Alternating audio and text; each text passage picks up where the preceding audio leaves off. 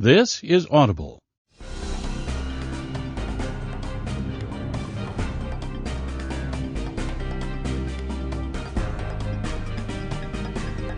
Brilliance Audio presents the unabridged recording of Semper Fi, Book 1 in the Core series by W.E.B. Griffin, performed by Dick Hill. The Core is respectfully dedicated to the memory of Second Lieutenant Drew James Barrett III, USMC, Company K, 3rd Battalion, 26th Marines.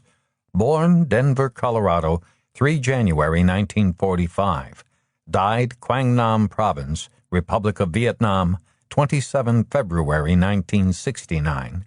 And Major Alfred Lee Butler III, USMC. Headquarters, 22nd Marine Amphibious Unit. Born Washington, D.C., 4 September 1950. Died Beirut, Lebanon, 8 February 1984. Semper Fi. Preface. In 1900, with the approval of the Dowager Empress of China, a Chinese militia, the Ai Ho Chuan, or Righteous Harmony Fists, hence Boxer, began, under the motto, Protect the Country, Destroy the Foreigner, to kill both Westerners and Chinese Christians. The German ambassador in Peking was murdered, as were thousands of Chinese Christians throughout China, and the Boxers laid siege to the legation quarter at Peking.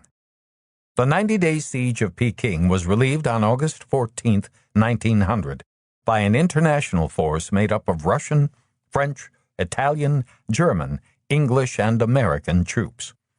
The imperial court fled to Xi'an.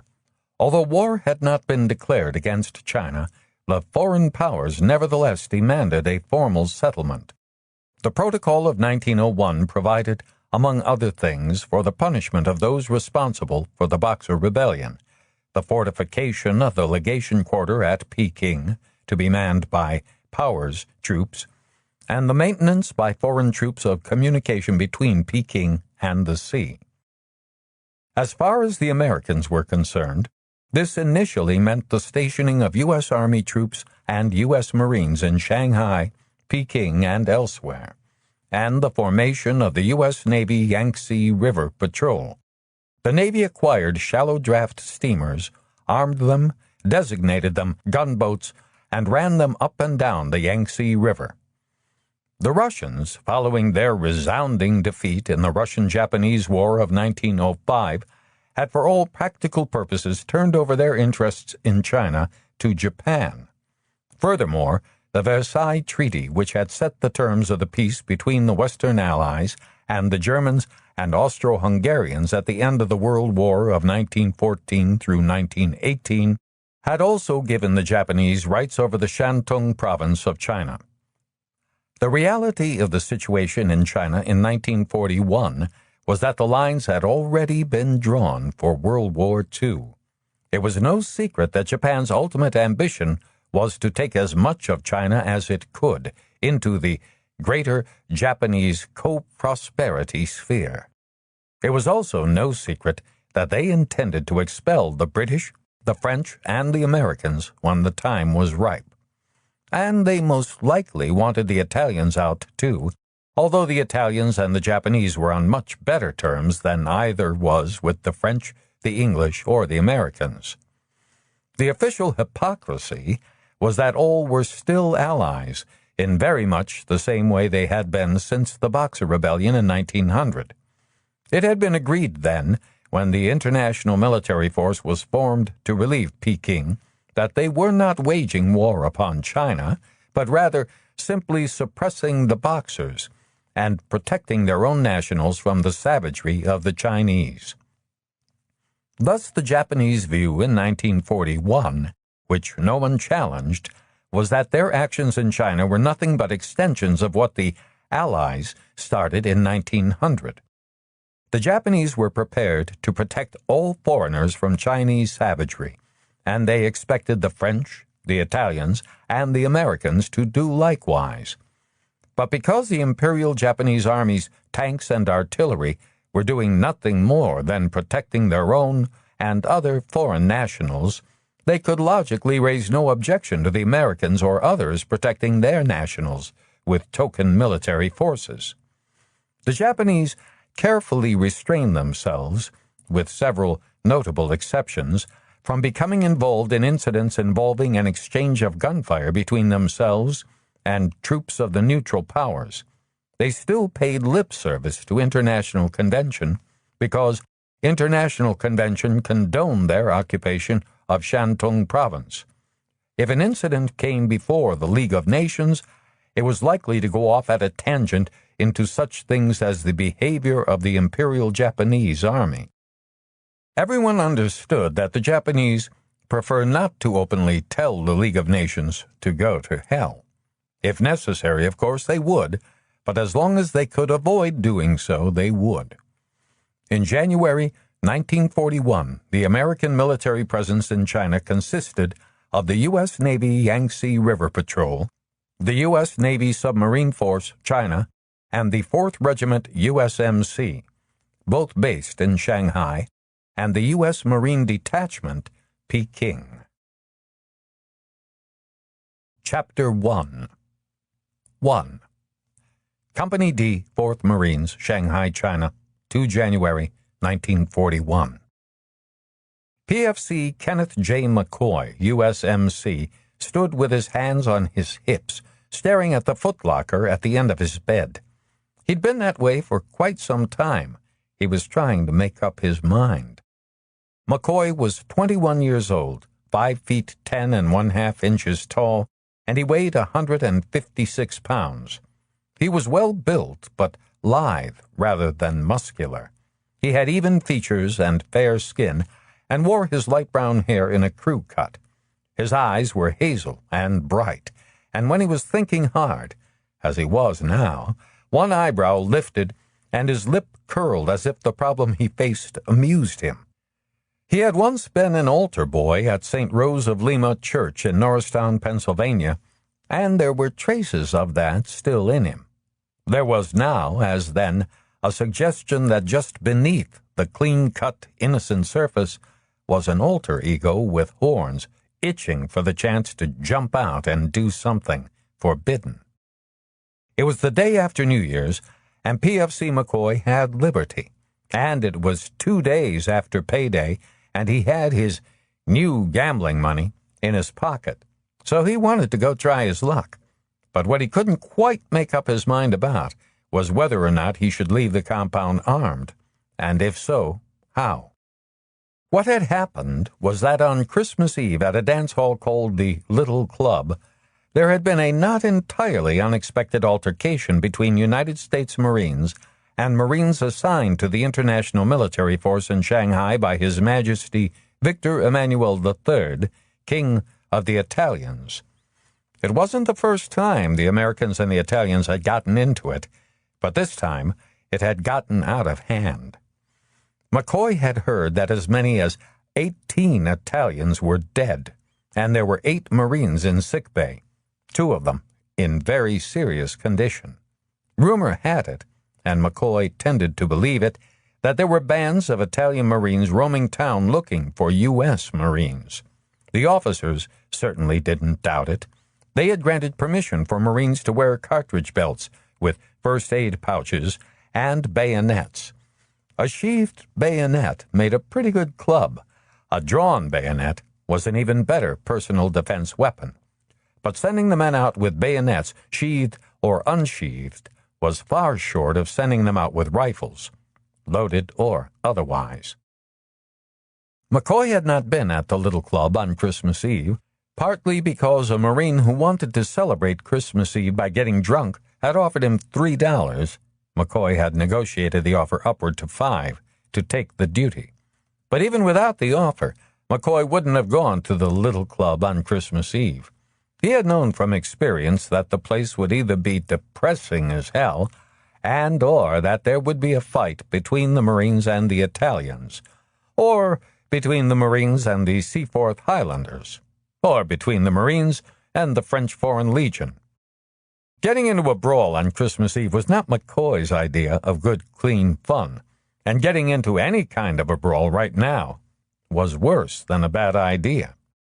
McCoy's blue marine blouse had two new adornments, the single chevron of a private first class and a diagonal stripe above the cuff signifying the completion of 4 years' honorable service.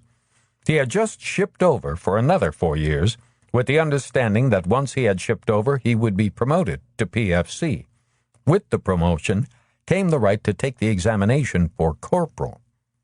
It had also been understood, unofficially, that he would get a high rating when he went before the promotion board for the oral examination. They were willing to give him that, he knew, because no one thought he would stand a chance, first time out, of getting a score on the written exam that would be anywhere close to the kind of score needed to actually get promoted.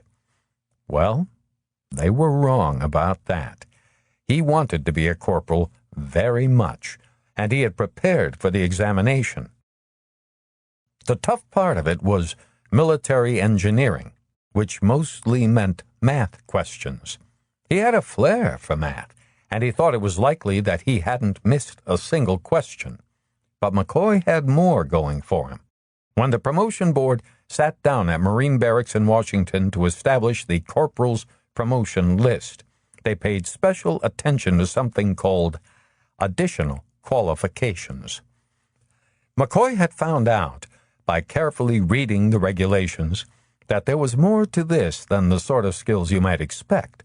Skills like making expert with the .45 and the Springfield. You got points for that, of course, and he would get them because he was a pretty good shot. But you also got points if you could type 60 words per minute or better. When he took the test, he had been rated at 75 words a minute. He had kept that ability a secret before re-enlisting because he hadn't joined the Marine Corps to be a clerk.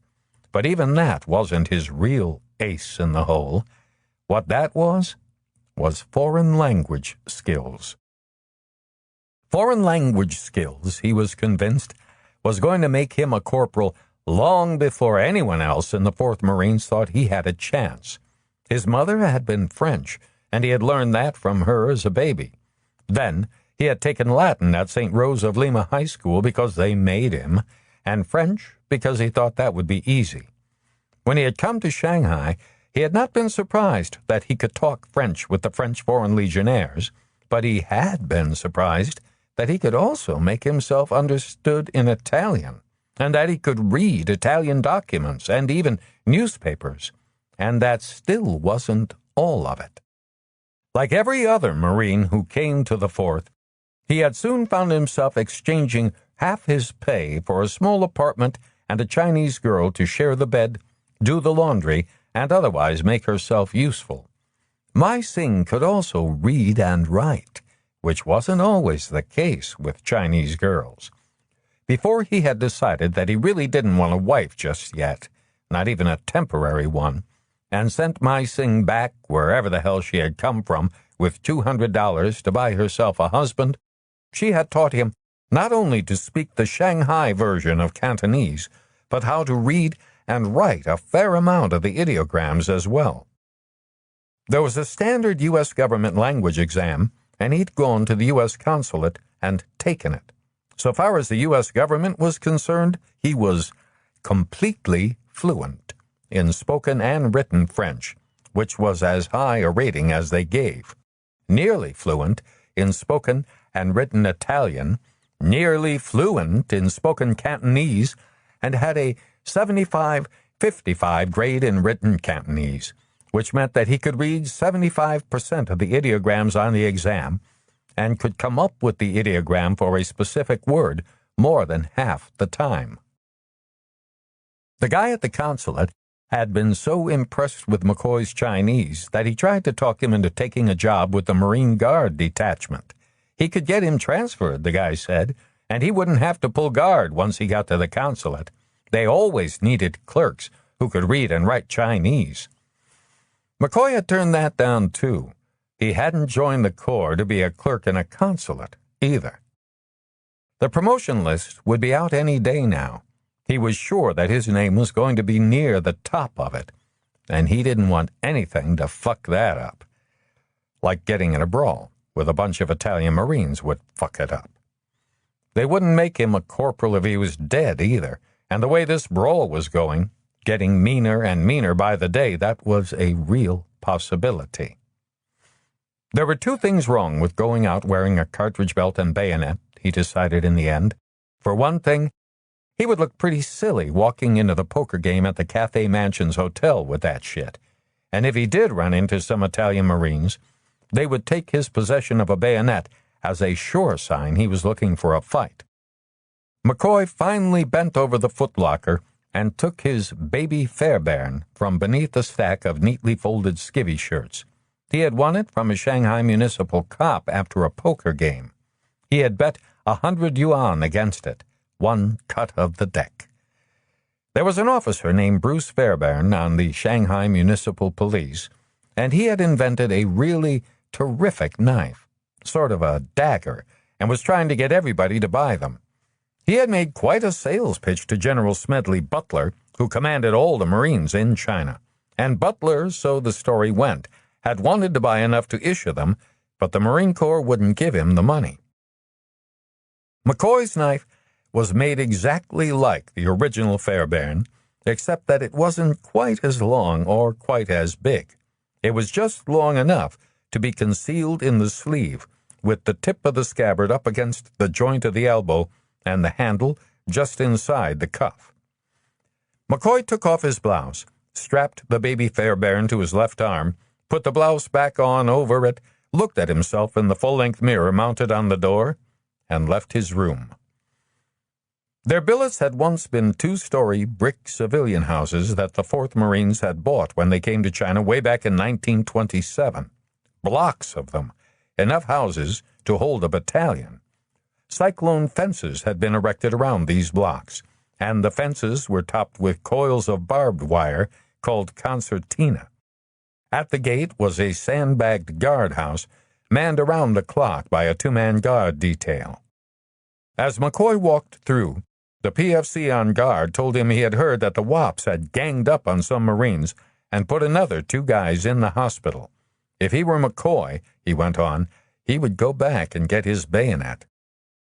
"I'm not going anywhere near the little club," McCoy said, "and I'm not looking for a fight." The faster of 2 rickshaw boys near the gate trotted up and lowered the poles. "Take me to the Cathay Mansions Hotel," McCoy ordered in Chinese as he climbed onto the rickshaw. The guard understood. Cathay Mansions Hotel. "What the fuck are you going to do there, McCoy?" he asked. "They're having a tea dance," McCoy said, as the rickshaw boy picked up the poles and started to trot down Ferry Road in the direction of the Bund. As they approached the hotel, McCoy called out to the rickshaw boy to pull to the curb at the corner. He paid him, and then walked down the sidewalk past the marquee and then into an alley which led to the rear of the building. He went down a flight of stairs to a steel basement door and knocked on it. A small window opened in the door, and Chinese eyes became visible. McCoy was examined, and then the door opened. He walked down a long corridor, ducking his head from time to miss water and sewer pipes, until he came to another steel door, this one identified as Storeroom B6. He knocked, and it opened for him. United States Marines were not welcome upstairs in the deeply carpeted, finely paneled lobby and corridors of the Cathay Mansions Hotel. The often expressed gratitude of the Europeans of the international settlement for the protection offered by the United States Marines against both the Japanese and Chiang Kai-shek's Kuomintang did not go quite as far as accepting enlisted Marines as social equals. PFC Ken McCoy was welcome here, however, in a basement storeroom that had been taken over with the tacit permission of Sir Victor Sassoon, owner of the hotel, by its doorman, a 6'6" white Russian. The storeroom was equipped with an octagonal, green, baize-covered table and chairs. A rather ornate light fixture had been carefully hung so as to bathe the table in a light that made the cards and the hands that manipulated them fully visible without causing undue glare. McCoy was welcome because he always brought to the table $50 American, sometimes a good deal more, which he was prepared to lose with a certain grace and without whining. In the nearly 4 years that he had been in China, McCoy had evolved a gambling system that had resulted in a balance of nearly $2,000 at Barclays Bank. He thought of this as his retirement program. He began each month's gambling with $50, 25 of which came from his pay. By the time they had made the deductions, this now came to about $49, and 25 of which came from the retirement fund in Barclays Bank. He played until he either went broke or felt like quitting. If he was ahead of his original $50 when he quit, he put exactly half of the excess over $50 away, to be deposited to his account at Barclays. The rest was his stash for the next game. Almost always, he went broke sometime during the month, and he never played again until after the next payday. But again, he had almost always put a lot more into Barclays Bank during the month than the $25 he would take out after the next payday. And sometimes, not often, the cards went well, and post-game deposits were $60, $70. Once there had been a post-game deposit of $140.90. As he approached the group, the bright light illuminating the table made everything but the lower arms and hands of the players seem to disappear for a moment into the darkness. But gradually his eyes became adjusted, and he could see faces to go with the hands. The White Russian, who claimed to have been a colonel of cavalry in His Imperial Majesty's 7th Petrograd Cavalry, was at the table. Pyotr Petrovich Muller. He had a German surname, he once told McCoy, because he was a descendant of the Viennese who had been imported into Moscow to build the Kremlin, was a very large man with a very closely shaven face. He bowed his head solemnly when he saw McCoy, and then gestured for him to take an empty chair. There was another Russian who had found post-revolution employment with the French Foreign Legion, and a Sikh, a uniformed sergeant of the Shanghai Municipal Police. There was also Detective Sergeant Lester Chetworth of the Shanghai Municipal Police, who looked up at McCoy and spoke. "I thought you'd be out bashing our Italians." Except for a thick, perfectly trimmed mustache, Chetworth looked not unlike McCoy, but he spoke with the flat nasal accent of Liverpool. "I thought I'd rather come here and take your money," McCoy said. "Why not? Everybody else is," Detective Sergeant Chetworth said, grinning. The men at the table had nothing at all in common except that they met Pyotr Muller's rigid standard of a decent poker player. Each could play the game well enough, and each, at one time or another, had lost a good deal of money gracefully. PFC Kenneth McCoy was younger than any of them by at least a decade, and a quarter of a century younger than Muller. Neither he nor any of the others associated when they were not playing cards, nor were they friendly with any of the perhaps 40 other, more or less temporary residents of Shanghai who were welcome at Muller's table in the basement of the Cathay Mansions. There were no raised eyebrows when McCoy took off his blue blouse and revealed the baby Fairbairn strapped to his arm. It was prudent, if technically illegal, to arm oneself when going out for a night on the town in Shanghai. McCoy hung his blouse on the back of his chair, unstrapped the knife, and tucked it in a pocket of the blouse, then sat down and laid his gambling money on the table. $50 American that month had converted to just over 400 yuan. He had before him 4 100-yuan notes, which were printed lavender and white in England and were each the size of a British 5-pound banknote. He also had some change, including an American dollar bill. He made himself comfortable in the chair and then watched as the hand in play was completed. When it was over, Muller nodded at him, and he reached for a fresh deck of cards, broke the seal, and went through them, finding and discarding the extra jokers. He then spread the cards out for the others to examine. Afterward, he gathered the cards together, shuffled, announced, "Straight poker," and dealt.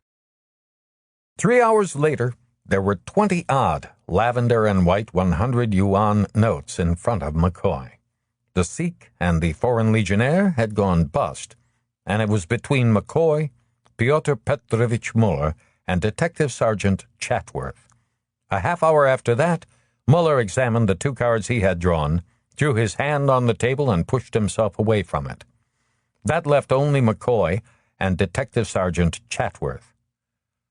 "I don't play two-handed poker," McCoy announced. "I'm willing to quit," Chatworth said, and tossed the just-collected deck into the wastebasket, where it joined a dozen other decks of cards. Stiff from 3 hours of little movement, McCoy stood up and stretched his arms over his head. He then strapped the baby Fairbairn to his left arm, put his blouse on, and followed the others out of the storeroom. When he was back out on the street, McCoy considered having his ashes hauled. It had been about a week, and it was time to take care of the urge. But he decided against it. For one thing, he had too much money with him. He hadn't counted it out to the last yuan, but he had won a bunch. Say at $12 to the 100 yuan note, a little better than $250. That was too much money to have in your pocket when visiting a whorehouse, even if the Italian Marines weren't on the warpath. The smart thing to do was go back to the billet. He put his hand up and flagged a rickshaw and told the driver to take him down Ferry Road. 3 blocks from the compound, he saw the Italian Marines hiding in an alley. There were 4 of them, in uniform. The uniforms were a mixture of Army and Navy, Army breeches and Navy midi blouses. "I am minding my own business," McCoy told himself, "and I am not carrying a bayonet, and I was not at the little club when this whole business started. With a little bit of luck, they will let me pass." They didn't say anything to him as the rickshaw pulled past the alley, and there could no longer be any question that the rickshaw passenger was a Marine. So for a moment, he thought they had decided to wait for Marines who were looking for a fight. And then the rickshaw was turned over on its side. The rickshaw boys started to howl with fear and rage even before McCoy hit the ground, striking the elbow of his blouse on the filth of the street. McCoy sat up and looked around to see if there was someplace he could run. But the Italian Marines had picked their spot well. There was no place to run to. "Maybe I can talk to them," McCoy thought. "Tell them the fucking truth. I wasn't at the little club. I have no quarrel with them." Then he saw the Italian Marine advancing on him with a length of bicycle chain swinging in his hand. McCoy felt a little faint and then tasted something foul in the back of his mouth. "I don't know who you're looking for," he said in Italian, "but it isn't me." The Italian Marine replied that his mother fucked pigs and that he was going to mash his balls. The bicycle chain missed McCoy's leg, but before it struck the pavement with a frightening whistle, it came close enough to catch his trousers leg and leave the imprint of the chain there. McCoy quickly slid sideward, taking the baby Fairbairn from his sleeve as he got to his feet. The Italian Marine told him his sister sucked Greek cocks and that he was going to take the knife away and stick it up his ass. McCoy sensed, rather than saw, that 2 other Italian Marines were making their way behind him. The idea was that the 2 would grab him and hold him while the other one used the bicycle chain. The thing to do was to get past the Italian Marine with the bicycle chain. He made a feinting motion with the knife, and the Italian Marine backed up. It looked like it might work, and there was nothing else to do. He made another feinting move, a savage leap accompanied by as ferocious a roar as he could muster, at the exact moment that the Italian Marine lunged at where McCoy's baby Fairbairn had been. The tip of the baby Fairbairn punctured the Italian Marine's chest at the lower extremity of the ribs. McCoy felt it grate over a bone and then immediately sink to the handguard. The knife was snatched from his hand as the Italian Marine continued his plunge. The man grunted, fell, dropped the bicycle chain, rolled over, sat up, and started to pull the baby Fairbairn from his abdomen. He gave it a hearty tug, and it came out. A moment later, a stream of bright red blood as thick as the handle of a baseball bat erupted from his mouth. The Italian Marine looked puzzled for a moment and then fell to one side. Jesus Christ, I killed him. One of the 3 remaining Italian Marines crossed himself and ran away. The other 2 advanced on McCoy, one of them frantically trying to work the action of a tiny automatic pistol. I can't run from that. McCoy picked up the baby Fairbairn and advanced on the 2 Italian Marines. He made it to the one with the gun and started to try to take it away from him, or at least to knock it out of his hand. The other one tried to help his friend. McCoy lashed out with the baby Fairbairn again. The blade slashed the Italian's face, but that didn't discourage him. He got his arms around McCoy's arms and held him in a bear hug. The other one managed to work the action of his tiny pistol. McCoy remembered hearing that a .22 or a .25 will kill you just as dead as a .45. It just takes a little longer, say a week, to do it. With a strength that surprised him, he got his right arm free and swung it backward at the man who had been holding him. He felt it cut and strike something not anywhere as hard as the rib cage, but something, and it went in far enough so that he couldn't hang on to it when the man fell down. Then, free, he jumped at the man with the pistol. The pistol went off with a sharp crack, and he felt something strike his leg, hard, like a kick from a very hard boot. And then he knocked the pistol from the Italian Marine's hand, and when it clattered onto the cobblestones, dived after it. He picked it up and aimed it at the Italian Marine. Then he followed his eyes. What he had done when he had swung his knife hand backward was stick it in the man's groin. The man was now holding his groin with both hands. The handle of the baby Fairbairn was sticking out between his fingers. The man was whimpering, and tears were on his face. Down the street, McCoy could hear the growl of the hand-cranked siren at the compound. This is going to fuck up my promotion, he thought. God damn these Italians. 2. Captain Edward J. Banning, USMC, was S2, the Staff Intelligence Officer of the 4th Marines. He was 36 years old, tall, thin, and starting to bald, and he had been a Marine since his graduation from the Citadel, the military college of South Carolina, a second lieutenant for 3 years, a first lieutenant for 8 years, and he had worn the twin silver railroad tracks of a captain for 4 years. There were 4 staff officers. The S1, personnel, and S4, supply, were majors. The S3, plans and training, was a lieutenant colonel. As a captain, Banning was the junior staff officer. But he was a staff officer, and as such, normally excused from most of the duties assigned to non-staff officers. He took his turn, of course, as officer of the day, but that was about it. He was, for instance, never assigned as inventory officer to audit the accounts of the officers or NCO clubs, or as investigating officer when there was an allegation of misbehavior involving the possibility of a court-martial of one of the enlisted men, or any other detail of that sort. He was the S2, and the colonel was very much aware that taking him from that duty to do something else did not make very good sense. So Banning had been surprised at first when he was summoned by the colonel and told that he would serve as defense counsel in the case of the United States of America versus PFC Kenneth J. McCoy, USMC.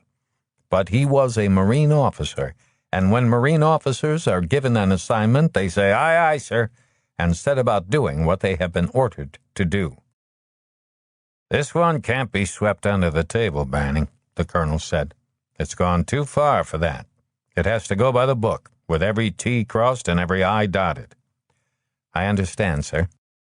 "Major Delaney will prosecute. I have ordered him to do his best to secure a conviction. I am now ordering you to do your best to secure an acquittal.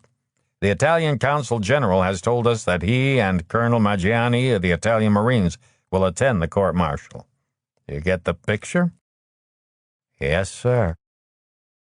The picture Banning got was that he was going to have to spend Christ alone knew how many hours preparing for this court-martial, participating in the court-martial itself, and then Christ alone knew how many hours after the trial going through the appeal process.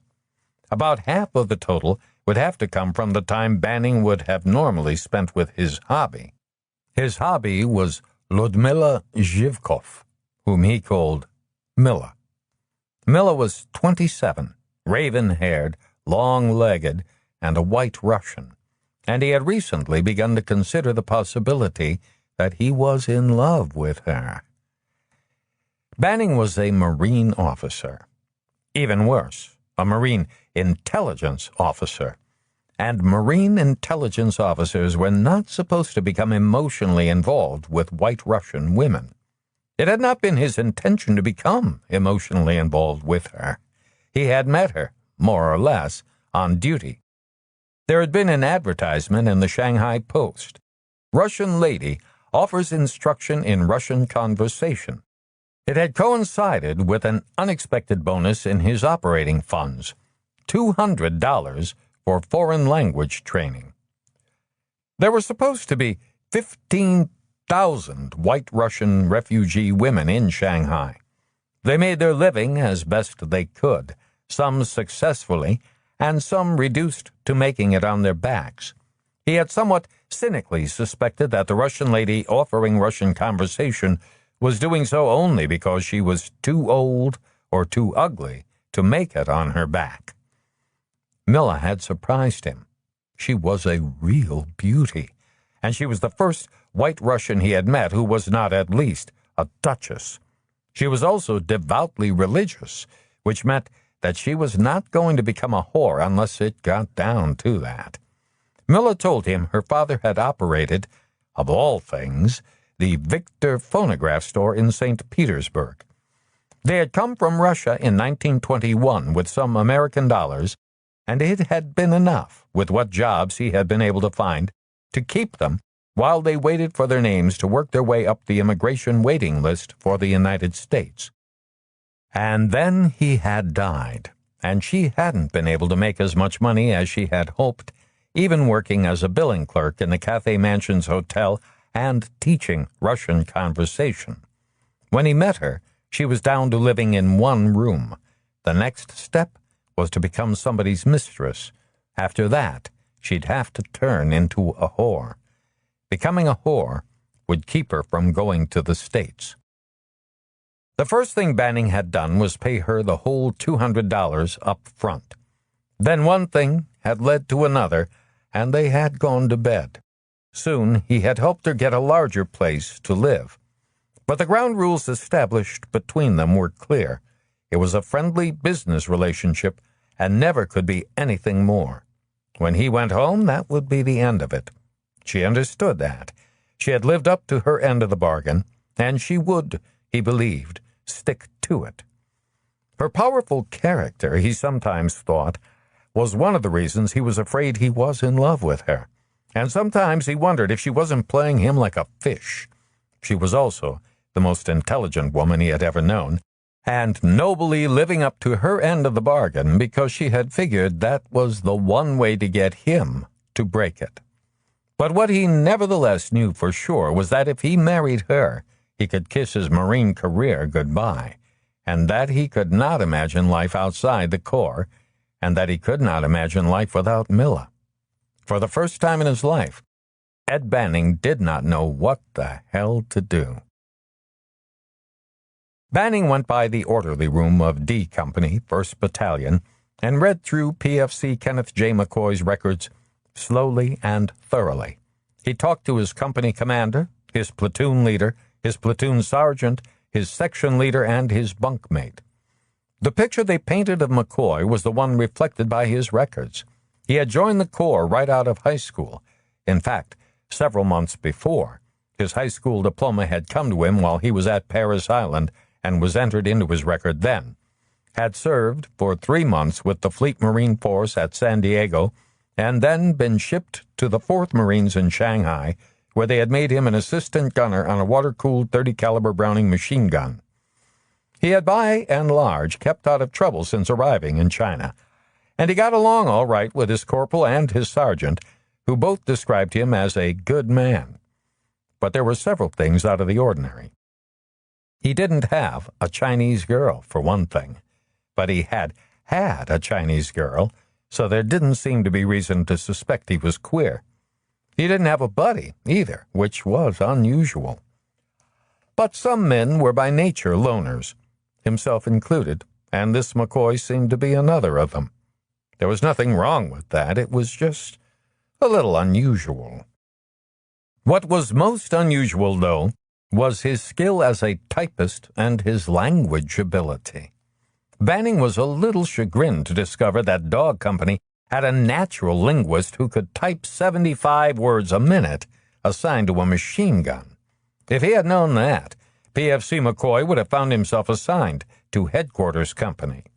Skilled typists were in short supply, but not nearly as short supply as people who could read and write French and Italian and Chinese.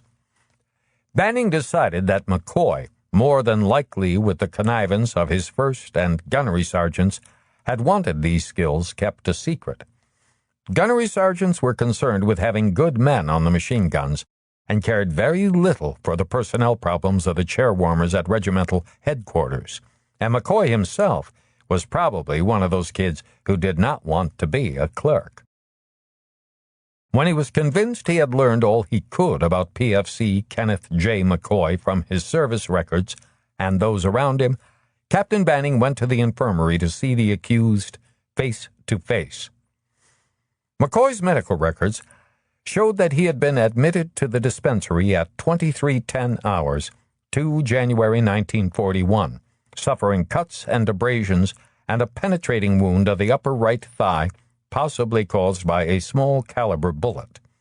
A surgical procedure at 09:30 hours, 3 January 1941, had removed a lead and brass object, tentatively identified as a .25 caliber bullet, from the thigh. The prognosis was complete recovery, with return to full duty status in 10 to 15 days. Captain Banning found PFC McCoy in a 2-bed infirmary room. He was sitting in a chair by the window, using the windowsill as a desk while he worked the crossword puzzle in the Shanghai Post. An issue cane was hanging from the windowsill. "As you were," Banning barked when McCoy saw him and started to rise. "Keep your seat." Banning could not remember ever having seen McCoy before, which was not that unusual.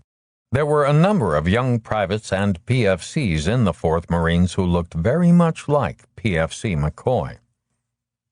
Captain Banning introduced himself and told McCoy he had been appointed his defense counsel. Then he made sure that McCoy understood his predicament. He told it as he saw it, that he didn't think there was any chance that McCoy would be found guilty of first-degree murder, which required serious elements such as previous intent, but that it was very likely that he would be found guilty of what was known as a lesser-included offense. There was no question that there were 2 dead Italian Marines, or that McCoy had killed them. Neither was there any question that they had been killed with his knife. Banning then explained that while authority might, and did, look away at the illegal carrying of a concealed deadly weapon so long as nothing happened, when something did happen, the offense could no longer be ignored. There were 2 lesser-included offenses, Banning continued: manslaughter, which was the illegal taking of human life, and negligent homicide, which meant killing somebody by carelessness. "I haven't discussed this with Major Delaney, who will serve as prosecutor, McCoy," Captain Banning said, "because I wanted to talk to you first. But this possibility exists. When you come to trial, you have the option of pleading guilty to a lesser-included offense. I feel reasonably sure that Major Delaney would have no objection if you pleaded guilty to manslaughter, and perhaps I could persuade him to accept a plea of guilty to involuntary manslaughter." PFC McCoy did not respond. "If you did plead guilty to either of the lesser-included offenses, Banning said. The court-martial board would then decide on the punishment. No matter what they decided, the sentence would be reviewed both by the colonel and by General Butler, both of whom have the authority to reduce it. Sir, it was self-defense, McCoy said.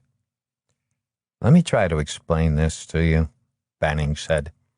You would be better off if you had knifed 2 American Marines, but you killed 2 Italian Marines, and they have to do something about it. The Italian Consul General and the Italian Marine Colonel are going to be at your court-martial. They want to be able to report that the U.S. Marine who killed 2 of their Marines was found guilty and will be punished. Am I getting through to you? Sir, it was self-defense, McCoy repeated doggedly. You don't have any witnesses, Banning said. There was the rickshaw boy, and 30 Chinese that saw it.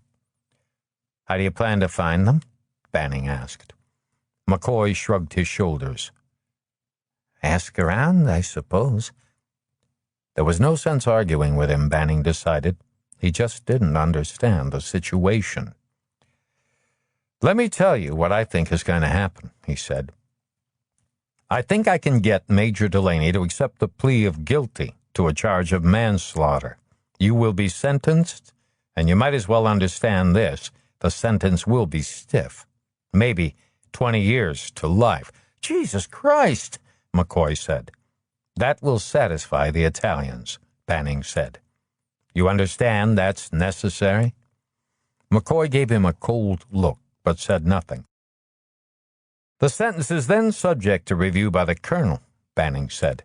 He will take his time reviewing it, I think, to let things cool off a little. Then he will decide that you're not really guilty of manslaughter, but of the lesser included offense of involuntary manslaughter, and he will reduce the punishment accordingly. To what? To what, sir? Banning corrected him. To what, sir? McCoy repeated dutifully. The maximum punishment for involuntary manslaughter is 5 years. I've heard about Mare Island and Portsmouth, McCoy said, grim-faced. He had not appended sir as military courtesy required, but Banning did not correct him. It was Banning's personal opinion that the naval prisons at Mare Island, California, and Portsmouth, New Hampshire, where the brutality under Marine guards was legendary, were a disgrace to the Marine Corps. The next step in the process, Banning went on, is the review of the sentence by General Butler. I think it's very possible that General Butler would reduce the sentence even further, say, to 1 year's confinement. And then, by the time you got to the States, the Navy Department would review the sentence still again, and I'm sure that they would pay attention both to your previous service and to the letters recommending clemency that your company and battalion commanders tell me they will write in your behalf. Your sentence could then be reduced again to time already served. In other words, sir, McCoy said with a sir that bordered on silent insubordination, I could count on being a busted Marine looking for a new home? For Christ's sake, McCoy, you killed 2 people. You can't expect to get off scot-free. Sir, PFC McCoy said, no disrespect intended, but they gave me the court-martial manual to read, and in there it says I can have the defense counsel of my choice. Banning felt his temper rise. The son of a bitch was a guardhouse lawyer on top of everything else. That is your right, he said stiffly. Who would you like to have defend you? My company commander, sir. You can't have him because he is your company commander. Neither can you have your platoon leader. Then Lieutenant K, sir, the assistant supply officer. With a massive effort, Captain Banning kept his temper under control. McCoy, he said, I'm going to give you 24 hours to think this over. I want you to carefully consider your position. Yes, sir, PFC McCoy said. 3. On the way to his office from the infirmary, Captain Banning's anger rose. Among other things, he was going to look like a goddamned fool in front of the colonel when he had to go to him and tell him this knife-wielding PFC had refused his services as defense counsel. It was, of course, the kid's right, but Banning could not remember ever hearing of anything like this happening. And PFC McCoy was not doing himself any good. If he went to trial and pleaded not guilty, he was digging his own grave. He was not being tried for stabbing the two Italians, but to make the point to the other Marines that they couldn't go around killing people. If he went along with that, in 3 months, he would be a free man at San Diego or Quantico, with only the loss of a stripe to show for having killed 2 men.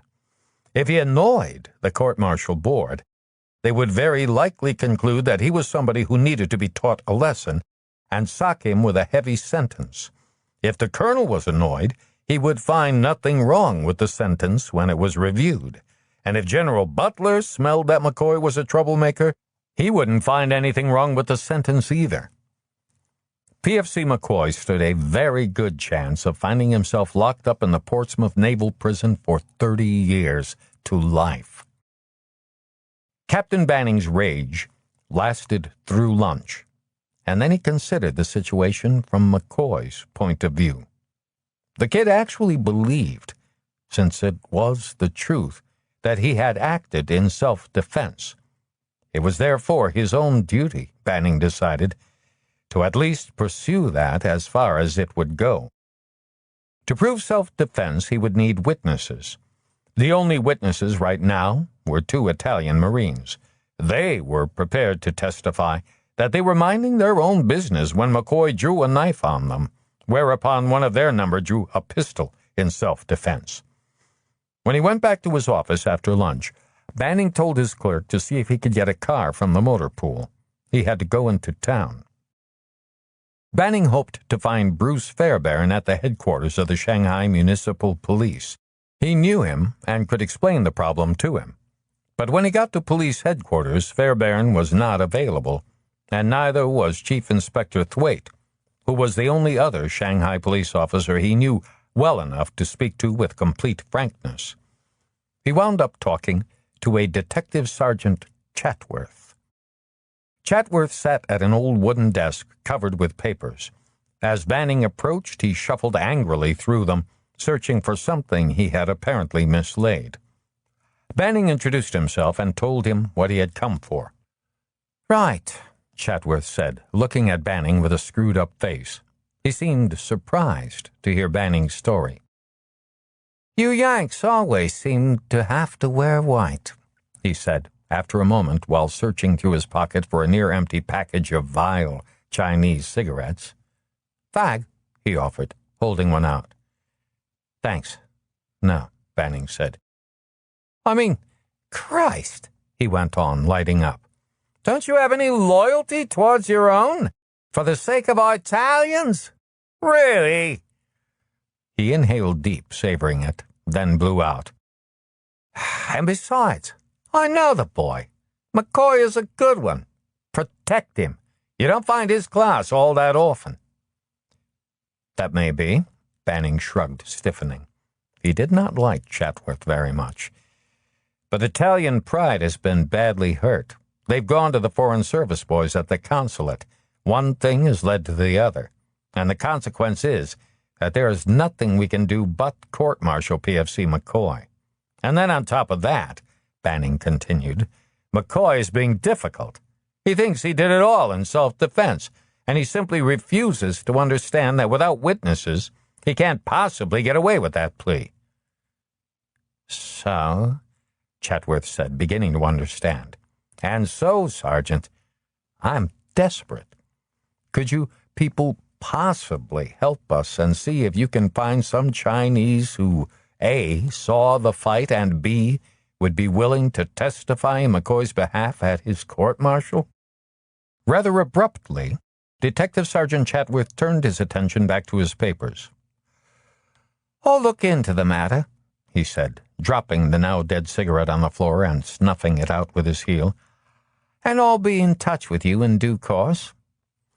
Banning saw that Chatworth did not like him any more than he liked Chatworth, and Banning also realized that Chatworth knew even better than he did that there was virtually no chance of finding a Chinese who would be willing to testify that he had seen the fight between the big noses.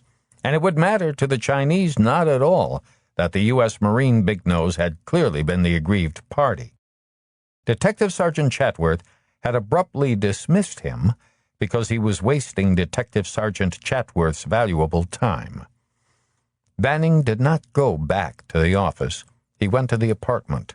Miller was there, giving a Chinese woman hell because she had not ironed several of Banning's shirts to what Miller thought were Marine sartorial standards.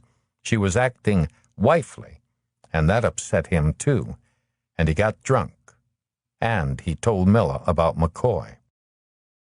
She was sympathetic to him. She felt sorry for him that he had a problem with McCoy.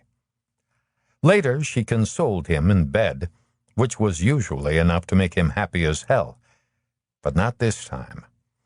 As he watched her get dressed to go to work, he tormented himself with fantasies of other men watching her naked, as she was now, and touching her naked flesh, as he had just done, which was sure as hell going to happen if he didn't marry her and get himself booted out of the Corps. After she left, he hit the whiskey again and ended up with some drunken ideas.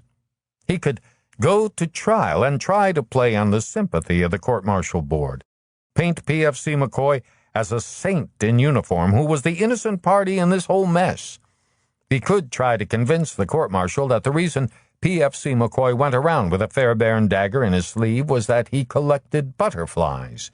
He'd throw the fucking knife at them and pin their wings. The poor fucking wops had fallen onto the blade of the knife when they slipped on a banana peel. 4. At 8:15 the next morning, as Captain Banning drank his third Coca-Cola of the day in a vain attempt to extinguish the fire in his stomach, his clerk came into his office with the first batch of the day's official correspondence from the message center. Among the items which required his initials was a communication from Headquarters, United States Marine Corps. A promotion board, having been convened to consider candidates for promotion to the grade of corporal, had reached the end of its deliberations. There were 30 names on the list, and there were 12 vacancies within the Marine Corps for corporals. Therefore, commanding officers of the first 12 names on the list were herewith directed to issue promotion orders for the individuals concerned. As additional vacancies occurred, authority would be granted to promote individuals on the list, numbers 13 through 30. The second name on the list was PFC Kenneth J. McCoy, Company D, 4th Marines. The Navy, and thus the Marine Corps, was governed by common law of the United States, and a pillar of that code of justice was that an accused was presumed innocent until proven guilty. The colonel had just been directed by HQ USMC to promote PFC McCoy to Corporal McCoy, an action that would be very difficult to explain to the colonel commanding the Italian Marines and to the Consul General of the King of Italy at Shanghai. It would look as if the punishment for stabbing to death 2 Italians was promotion to corporal. Captain Banning wondered whether it was his duty to bring the problem to the colonel's attention himself, or whether the S1 would consider it part of his duty as personnel officer. Most likely, the problem would skip the G1's attention, Banning decided. The colonel was going to be furious when he found out about this, and the S1 knew it, too. He was still considering the problem, and half expecting his telephone to ring with a call from either the S1 or the colonel's sergeant major, when his clerk knocked at the door, put his head in, and announced that Detective Sergeant Chatworth and 2 Chinese were in the outer office. As incredible as it sounded, had Chatworth turned up 2 witnesses in so short a time? "Ask him to come in, please," Banning said. Chatworth came in with 2 coolies. Banning's heart sank again.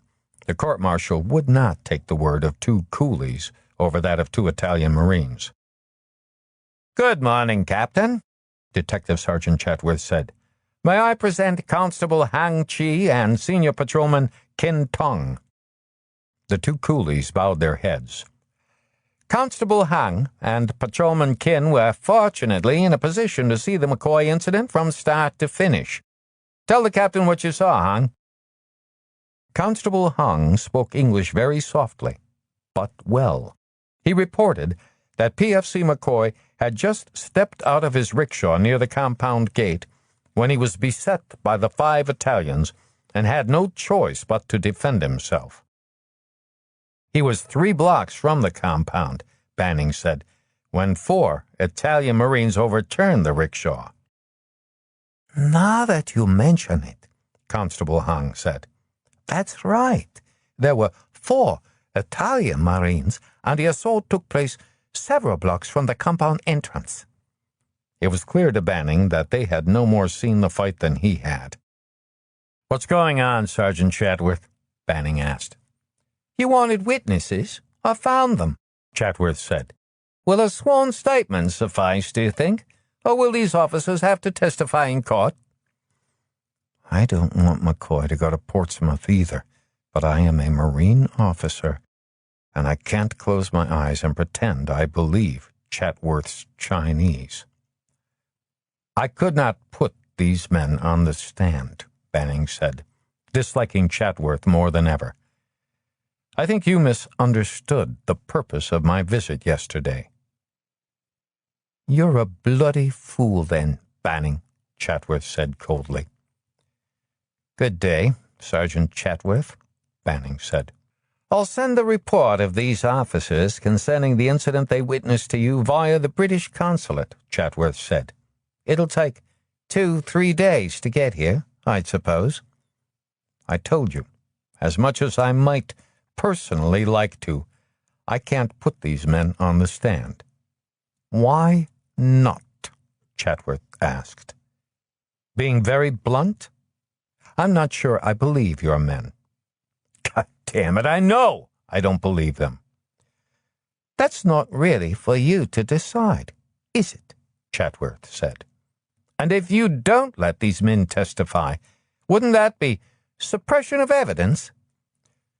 "Why the hell are you doing this?" Banning asked. "We're just doing our duty as we see it," Chetworth said sarcastically. "I can only hope that you're not one of those bloody fools who doesn't know he's in Shanghai and thinks he can go by the bloody book." "How dare you talk to me that way?" Banning flared. "What are you going to do about it?" Chetworth asked calmly. "I tell you now, Sergeant Chetworth, that I intend to discuss this with Captain Fairbairn." "Odd that you should mention his name," Chetworth said. "Constable Hong and Patrolman Kin are members of Captain Fairbairn's flying squad." Banning's temper flared. He reached for the telephone, actually intending to call Fairbairn, but reason prevailed. He instead had the operator connect him with the colonel. "Sir," he said, "there has been a rather startling development. When PFC McCoy was attacked by the Italian Marines, the whole incident was witnessed by 2 Chinese police officers of Captain Fairbairn's flying squad. They are prepared to testify that it was clearly a case of self-defense." "That's bloody well more like it," Detective Sergeant Chetworth said. Chapter 2 1. 4th Marine Infirmary, Shanghai, China, 6 January 1941. PFC Kenneth J. McCoy, wearing issue pajamas and a bathrobe, was stretched out on his bed working at a crossword puzzle in the Shanghai Post when Captain Banning walked into his room. Banning saw that they had brought him his breakfast on a tray and that he had eaten little of it. "As you were," Banning said, as McCoy started to swing his legs out of the bed. McCoy looked at him warily. "I want a straight answer to this question, McCoy," Banning began. "How well do you know a Sergeant Chetworth of the Shanghai Municipal Police?"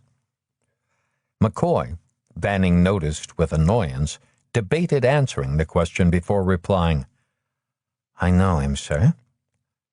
"Good friend of yours, is he?" Banning pursued. "I wouldn't say that, sir," McCoy said. "I know him." "Sergeant Chatworth has come up with 2 witnesses to support your allegation of self-defense," Banning said. "They saw the 6 Italians attack you when you got out of the rickshaw at the compound gate." McCoy's eyebrows went up, but he said nothing. This is a very bright young man, Banning thought. Bright and tough, who knows when to keep his mouth shut.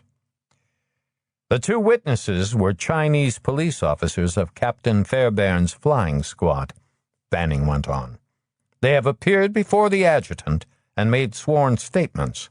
The statements bring the number of Italian Marines down to 4 and say that your rickshaw was turned over where you said it was."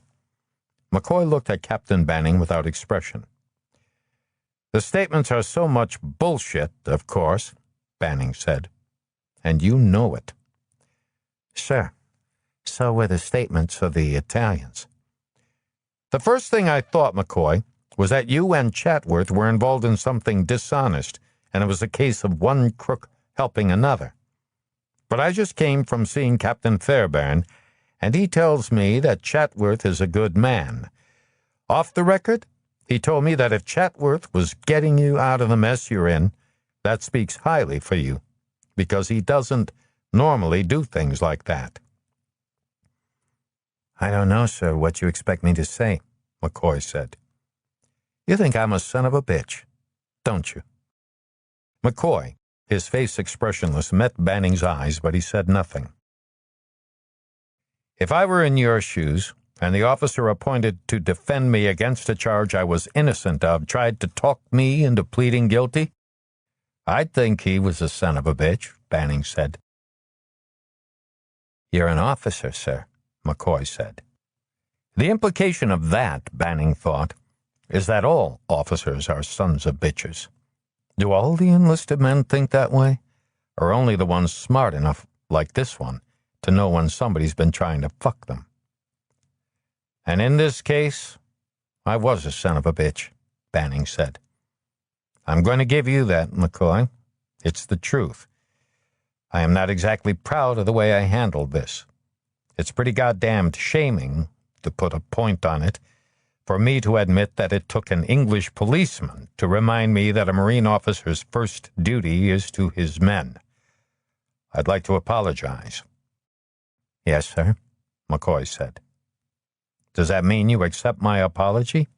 Or that you're just saying, 'Yes, sir'?" Banning asked. "It's important that I know. I would like a straight answer, man to man." "I didn't expect anything else," McCoy said. "And I've never had an officer apologize to me before." "I guess what I'm really asking," Banning said, "is whether you do accept my apology, or whether you're just going to bide your time waiting for an opportunity to stick it in me." "Am I carrying a grudge, you mean?" "No, sir." "I really hope you mean that, McCoy, because you are going to be in a position to stick it in me," Banning said. "Sir?" "When your friend Chatworth came up with witnesses to your innocence, the colonel decided that there was no reason to go ahead with your court-martial. It would have been a waste of time and money. In light of the new evidence, all charges against you have been dropped. As soon as the surgeon clears you, you'll go back to duty." "Aye, aye, sir," McCoy said. "Thank you, sir." "But not to Dog Company," Banning said. "The colonel has given you to me. You're being transferred to Headquarters Company."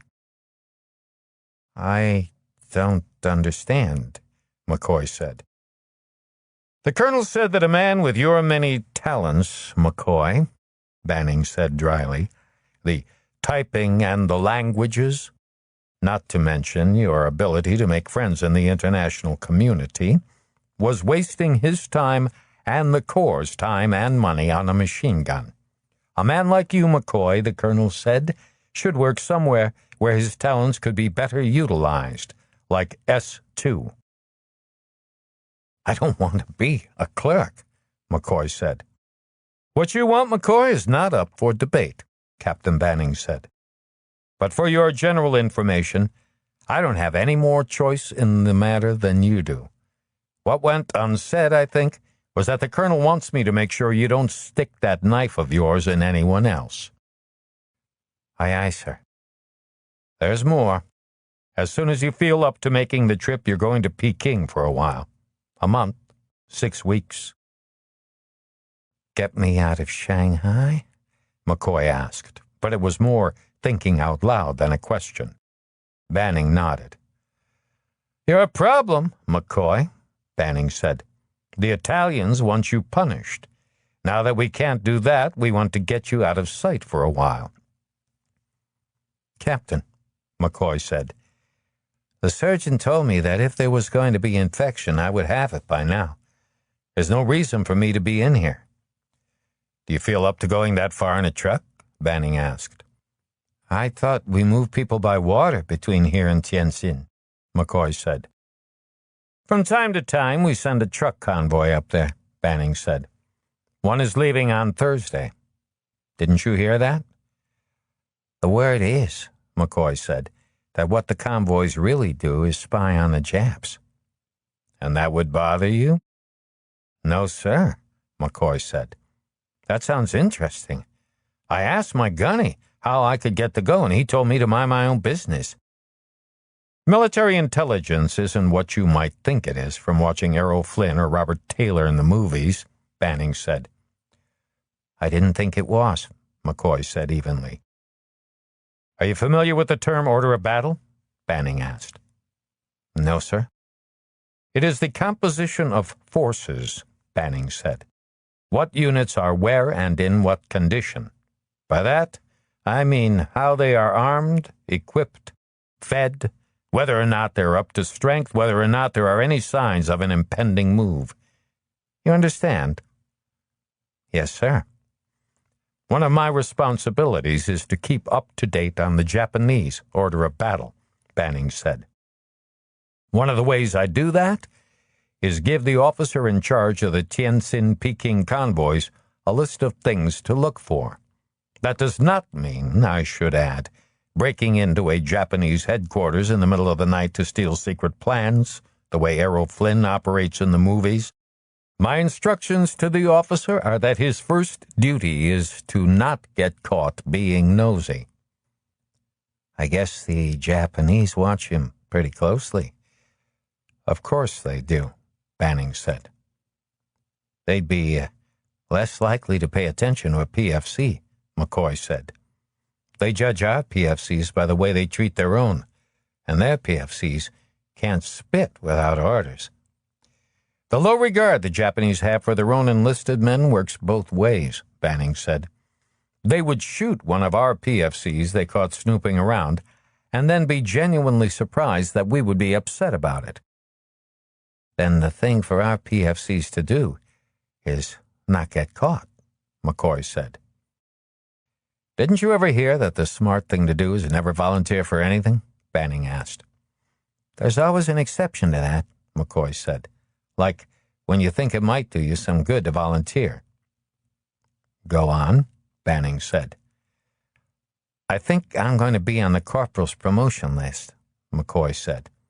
I also think what I did is liable to fuck me up with getting promoted. Maybe I could get off the shit list by doing something like snooping around the Japs. You're on the corporal's list, Banning said. The promotion orders will be cut today. A separate order, by the way, hoping the Italians won't find out about it and think that we're promoting you for cutting up their Marines. You will be a very young corporal, McCoy. Then maybe if I volunteer for this and do it right, McCoy said, I can get to be a very young sergeant. And maybe you'd fuck up and embarrass the colonel and give him an excuse to bust you, Banning said. I don't think busting you would make him unhappy. And maybe I wouldn't, McCoy said. I'll take that chance. Right now, McCoy, and understand me good, all you are to do when you go on the convoy is sit beside the driver. I don't want you snooping around the Japanese unless and until I tell you what to look for. Do you understand that?" "Aye, aye, sir," McCoy said. "I'm not going to charge around like a headless chicken and get you in trouble, Captain." "As long as we both understand that," Banning said. "Yes, sir," McCoy said. "Unless you have any questions, then, that seems to be about it. I want you to stay in here until Wednesday, when you can go to your billet and pack your gear for the trip. You are not to leave the compound. And I think it would be a good idea if you didn't sew on your corporal chevrons until you are out of Shanghai." "Aye, aye, sir." "Any questions?" "Do I get my knife back?" "So you can slice somebody else up?" Banning flared. "I wasn't looking for trouble with the Italians," McCoy said. "But when it found me, it was a damn good thing I had that knife." "Tell me something, McCoy," Banning said. "Does it bother you at all to have killed those two men?" "Straight answer?" Banning nodded. "I've been wondering if something's wrong with me," McCoy said. "I'm sorry I had to kill them, but you're supposed to be all upset when you kill somebody, and I just don't feel that way. I mean, I'm not having nightmares about it or anything like that, the way I hear other people do." "It says in the Bible, 'Thou shalt not kill,'" Banning said. "And it also says an eye for an eye and a tooth for a tooth," McCoy said, "and that he who lives by the sword shall die by the sword." Banning looked at him for a long moment before he spoke. "I'm not absolutely sure about this," he said finally. "Your knife was evidence in a court-martial, but now that there's not going to be a court-martial, maybe I can get it back for you." "Thank you," McCoy said. "I'd hate to have to buy another one." 2. On the way back to his office, Captain Banning wondered why, in their meeting, PFC Corporal McCoy had not said, "Yes, sir," as often as he was expected to, using the phrase as sort of military verbal punctuation. And he wondered why he himself, except that once, hadn't called him on it.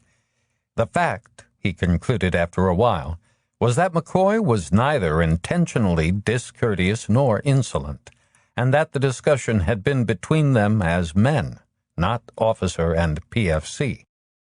In other words, the kid had understood, either from instinct or from smarts, what was the correct tone to take with him. The more he saw of McCoy, the more he learned about him, the more impressed he became both with his intelligence — his score on the written promotion examination should have prepared him for that, but it hadn't — and with his toughness. He was a very tough young man, but not entirely. Within, there was a soft center of young boy who wished to sneak off and be a spy, for the pure glamour of it, and the romance. He could not, of course, permit him to snoop around the Japanese, both because he would get caught doing it, always an embarrassment with the Japanese, and because it was very likely that the Japanese would, in fact, accidentally kill him, or, if they wanted to send a message to the Americans, behead him with a sword, and then arrange for his head to be delivered in a box. Before the convoy left for Tientsin and Peking, Banning took McCoy aside and made it as clear as he could that he was to leave what espionage there was to Lieutenant John Macklin, who was the officer charged with conducting it. He was to go nowhere and do nothing that the other enlisted men on the convoy did not do. McCoy said, "Aye, aye, sir." Banning felt a little sorry for him when he saw him climb into the cab of a Studebaker truck. While it was true that the danger of infection of the small-caliber wound was over, it was also true that the little slug had caused some muscle damage, and the operation to remove the slug much more. What muscle fibers weren't torn were severely bruised. It was going to be a very painful trip over a long and bumpy road. Almost a month to the day later, the convoy returned. 2 days later, Lieutenant Macklin furnished Banning with a neatly typed-up report, a report that exceedingly dissatisfied him. Because he had acted with much too much caution, Macklin had not found out what Banning had told him to find out, and he had, for all his caution, been caught snooping by the Japanese. They hadn't actually caught Macklin in a situation where they could credibly claim espionage. They just found him somewhere that the officer in charge of a supply convoy should not have been. There were a number of legalities and unwritten laws involving the relationship between the Japanese Imperial Army in China and the military forces of the French, the Italians, the English, and the Americans. Captain Banning had come to China, briefed on many of them, and his years in China had taught him much more. He had a pretty good sense by now of the rules of the game. What the Japanese had done when they caught Macklin was what they had done before. They had, as brother officers, courteously invited him to visit their headquarters. They then took him on an exhausting inspection of the area, with particular emphasis on the garbage dumps, rifle ranges, and other fascinating aspects of their operation. Then they brought him to the mess, where several profusely apologetic Japanese officers spilled their drinks on him while they got him drunk. At dinner, they managed to spill in his lap a large vessel of something greasy, sticky, and absolutely impervious to cleaning. The idea was to make him lose face. As usual, they succeeded. Corporal Kenneth J. McCoy came to the S2 office just after noon, the day Banning received Macklin's report. He apologized for taking so long, but he explained that his gunnery sergeant had run him over to S1 to take care of the paperwork that went with his promotion to corporal. This had not been taken care of when he had been shipped off to Peking. "How's your leg?" Banning asked. "Bother you on the trip?" He didn't seem bothered by McCoy's delay in reporting to him, or else he didn't believe the kid would have anything worth reporting. "It was rough on the way up, sir," McCoy said. "All right now, though?" "Yes, sir," McCoy said. "Well, whether or not you like it, McCoy," Banning said, "I'm going to have to use you as a clerk." "I thought that was probably going to happen," McCoy said. "I'm sorry you're not pleased," Banning said, "but that's the way it's going to have to be." "Captain, I've got something to say, and I don't know how to go about saying it." "Spit it out," Banning said. "The 111th and 113th Regiments of the 22nd Infantry Division are going to be moved from Suzhou to Nantung, where they are going to be mobilized." "Mobilized?" Banning asked, confused. "I mean they're going to get trucks to replace their horses." "You mean motorized," Banning corrected, chuckling. "Yeah, motorized," McCoy said. "Sorry, sir." "And then," he went on, "the 119th Regiment is going to stay at Suzhou, reinforced by a regiment, I don't know which one, of 41st Division. Then, when the 111th and 113th come back, the 119th will go to Nantung and get their trucks, and the other regiment will go back where it came from. When the whole division has trucks, they're going to move to Sinan." "You're sure of this?" Banning said sarcastically. "A couple of horse told me," McCoy said, "and I checked it out." "Now, Corporal McCoy, why do you suppose Lieutenant Macklin's report doesn't mention this?" As he spoke, Banning almost kicked himself for coming to Macklin's defense, and yet he knew he couldn't really help himself. Macklin was an officer, and officers do not admit to enlisted men that any other officer is less than an officer should be. But more important, there was bad chemistry between himself and Macklin, and Banning felt guilty about it, guilty enough to protect the lieutenant when he really shouldn't be protected. Banning just did not like Macklin. He was a tall, dark-haired, fine-featured man who fairly could be called handsome, and whose face seemed as bright and intelligent as it was handsome. The problem was that he was not nearly as bright as he looked, much less than he thought he was. The first time Banning had laid eyes on him, He had pegged him as the sort of man who substituted charm for substance, someone who spoke very carefully, never causing offense, never in a position he couldn't escape from by claiming misunderstanding. Well, I told you I didn't know how to say it, McCoy said. I told him what I heard, and he laughed at me. But he's wrong. Whores know.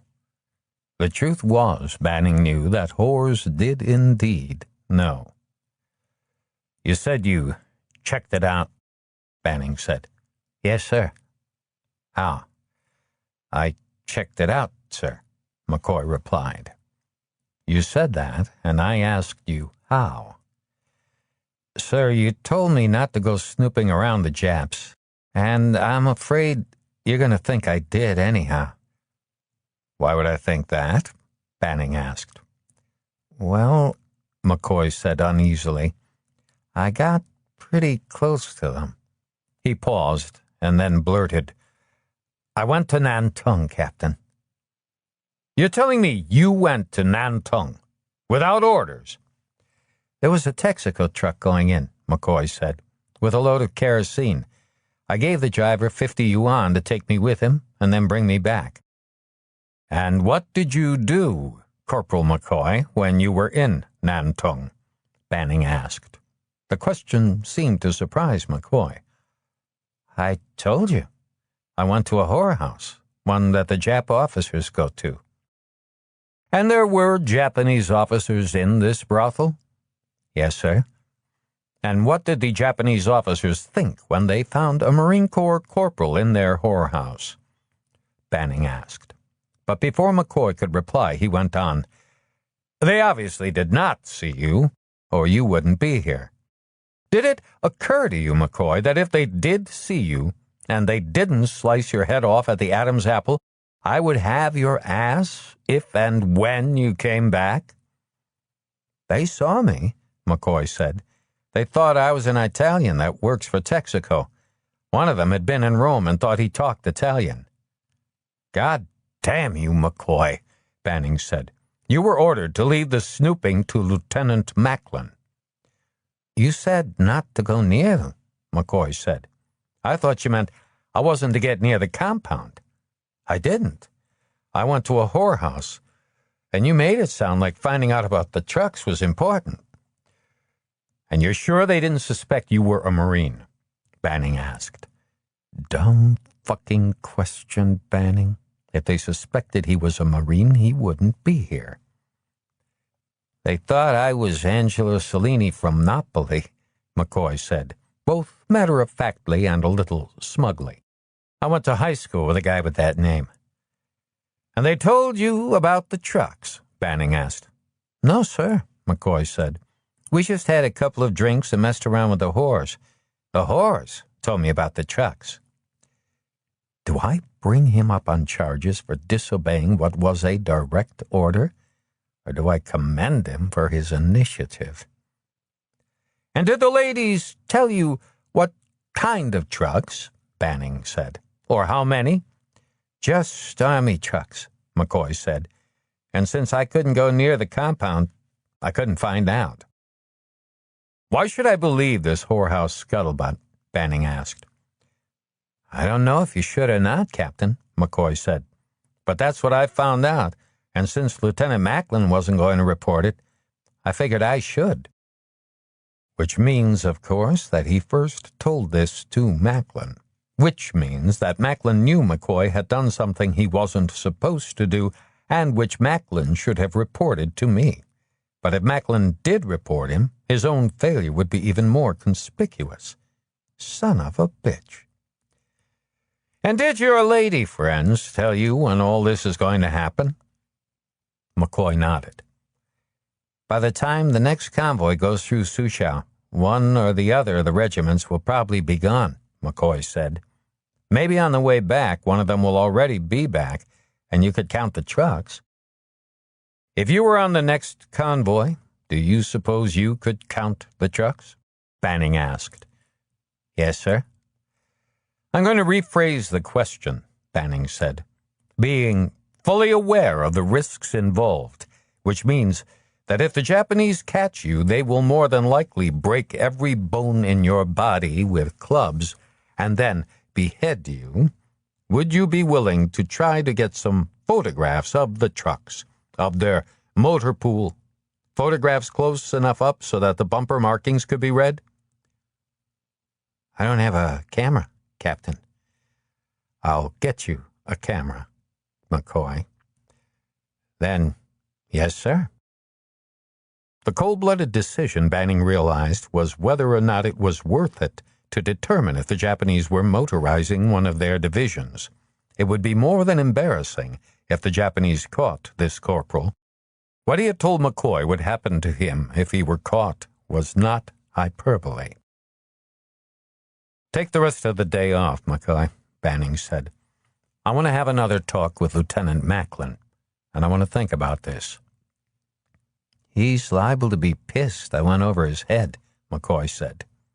Don't worry about that. You're assigned to S2. You work for me. Thank you, sir, McCoy said. The moment McCoy walked out of his office, Banning had further thoughts about what he had just said. There was no question in his mind that the Japanese knew his name, as well as the names of everybody who worked closely with S2. If it came to their attention that a corporal of his was making another trip on the Tientsin-Peking run, they were liable to drag him out of a truck on general principles.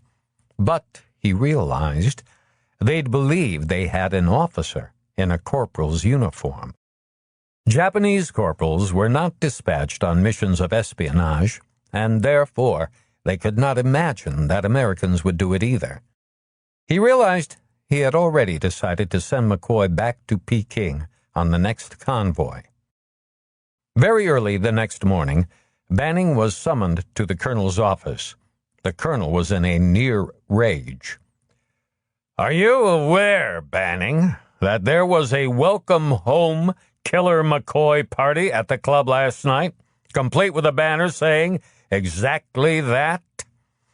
The club was called the $1 Million Club because it had allegedly cost that much to build 14 years earlier, before the 4th Marines had come to China.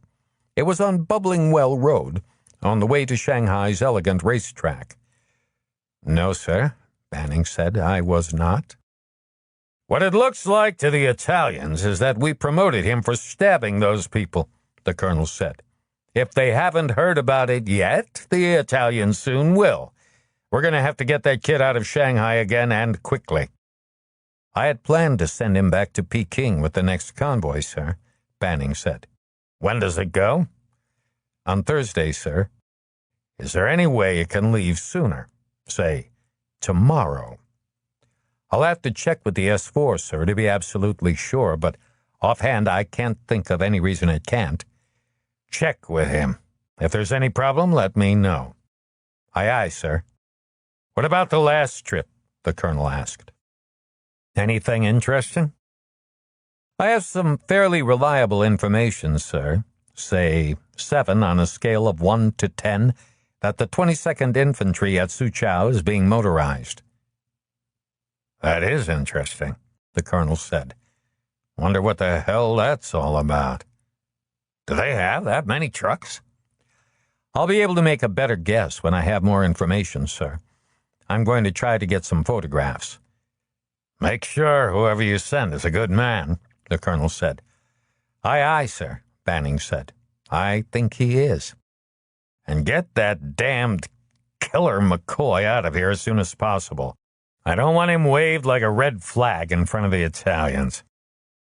Aye, aye, sir. 3. Headquarters, 4th Regiment USMC, Shanghai, China, 11 May, 1941. When his sergeant opened the office door to tell him that Lieutenant Sessions had arrived, Captain Edward J. Banning, USMC, was looking out the window of his office at the trees just coming into bloom. He had been thinking about Milla. If it wasn't for this character Sessions he was waiting for, he could be with her in the apartment. He had forced the image of Milla in her underwear out of his mind by reminding himself that the price they were going to have to pay for the beauty of spring would be the smell that would shortly come from Shanghai's infamous sewers. "Ask him to come in, please, Sergeant," Banning said. He turned and hoisted himself onto the window ledge. He was high enough off the floor for his feet to dangle. Lieutenant Edward Sessions, USMC, marched into the office. He was wearing civilian clothing, a seersucker suit and a straw hat with a stiff brim. He looked, Banning decided, like another Macklin, another handsome son of a bitch with a full head of hair and nice white teeth. And Lieutenant Sessions was clearly a little surprised to find, on this momentous occasion, the intelligence staff officer of the 4th Marines sitting with his feet dangling like a small boy, rather than solemnly behind a desk. Sessions was not only fresh off the boat from the States, but he was fresh from headquarters USMC, and he was on a secret mission. All of these, Banning decided, had perhaps naturally made him just a little bit impressed with his own role in the scheme of things. Fuck him. Captain Banning was not awed by Lieutenant Sessions, whom he now remembered having once met years ago at Quantico, nor by the fact that he was fresh from HQ USMC, nor by his secret mission. And he believed, in fact, that the secret mission itself was a little insulting to him, personally. Not only had he been in China 4 years and earned, he thought, a reputation for doing his duty the way it should be done, but his own man had been the reason why this whole secret mission business had started. Killer McCoy not only returned undetected from his second trip by motor convoy to Peking, but he came back with 6 rolls of 35mm film. The Japanese 22nd Division had then been in the process of exchanging its horse-drawn transport for 3 kinds of trucks: a small truck, smaller even than an American pickup truck, a Japanese copy of a Ford 1.5-ton stake-body truck, and a larger Mitsubishi 2-ton, which was capable of towing both field pieces and ammunition trailers. Banning had had the film processed and then sent the negatives and a set of prints by the fastest means available, via the President Wilson of U.S. Lines to Manila, where it had been loaded aboard one of Pan American Airways' Sikorsky seaplanes bound for Hawaii and San Francisco to headquarters USMC. The first response to that had been a cryptic radio message. HQ USMC, Washington, D.C., via McKay Radio for Commanding Officer 4th Marine Shanghai for Banning reference photos. Well done. Stop. The more the merrier. Stop.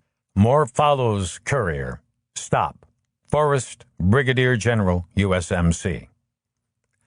Brigadier General Horace W.T. Forrest, Assistant Chief of Staff, Intelligence, Headquarters, USMC, was not only so pleased with Killer McCoy's photographs that he wanted more, but he was sending additional information, which he was reluctant to send via McKay Radio by courier. That communication had taken 9 days to arrive. There are several possible ramifications to the Japanese motorization of divisional strength units which should be self-evident to you. Among these is the possibility that, considering the road network of China, it is the intention of the Japanese to employ these units elsewhere. It is therefore considered of the greatest importance that you continue to furnish this headquarters with the latest information available concerning actual or projected motorization of Japanese formations. Additionally, intelligence gathered in this area will serve to reflect the Japanese industrial capability. It has been learned from other sources that Germany will furnish to the Japanese an unknown quantity of so far unidentified field artillery. It is considered of the highest importance that information regarding the specific type of such German field artillery, the quantity of such artillery and ammunition stocks, and the identity of troop units to which such German artillery has been assigned be developed as soon as possible. Lieutenant Edward Sessions has been detached from HQ USMC to assist in the gathering of this intelligence. He will be traveling to and within China, bearing a passport identifying him as a missionary of the Christian and Missionary Alliance.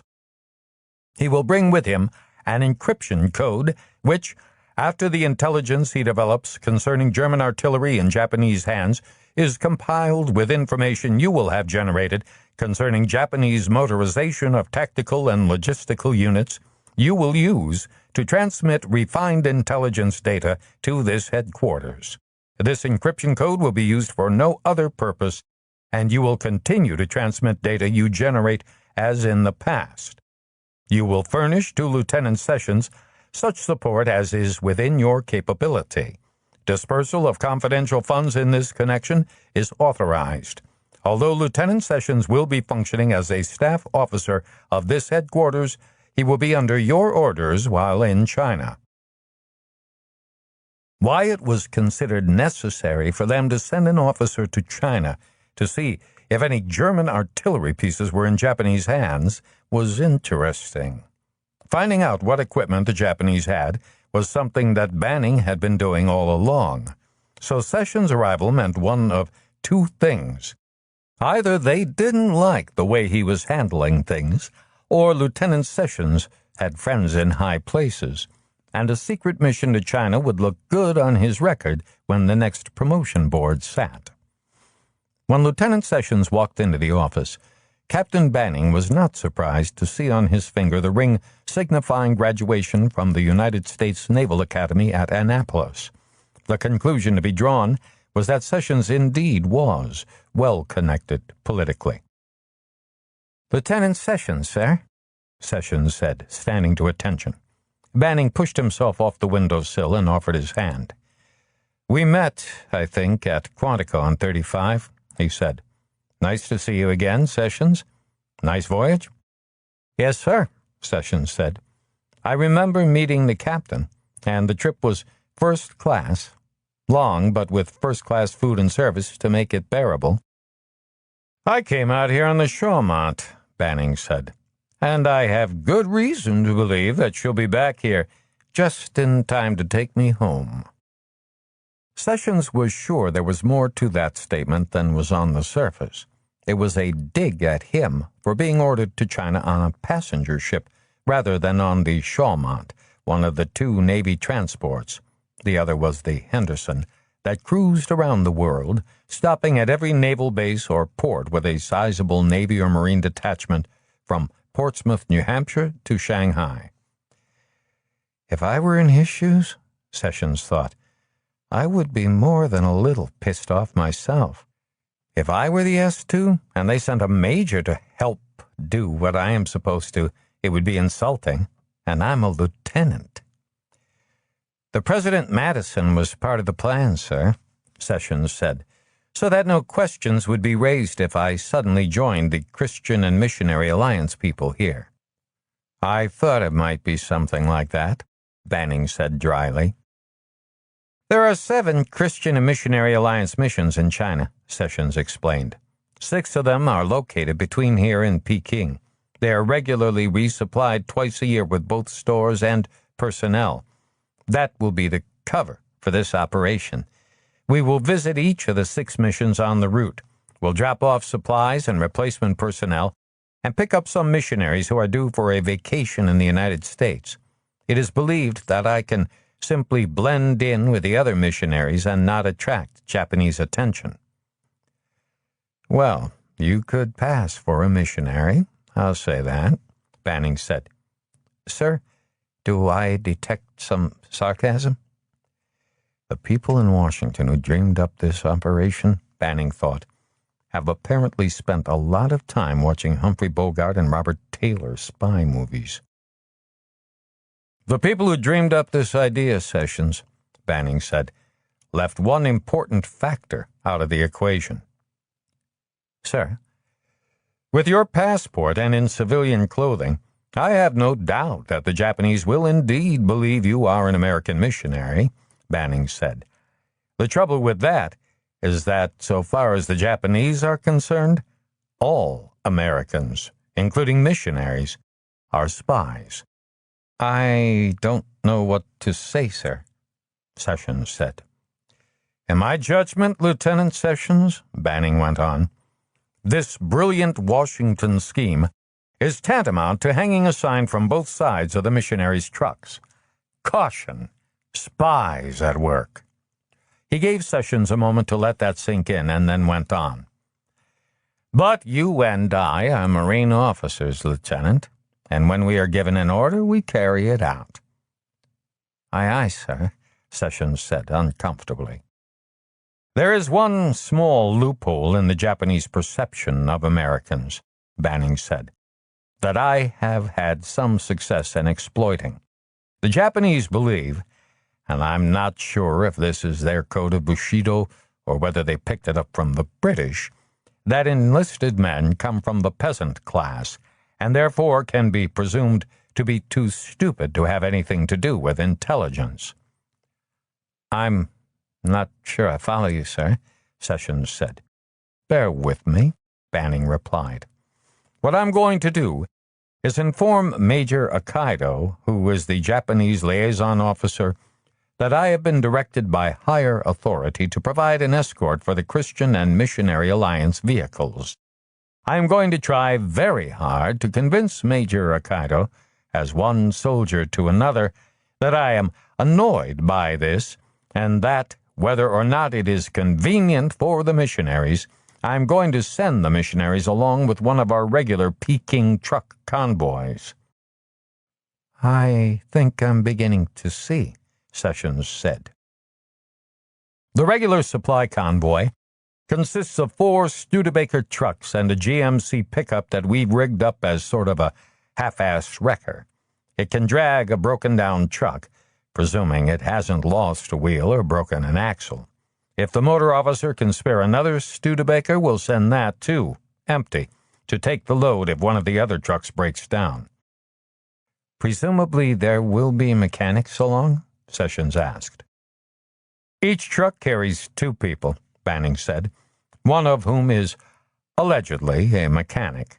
They give the trucks a pretty good going over before they leave, but most of the difficulty we experience is with tires. There's nothing that can be done about them until they go flat or blow out. We carry spare tires and wheels as well as an air pump on the pickup and hope they will cover whatever trouble we have on the road. You're thinking the Japanese will pay less attention to the missionary vehicles than me if we are part of a regular convoy?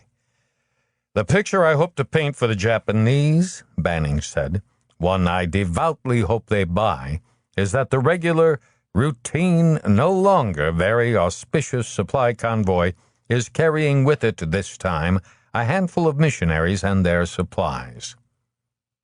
I think that's a good idea, Sessions said. The convoy is under the command of an officer. These we rotate, both to give them a chance to see the landscape between here and Peking, and to keep the Japanese from becoming suspicious of any particular man. I understand, Sessions said. And whoever this officer is, you intend to make him aware of the mission? No, I don't think that will be necessary, Banning said. But I will tell him what I'm now going to tell you. There will be a Corporal McCoy along on the convoy. They call him Killer, and Killer McCoy works for me. And when Killer McCoy makes a suggestion about what route the convoy is to take or not to take, or what the personnel on the convoy are or are not to do, that suggestion is to be interpreted as being an order from me. Killer McCoy. Why do they call him Killer? They call him Killer, Banning said matter-of-factly, because 4 Italian Marines attacked him. He killed 2 of them with a baby Fairbairn. Excuse me, the what? There's a rather interesting Englishman, Captain Bruce Fairbairn, on the Shanghai Municipal Police, Banning explained. He knows more about hand-to-hand combat, jiu-jitsu, and the other martial disciplines than anybody else. He invented a knife, a long, narrow, sharp as a razor dagger, which incidentally General Butler tried to get the Corps to buy and issue. Anyway, there's a smaller, more concealable version. The big knife is called the Fairbairn, and the smaller one, the baby Fairbairn. And your non-com killed 2 people with it? 2 Italian Marines, Banning said. And there was no court-martial? Sessions asked. Banning shook his head no. He knifed 2 people to death, and that's it. It was self-defense. There were witnesses, 2 plainclothes Chinese policemen. That was the end of it. The Italians are still, this happened right after the New Year, pretty upset about it, and McCoy is something of a celebrity among the troops, including the Japanese, who admire that sort of thing. The Japanese don't know that he works for me, of course. Only a few people do. On paper, he's assigned to the motor pool. I can hardly wait to meet this man, Sessions said.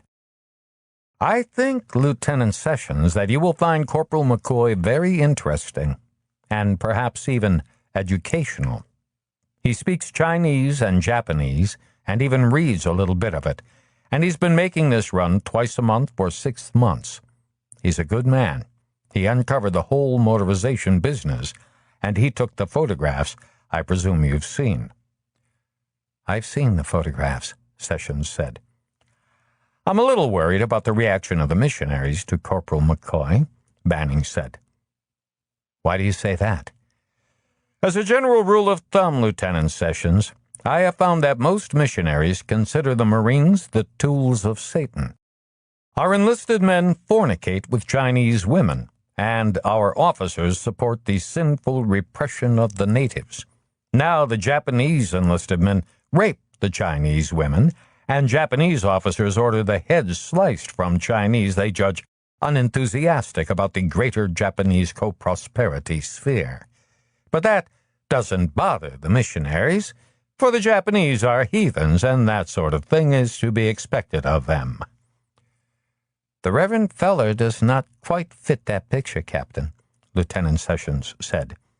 He really hates the Japanese. Oh? During his previous service here, he saw enough of the Japanese to see them for what they are.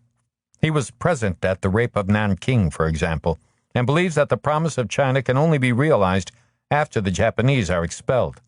He recognizes that can only happen with our assistance.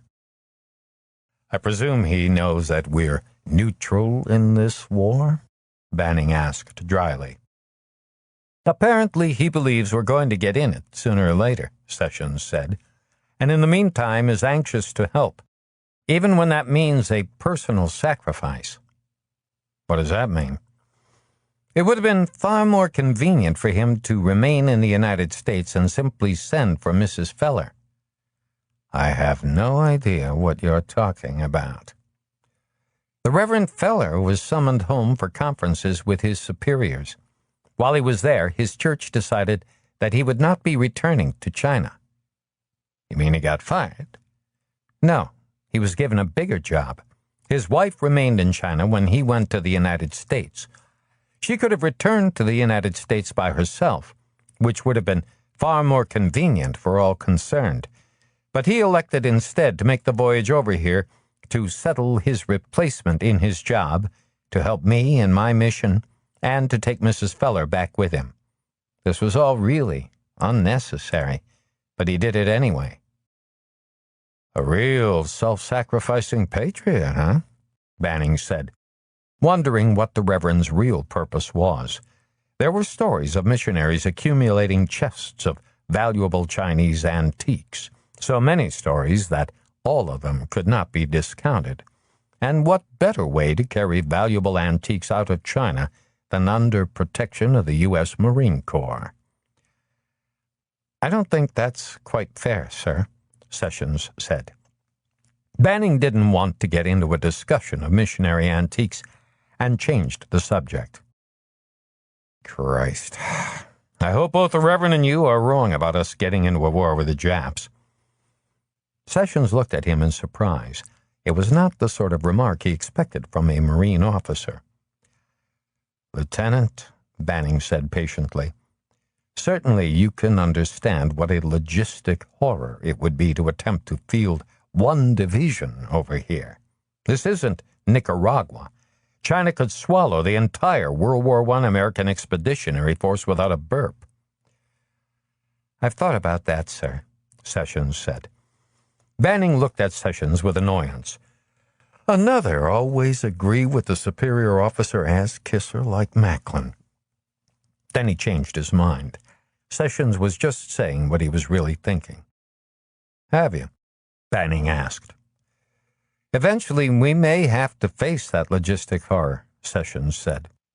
I really thought we were going to take action when the Japanese sank the Panay. Tell me more about the Reverend Feller, Banning said. There was no point in discussing whether a force large enough to do any good could be deployed in China with an officer who had just gotten off the boat. He is willing to help us in any way he can, Sessions said. Consistent, of course, with his religious principles. Banning thought, but did not say, that there was very little, then, that the good Reverend would be able to do. The principles of religion seemed to disagree almost entirely with the principles and practice of gathering intelligence. The more he thought about it, the more he thought it was likely that the Reverend Feller's motive in returning to China had less to do with patriotism than it did with transporting a case or cases of Chinese antiques back to the States. As a practical matter, Lieutenant, Banning said, I am more concerned with the Reverend Feller's reaction to Corporal McCoy. I don't think I follow you. For one thing, on the way back and forth to Peking, McCoy spends a lot of time drunk, usually in brothels. I don't want the Reverend or anyone else interfering with that, or anything else that McCoy might do. I understand, sir, Sessions said immediately. Banning looked at him and was somewhat surprised to see that he did, in fact, understand why McCoy spent a lot of time in brothels. Did the missionaries weather the trip well? Banning asked. How soon can they be ready to start?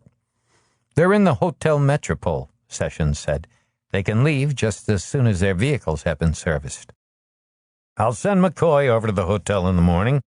The Japanese will hear of it immediately, of course, but they won't think anything about it after I tell them that he will be taking your missionaries with him to Peking. What he'll do at the hotel is what he would be expected to do. Which is? Get the missionary vehicles in condition to roll. Tell the Reverend Feller that it will be his responsibility to bring his vehicles here to be examined and to provide 2 extra wheels and 4 extra tires and tubes for each of them, that sort of thing. Where's Feller going to get wheels and tires? You can buy anything you want in Shanghai, Banning said. Wouldn't it make more sense to have Corporal McCoy get the wheels and tires for him? I have some funds. The only reason a corporal of Marines would go shopping for a missionary, Banning said, would be if he were ordered to.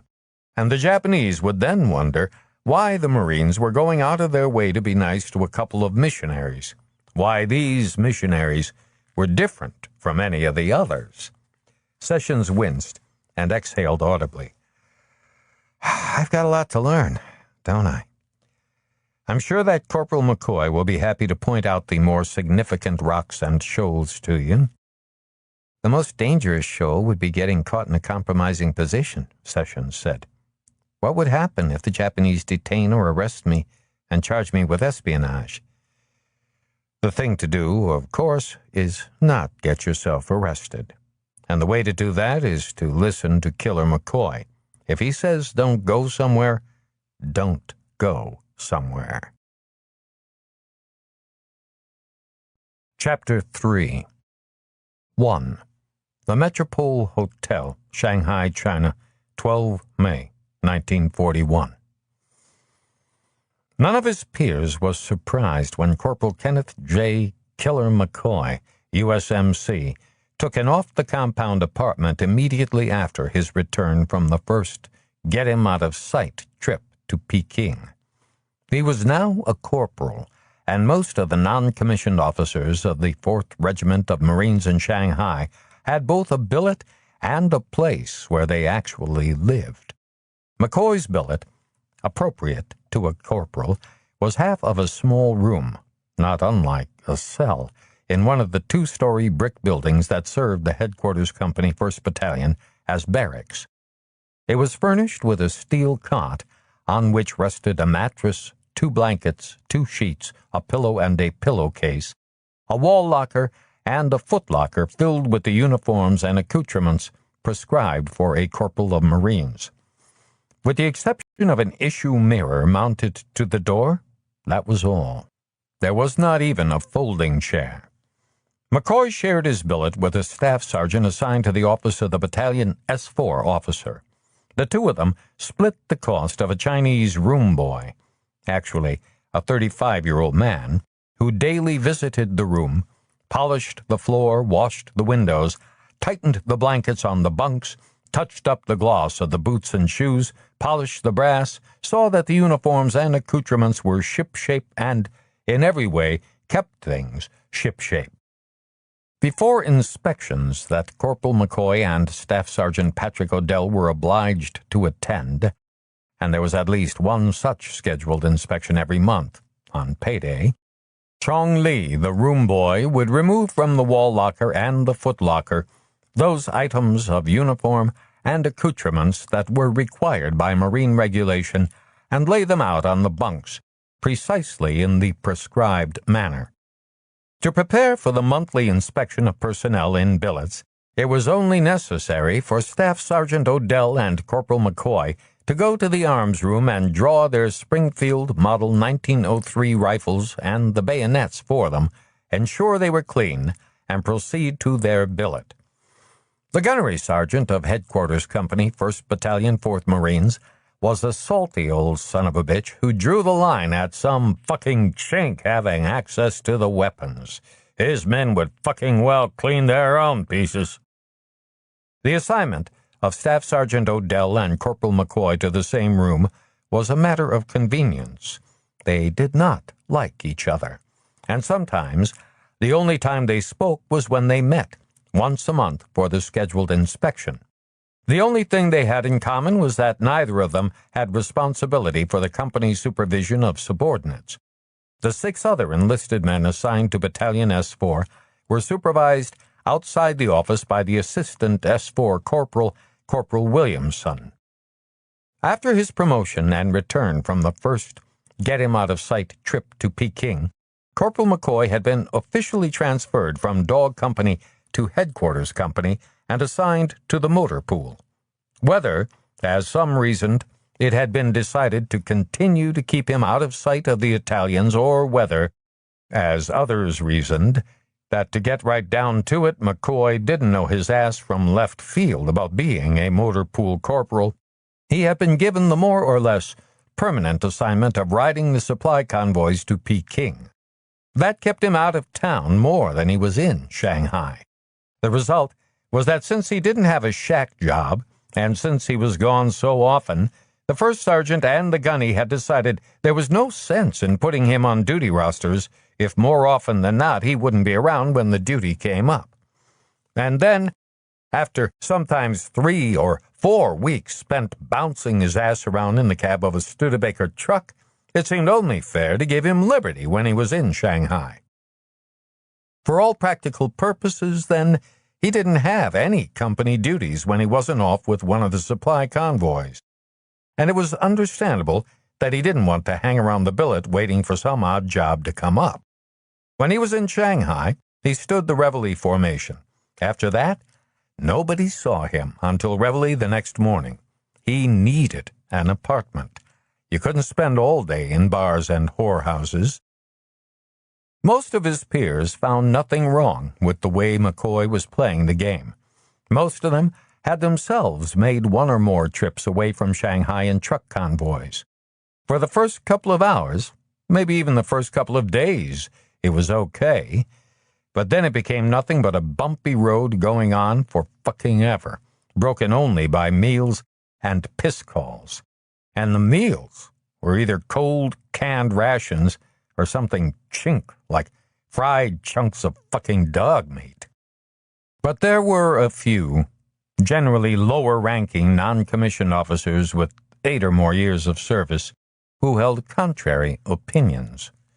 The goddamn Corps was obviously going to hell in a handbasket if a candy-ass son of a bitch with Paris Island sand still in his boots gets to be a corporal just starting his second fucking hitch, for Christ's sake, instead of having his ass shipped in irons to Portsmouth for cutting up them Italian Marines.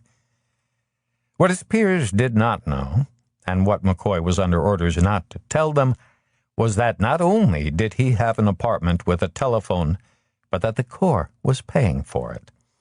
The less the other enlisted men knew about the real nature of McCoy's S2 duty, the better. Getting him out of the billets would help. And there was another secret from the troops, shared only by the colonel, who had to sign the authorizations, Captain Banning, and the finance sergeant. McCoy had been given a one-time cash grant of $125 for the purchase of suitable civilian clothing necessary in the performance of his military duty, and was drawing rations and quarters allowance. Corporal Kenneth J. McCoy's apartment was on the top floor of a 3-story building in Putang. It was not at all elaborate. It was small, one large room with a bed in a curtained alcove and a tiny bathroom, shower, no tub, in another. There was no kitchen, but he had installed an electric hot plate so that he could make coffee, and he had an icebox to cool his beer.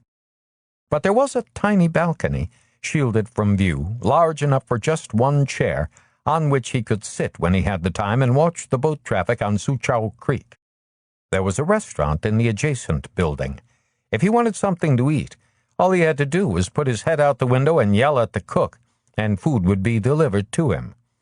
He often got breakfast like that, yelling down for a couple of 3-minute eggs and a pot of tea.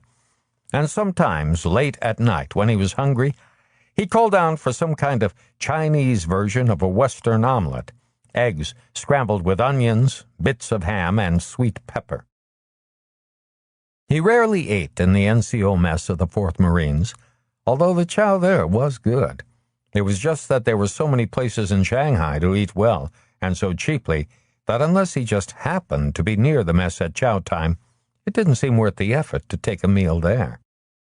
The building on the other side was a brothel, the Golden Dragon Club, where he had run an account for nearly as long as he had been stationed in Shanghai. It was through his friend Pyotr Petrovich Muller he had found the apartment. Pyotr had known the proprietor of the Golden Dragon in the good old days, back in Holy Mother Russia. The man had an unpronounceable name, but that didn't matter because he liked to be called General. He claimed, McCoy was sure he was lying, that he had been a general in the army of the Tsar. When he had first moved into the apartment, McCoy had played 21 with the general long enough for the both of them to recognize the other was not a pigeon to be plucked. They had become more or less friends afterwards, despite the differences in their age and rank. Most of the items on the monthly bill the general rendered were for services not connected with the 20-odd girls in the general's employ. The general's people cleaned McCoy's apartment and did his laundry. And then there were bar charges and food charges. The girls themselves were more than okay. Mostly they were Chinese, who ranged from very pretty to very elegant. No peasant wenches in the general's establishment, but there were a few Indo-Chinese and 2 white Russians as well. McCoy actually believed that the general, who exhibited a certain officer-type arrogance, had most probably been an officer, if not officially a general in the Tsarist army. Something like captain or maybe major was what he probably had been when, like so many other white Russian generals, he had come penniless and stateless to Shanghai 20 years before. McCoy didn't like to think how the general had survived at first, probably as a pimp, possibly by strong-arm robbery, but he was now inarguably a success. He had an elegant apartment in one of the newer buildings, to which he sometimes invited McCoy for a Russian dinner. He drove a new American Buick, and he had a number of successful business interests now, some of them perfectly legal, in addition to the Golden Dragon. There were 8 sets of khakis hanging in the wardrobe when McCoy, naked and still dripping from his shower, walked across the room and opened it. They were not issue. His issue khakis hung in his wall locker at the barracks. These uniforms were tailor-made. The shirts had cost him 60 cents American, and the trousers 90. The field scarves had been a nickel, and the belt, stitched layers of khaki, a dime. The belt was not regulation. Regulation was W.E.B. But McCoy knew that the only time anything would ever be said about it was at a formal inspection, and he hardly ever stood one of those anymore. Neither were his chevrons regulation. Regulation chevrons were embroidered onto a piece of khaki and then sewn onto the shirt. McCoy's chevrons, and those of the gunnery sergeants, had been embroidered directly onto their shirts. If it was good enough for the gunny, McCoy had reasoned, it was good enough for him. And now that he had made corporal, he knew that the shirts would be worn out long before he would make sergeant.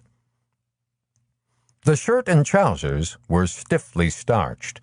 They would not stay that way long. It was already getting humid. Shanghai was as far south as New Orleans, and every bit as muggy. Before long, the starch would wilt, and it was more than likely that he would have to change uniforms when he went to the compound, which is where he had to go after he introduced himself to the Reverend Feller, who was staying at the Hotel Metropole. He did not wish to give the assholes in motor transport any opportunity to spread it around that Killer McCoy had shown up in a sweaty uniform, looking like a fucking Chinaman. When he was dressed, with his field scarf held in place with the prescribed USMC tie clasp, there was no longer any question that he would need another uniform before the day was over. He decided that it made more sense to take one with him than to use one of the issue uniforms in his billet. He could change in the motor pool head and avoid going to the barracks at all. Carrying an extra uniform on a hanger, he left the apartment and trotted down the stairs. He did not lock the apartment. The way that worked was that there were some Westerners whose apartments were robbable and some whose apartments were not. It had nothing to do with locks on doors and bars over windows. The trick was to get yourself on the list of those whose apartments were safe. One way to do this was to have it known that you were friendly with a Shanghai policeman, and the other was to be friendly with the chief of the Tong, whom the association had granted burglary privileges in your area. McCoy's apartment was twice safe. When he was in town, he continued to gamble regularly with both Detective Sergeant Lester Chatworth of the Shanghai Police and, not at the same time, of course, but when the local celebrity honored the Golden Dragon with his presence, with Lon Xiang, head of the Po Ti Tong. On the crowded street, he stopped first to buy a rice cake and then flagged down a rickshaw.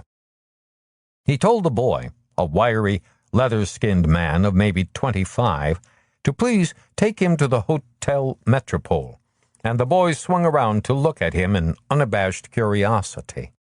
It always shocked the Chinese to encounter a white face who spoke their language. When the rickshaw delivered him in front of the Hotel Metropole, there were several Europeans. In Shanghai, that included Americans. Among them a quartet of British officers standing on the sidewalk there. The civilians looked at him with distaste, the officers with curiosity.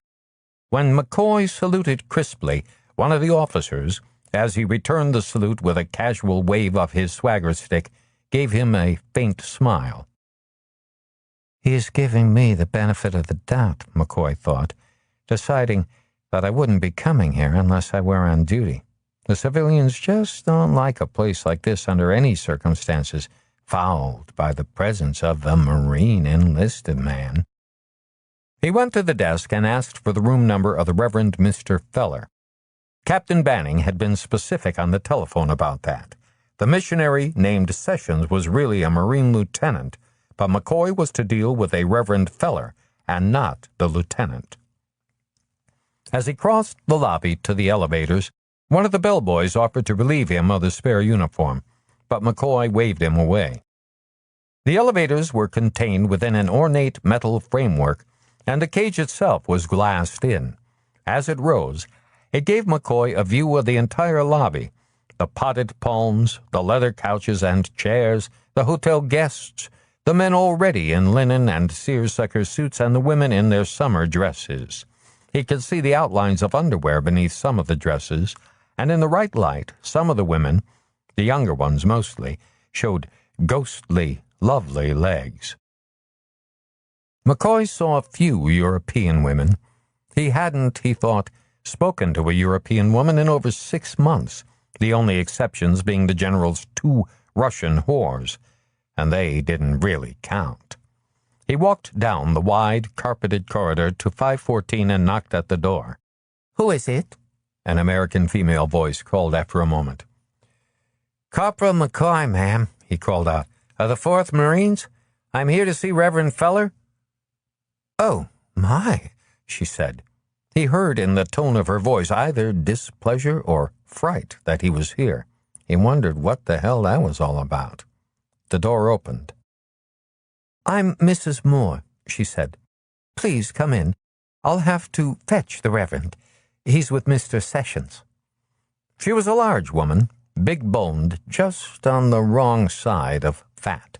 She was, McCoy judged, maybe 40, with the well-scrubbed, makeup-free face of a woman who took religion seriously. She had light brown hair braided and pinned to the sides of her head, and she wore a cotton dress with long sleeves and buttons fastened up to the throat. Hanging from her neck was a 4-inch Christian cross made of wood. "Thank you," McCoy said. "Are you the man who was originally supposed to come?" she asked. "I don't think I understand you," McCoy said. "It doesn't matter," she said. "I'll go fetch the Reverend Feller," she added, smiling uneasily at him. She slid past him to the door, as if she were afraid he would pick her up, carry her into the adjacent bedroom, throw her on the bed, and work his sinful ways on her. The thought amused him, and he smiled, which discomfited her further. He decided he'd have a word with the people in the convoy to watch what they said and did with her around. If somebody said "fuck," she would faint. Then her husband would bitch to the lieutenant in civilian clothes, and he would make trouble. A minute later, the Reverend Glenn T. Feller entered the room. He wore a broad, toothy smile, and his hand was extended farther than McCoy believed was anatomically possible. He was of average height, slim, with dark hair plastered carefully to his skull, and a pencil-line mustache.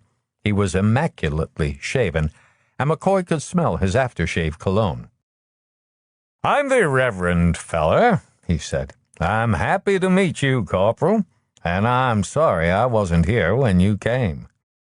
"No problem, sir," McCoy said. The Reverend Feller's hand was soft, clammy, and limp. McCoy was a little repelled, but not surprised. It was the sort of hand he expected to find on a missionary.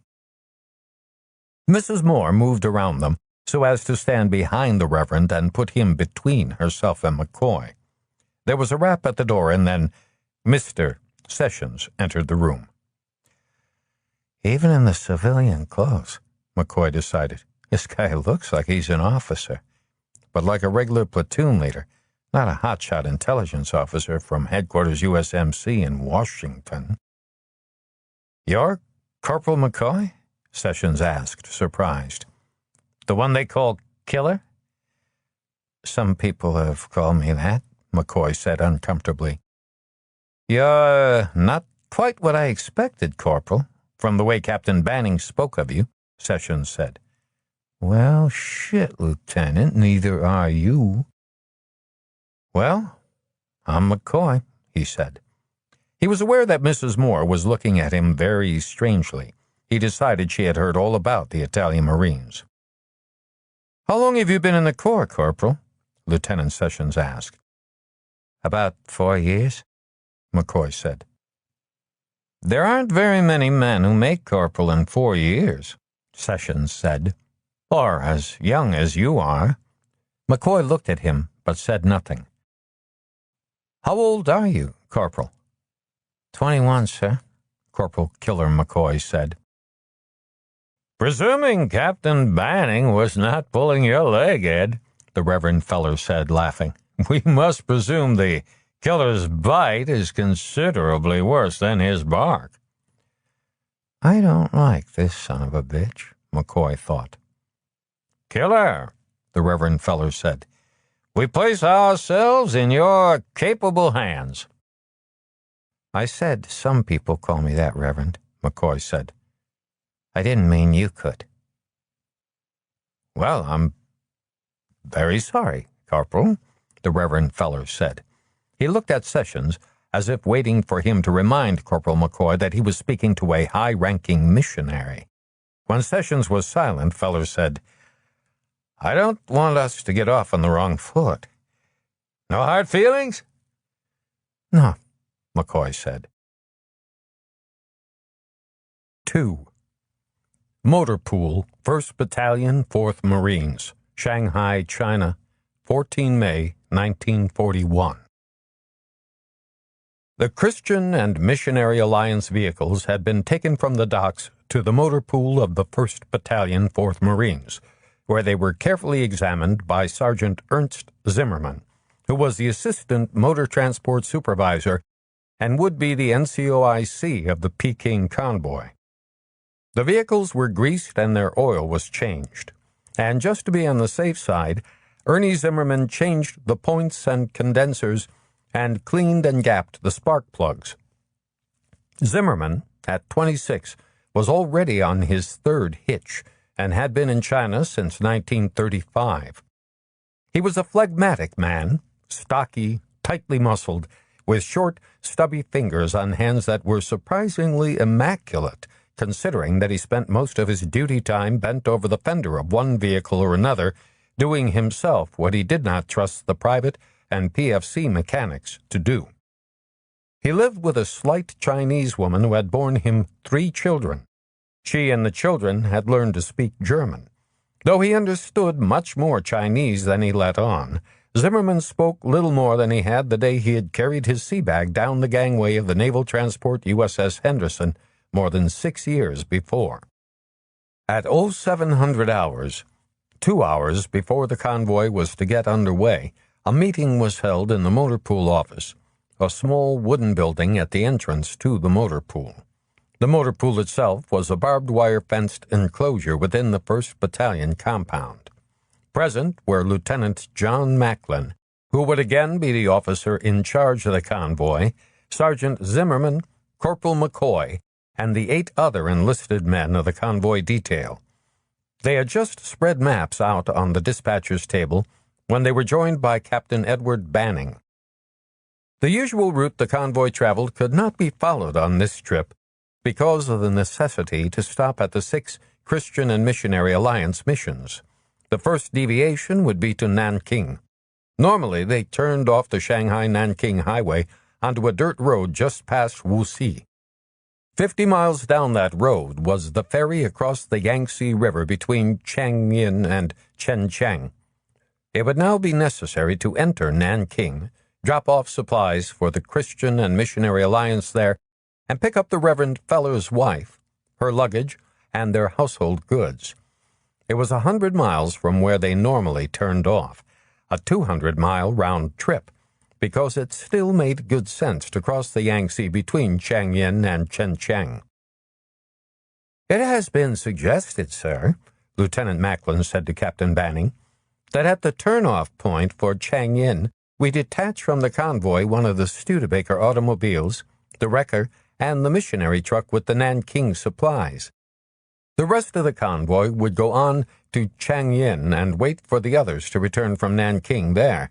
That would mean spending the night in Nanking.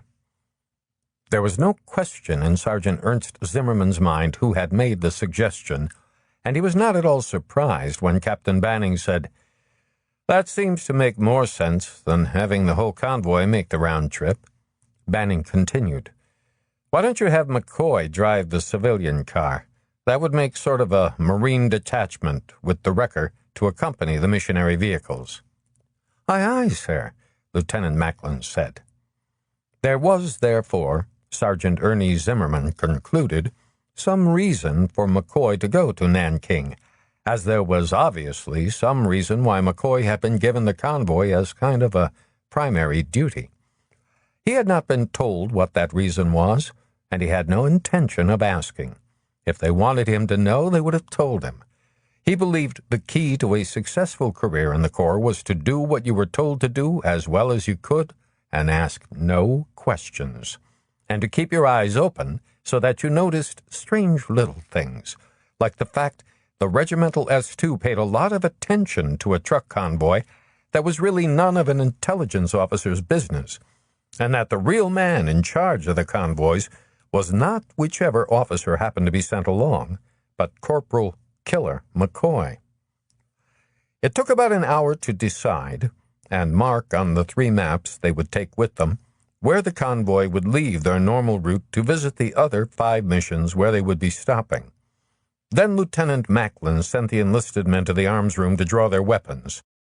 Each Marine drew a Colt Model 1911 A1 45 ACP pistol with 3 charged magazines. 2 PFCs drew Browning automatic rifles, caliber .30-06, together with 5 charged 20-round magazines.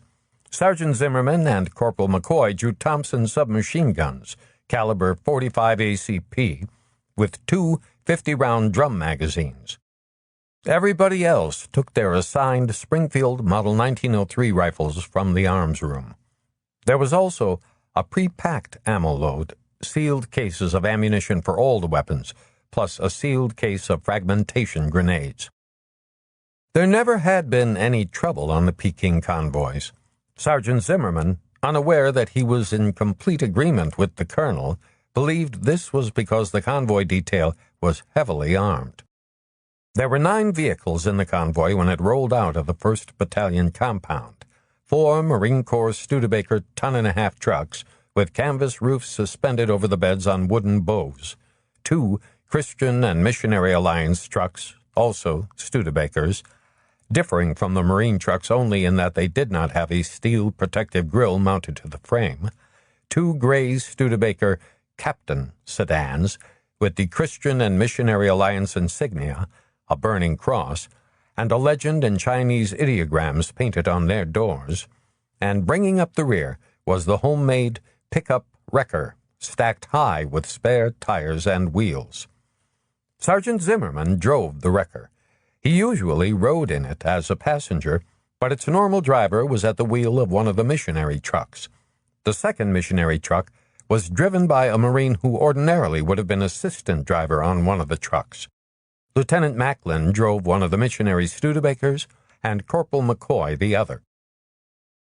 As the trucks made their way through heavy traffic toward the Nanking Highway, the passenger cars left the convoy and went to the Hotel Metropole to pick up the missionaries.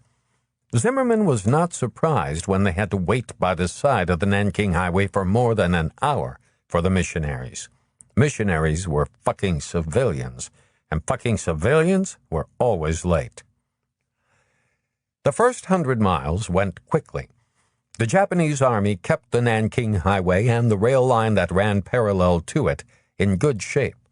Every 20 miles or so, near intersections, there were Japanese checkpoints, 2 or 3 soldiers under a corporal, but they just waved the convoy through. Long lines of Chinese, however, were backed up at every checkpoint. It was less a search for contraband, McCoy thought, than a reminder of Japanese authority. Just past Wuxi, 2.5 hours into the journey, the convoy rolled through another Japanese checkpoint, then turned off the highway onto a gravel road which led 50 miles away to the ferry between Changyin and Chenchang. Once they had reached the ferry, the Reverend Feller, Mr. Sessions, and Mrs. Moore got in the back seat of the Studebaker McCoy was driving and, trailed by one of the missionary trucks, headed down the highway for Nanking. The rest of the convoy, led by Lieutenant Macklin in the other missionary Studebaker, started off toward Changyin. It was the rainy season, and predictably it began to rain. Buckets. The road turned slick and treacherous, and it took them nearly as long to make that 50 miles as it had to come from Shanghai to Wuxi. 3. Christian and Missionary Alliance Mission, Nanking, China, 1630 hours, 14 May, 1941. Nanking was a curious mixture of East and West, ancient and modern. The tallest building in the city, for instance, was not a modern skyscraper, but the Porcelain Tower, an octagon of white glazed bricks, 260 feet tall, built 500 years before by the Emperor Yongle to memorialize the virtues of his mother. Recently, from 1928 until 1937, Nanking had been the capital of the Republic of China. But in 1937, the Japanese had captured it in a vicious battle followed by bloody carnage. Their victory was soon known as the Rape of Nanking. There had nevertheless still been time for Chiang Kai-shek's Kuomintang government to make their modern mark on it. Outside of town was the Sun Yat-sen Mausoleum, honoring the founder of the Chinese Republic. And within the city, half a dozen large Western-style office buildings were built on wide avenues to house governmental ministries. There was also a modern railroad station and a large airport. After the Rape of Nanking, in the correct belief that representatives of the foreign press, whom they could not bar from China, would all immediately head for Nanking, the Japanese had made a point of keeping Nanking peaceful. Only a handful of military units were stationed there, and they were on their good behavior. When, in the interests of furthering the greater Japanese-Asian co-prosperity sphere, it became necessary to slice off some heads, the persons designated were first removed from Nanking. The Christian and Missionary Alliance mission was in an ancient part of town, close to the Yangtze and within sight of the cranes on the docks. The mission covered a little more than 2 acres, which were enclosed by walls. Directly across from the gate, a 400-year-old granite block building had been converted to a chapel. A wooden, gold-painted cross sat atop it. There were 2 large wooden crates in the courtyard of the mission, obviously the household goods of the Fellers. Captain Banning had told McCoy of his suspicions about their contents, and now he wondered idly if the captain was right. Then, more practically, he wondered how they were going to load the crates onto the trucks. The damn things probably weighed a ton. A woman who was almost certainly Mrs. Feller appeared in the courtyard as the truck and car drove through the gate. She was more or less what McCoy expected, a somewhat thinner, somewhat younger copy of Mrs. Moore, a well-scrubbed, makeup-free do-gooder. She even wore her hair the same way, braided and then pinned to the sides of her head. But, unlike Mrs. Moore, McCoy noticed, she had good-looking legs, trim hips, and an interesting set of knockers. She kissed her husband like a nun kisses a relative, on the cheek, as if a little uncomfortable with that little bit of passion. When the Reverend Feller marched her over to the car and introduced her, McCoy was surprised that her hand was warm. He had expected it to be sort of clammy, like her husband's. She had a boy show McCoy and PFC Everly, the tall, gangly hillbilly driving the missionary truck, where they were to sleep. Except for a Bible on a bedside table and a brightly colored, framed lithograph of Jesus Christ gathering children around his knee, it was very much like McCoy's billet in the 1st Battalion compound in Shanghai. A steel cot, bedclothes, a chair, and nothing else. Sessions came to the room shortly after the mission boy left them there. "Could I have a word with you, Corporal McCoy?" he asked. "Take a walk, why don't you, Everly?" McCoy ordered. "Where am I supposed to go?" "See if you can scout up a decent-looking place for us to eat. Come back in 15 minutes. When he was gone, Sessions said, "Mrs. Feller has asked you to supper, McCoy." Everly and I will get something, McCoy said. She meant the both of you, of course, Sessions said.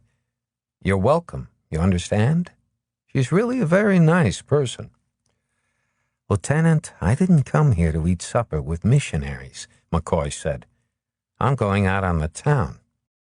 In the line of duty, of course, Sessions said sarcastically. The Corps paying for it, McCoy said. Why not? Yes, of course, Sessions said. Is there anything of interest here that I could credibly have a look at? There's Kempe Tai watching this place. They're not going to think much if 2 Marines leave here to get their ashes hauled. They might get very curious if a newly arrived missionary did the same thing. I wasn't thinking of going to a brothel, Sessions replied, chuckling. I was suggesting that it would be credible if the fellers, while I was here, showed me the sights, and that, while so doing, I might come across something of interest. If the Japs have German artillery, it's not going to be here in Nanking, McCoy said flatly. And I think the less attention you call to yourself, the better it would be. McCoy, I am simply trying to do my job, Sessions said, annoyed at what he considered McCoy's condescension. He wondered what Captain Banning had told McCoy about him. That's all I'm trying to do, Lieutenant, McCoy said. Captain Banning said I was to do what I could for you, and that's what I'm trying to do. As the whores later confirmed, nothing was happening in Nanking. So at 10:30, McCoy decided that there wasn't anything more to be gained from spending the night in the whorehouse. He put on his clothes, paid off his girl, and went to the room Everly had taken. I'm heading back in, he told Everly, who was standing there in the doorway, a little dazzled by the interruption. He had wrapped a towel around his middle. It threatened to fall. Do I have to? He said. Just be at the mission at 5 o'clock, McCoy said after a moment. Everly was a fucker, not a fighter, and he didn't drink dangerously. There was little chance that he would get in trouble. On the other hand, if he spent the night in the whorehouse, it would give the Kempe Tai agents who had trailed them something to do, and the report they would write would state that a Marine had hired a whore for the night and stayed with her. He returned to the mission and searched in vain through the small mission library for something that had nothing to do with Christianity. Then, disappointed, he retreated to his room, undressed to his skivvies, and took from his musette bag one of the copies of the Shanghai Post that had accumulated during his last trip to Shanghai. After he had read it, he started in on the crossword puzzle. Someone knocked at the door. Certain that it was the boy, he called permission to enter in Chinese. It was Mrs. Feller, a very different Mrs. Feller from the tight-assed lady he had met that afternoon. She was wearing a cotton bathrobe over a silk gown, and her hair was free now, hanging halfway down her back. It was glossy and soft, as though she had just brushed it. Then he noticed, more than noticed, the unrestrained breasts under her thin nightclothes. The Reverend was about to get a little, after what presumably was a long dry spell. Do you speak Chinese? She asked in Chinese. Some, McCoy said in English. I just wanted to see if you or the other gentleman needed anything, she said. No, ma'am, McCoy said, chuckling. We're fine. Thank you. Why are you chuckling? She asked, smiling. Hearing you call Everly the other gentleman, McCoy said. Where is he? She asked. When McCoy didn't reply, her face flushed. Mrs. Moore told me an incredible story about you, she said. I can't believe it's true. What did she tell you? Now, I'm sorry I brought this up, she said. I shouldn't have. He nodded his acceptance of that. But do they call you Killer? Or were they just teasing my husband and Mr. Sessions? Some people call me that, McCoy said. I don't like it much. But you are just a boy, she said, after deciding that the rest of the story was also probably, if incredibly, true. I don't like to be called a boy either, McCoy said. I'm a corporal in the Marine Corps. I'm really sorry I brought the whole thing up, she said. McCoy nodded. Breakfast will be at 6:30. My husband wants to get on the way early. Is that all right with you? Yes, ma'am, he said. We'll be there. Thank you. Then I'll say good night. He thought that he would really have liked to get a look at her teats. Chinese women, by and large, didn't have very big teats, and it had been a long time since he had seen an American woman's teats.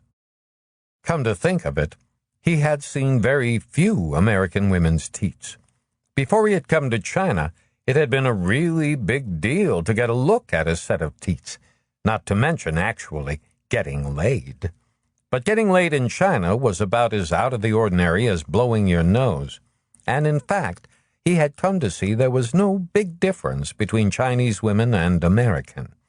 The story that their pussies ran sideward had turned out to be so much bullshit. But it would still be kind of nice to make it with a real American.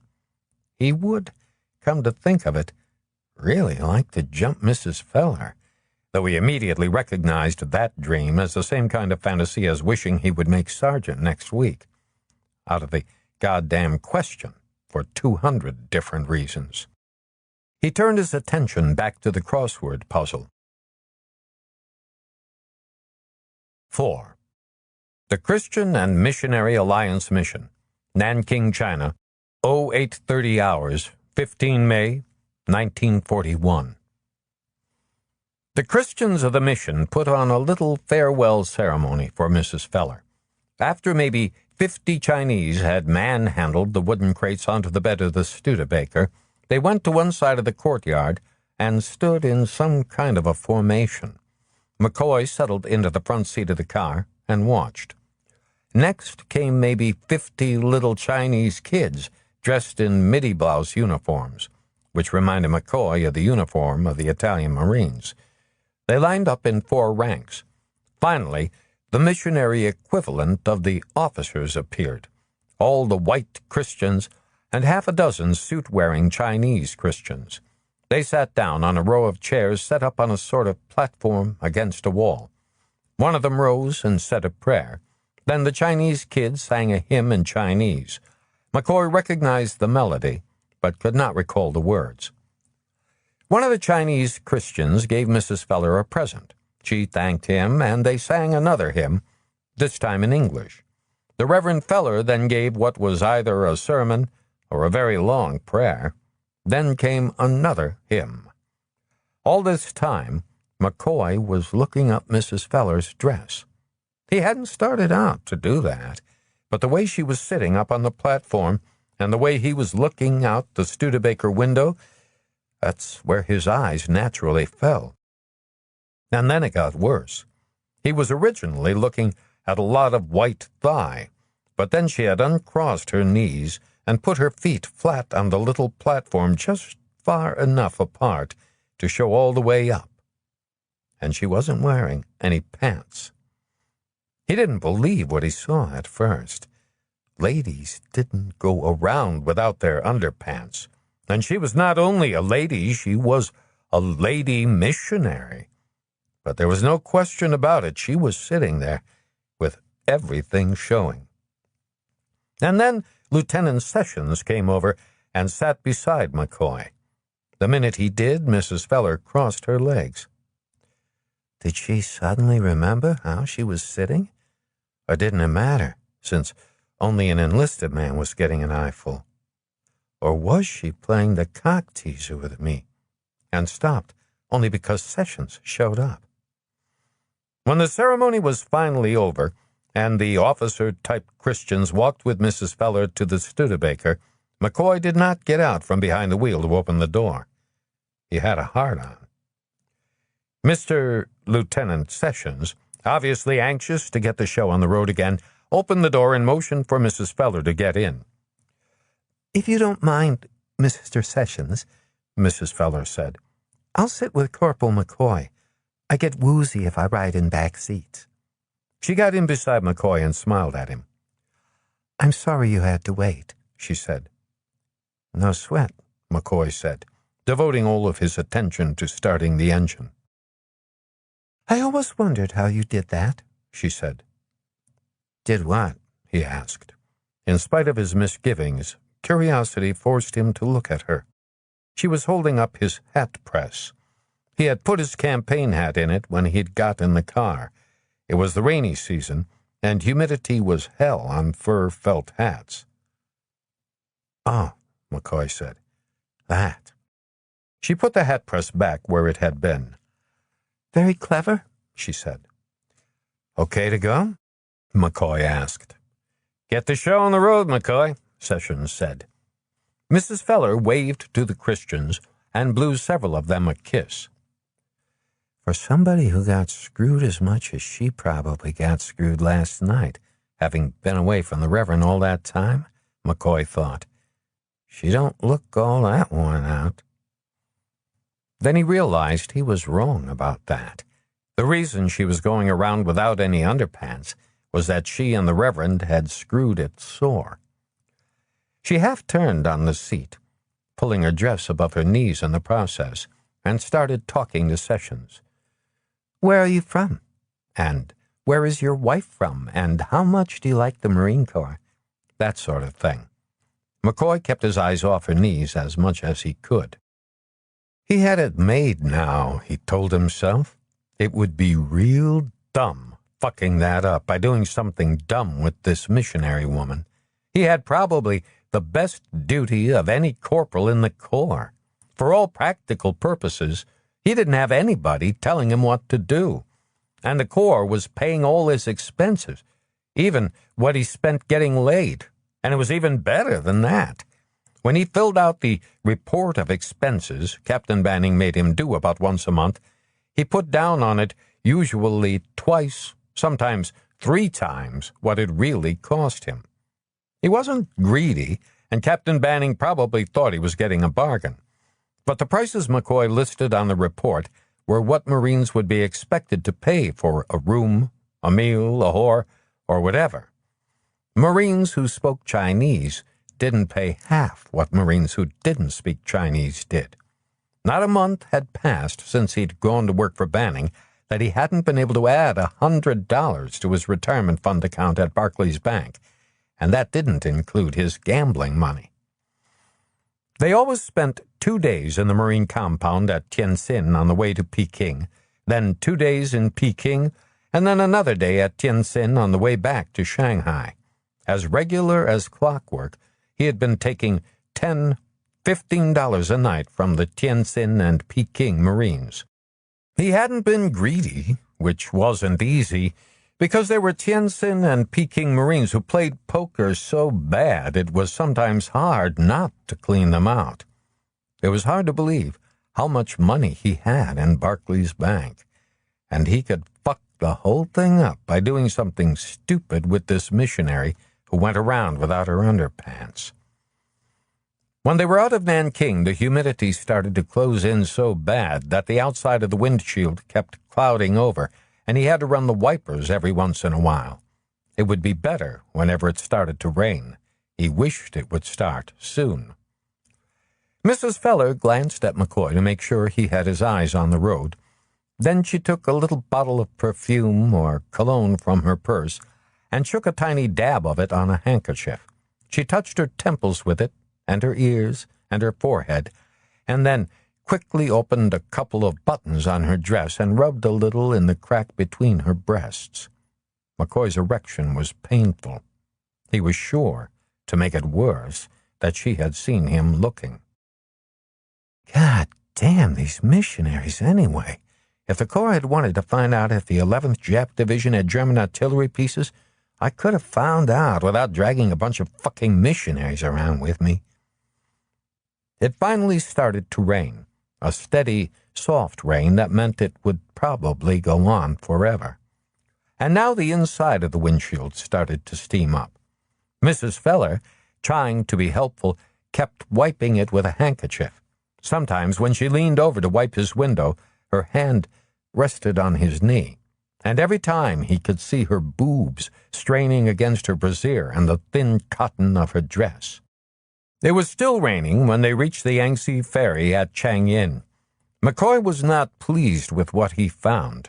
Not only was one of the two ferries that normally worked the crossing tied up at a wharf and out of service, but none of the other vehicles in the convoy had crossed over.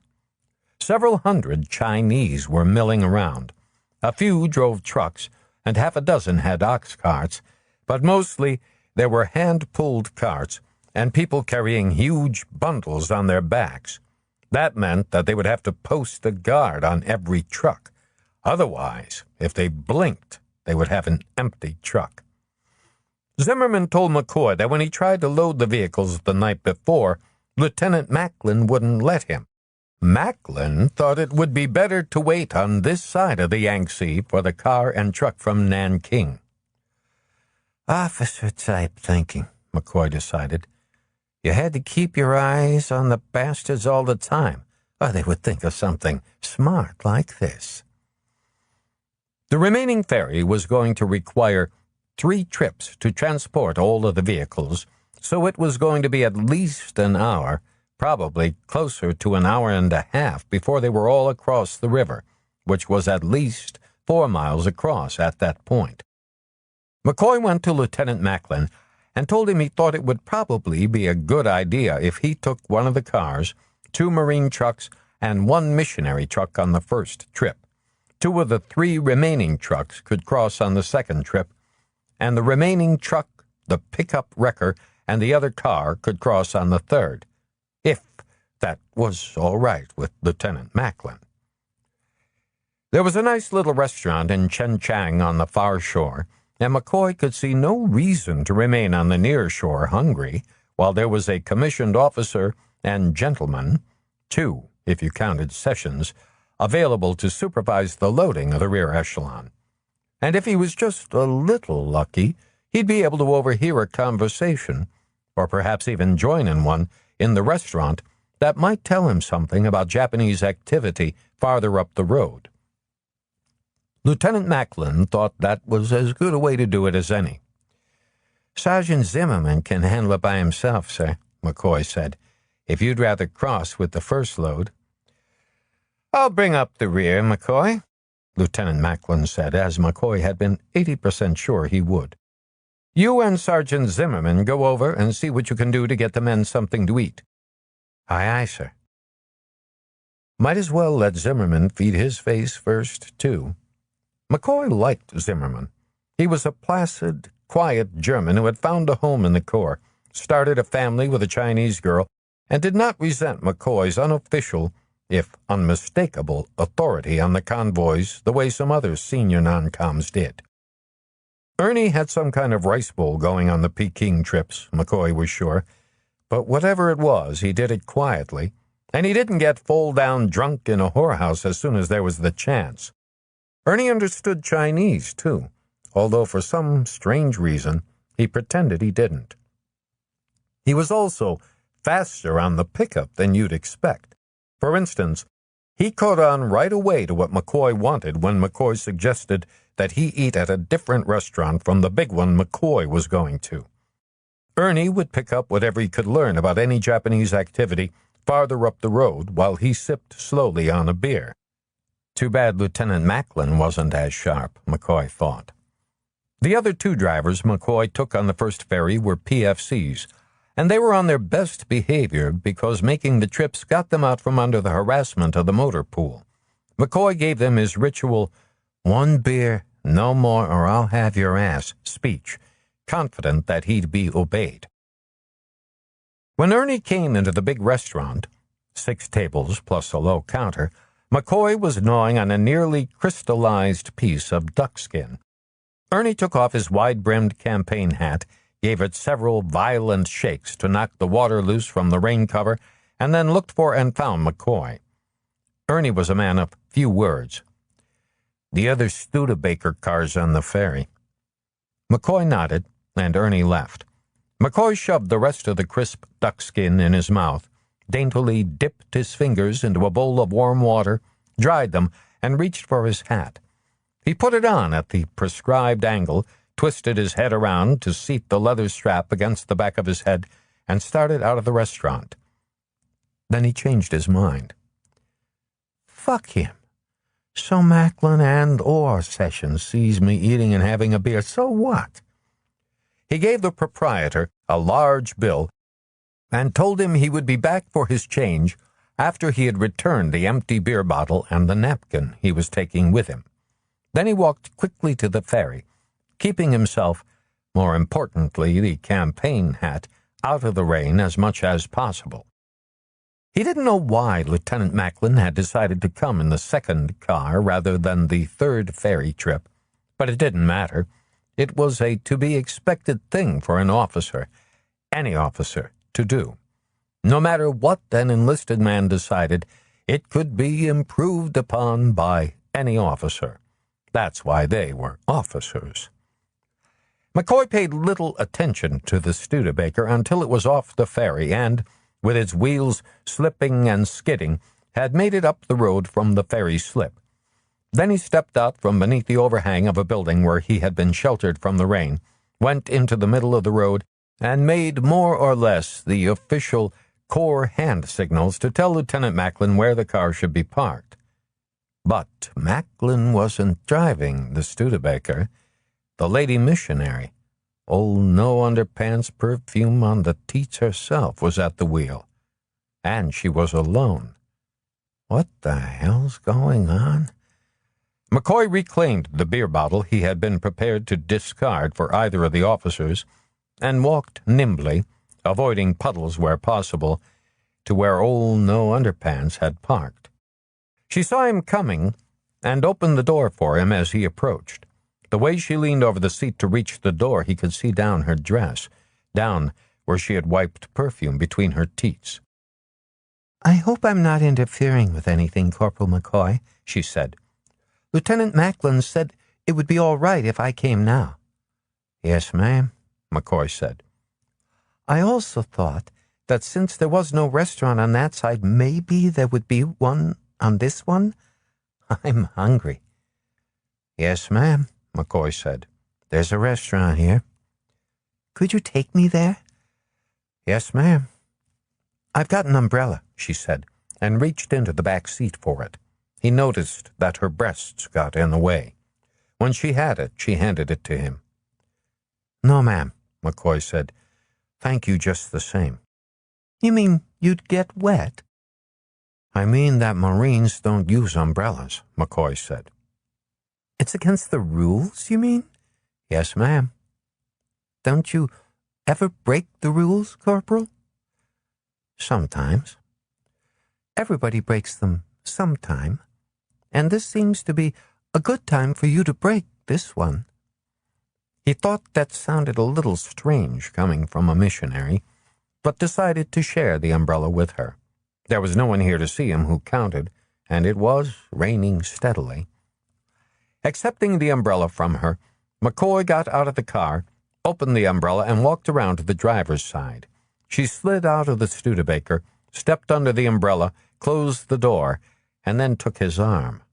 Her arm pressed against his, and he could feel the heaviness of her breast. He marched with her back to the restaurant, shifting course to avoid the larger puddles. The eyes of the proprietor widened without embarrassment when he saw the woman. Blonde hair simply fascinated Orientals. He came to the table for their order.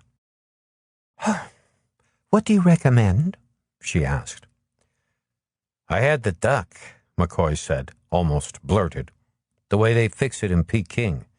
I don't like the duck much, but the skin's first rate." "Then I'll have that. Are you going to have anything?" "I've had mine, thank you." "Not even another beer?" "I told the men they could have one beer," McCoy said. "It wouldn't be right if I had two." "I'm sorry to hear that." "Why?" he asked, surprised. "Because I would like a beer, but I can't have one. My husband doesn't like me to drink." "What you mean is, you could have had a sip of mine?" She nodded her head conspiratorially. There was something perversely pleasant in frustrating the morality of a missionary, McCoy thought. He told the proprietor to put a bottle of beer in a teapot and to bring the lady a cup to go with it. When it was delivered, she said, "I thought that you were telling him something like this." "You did?" Your eyes lit up like a naughty boy's. He didn't know what to make of this missionary lady.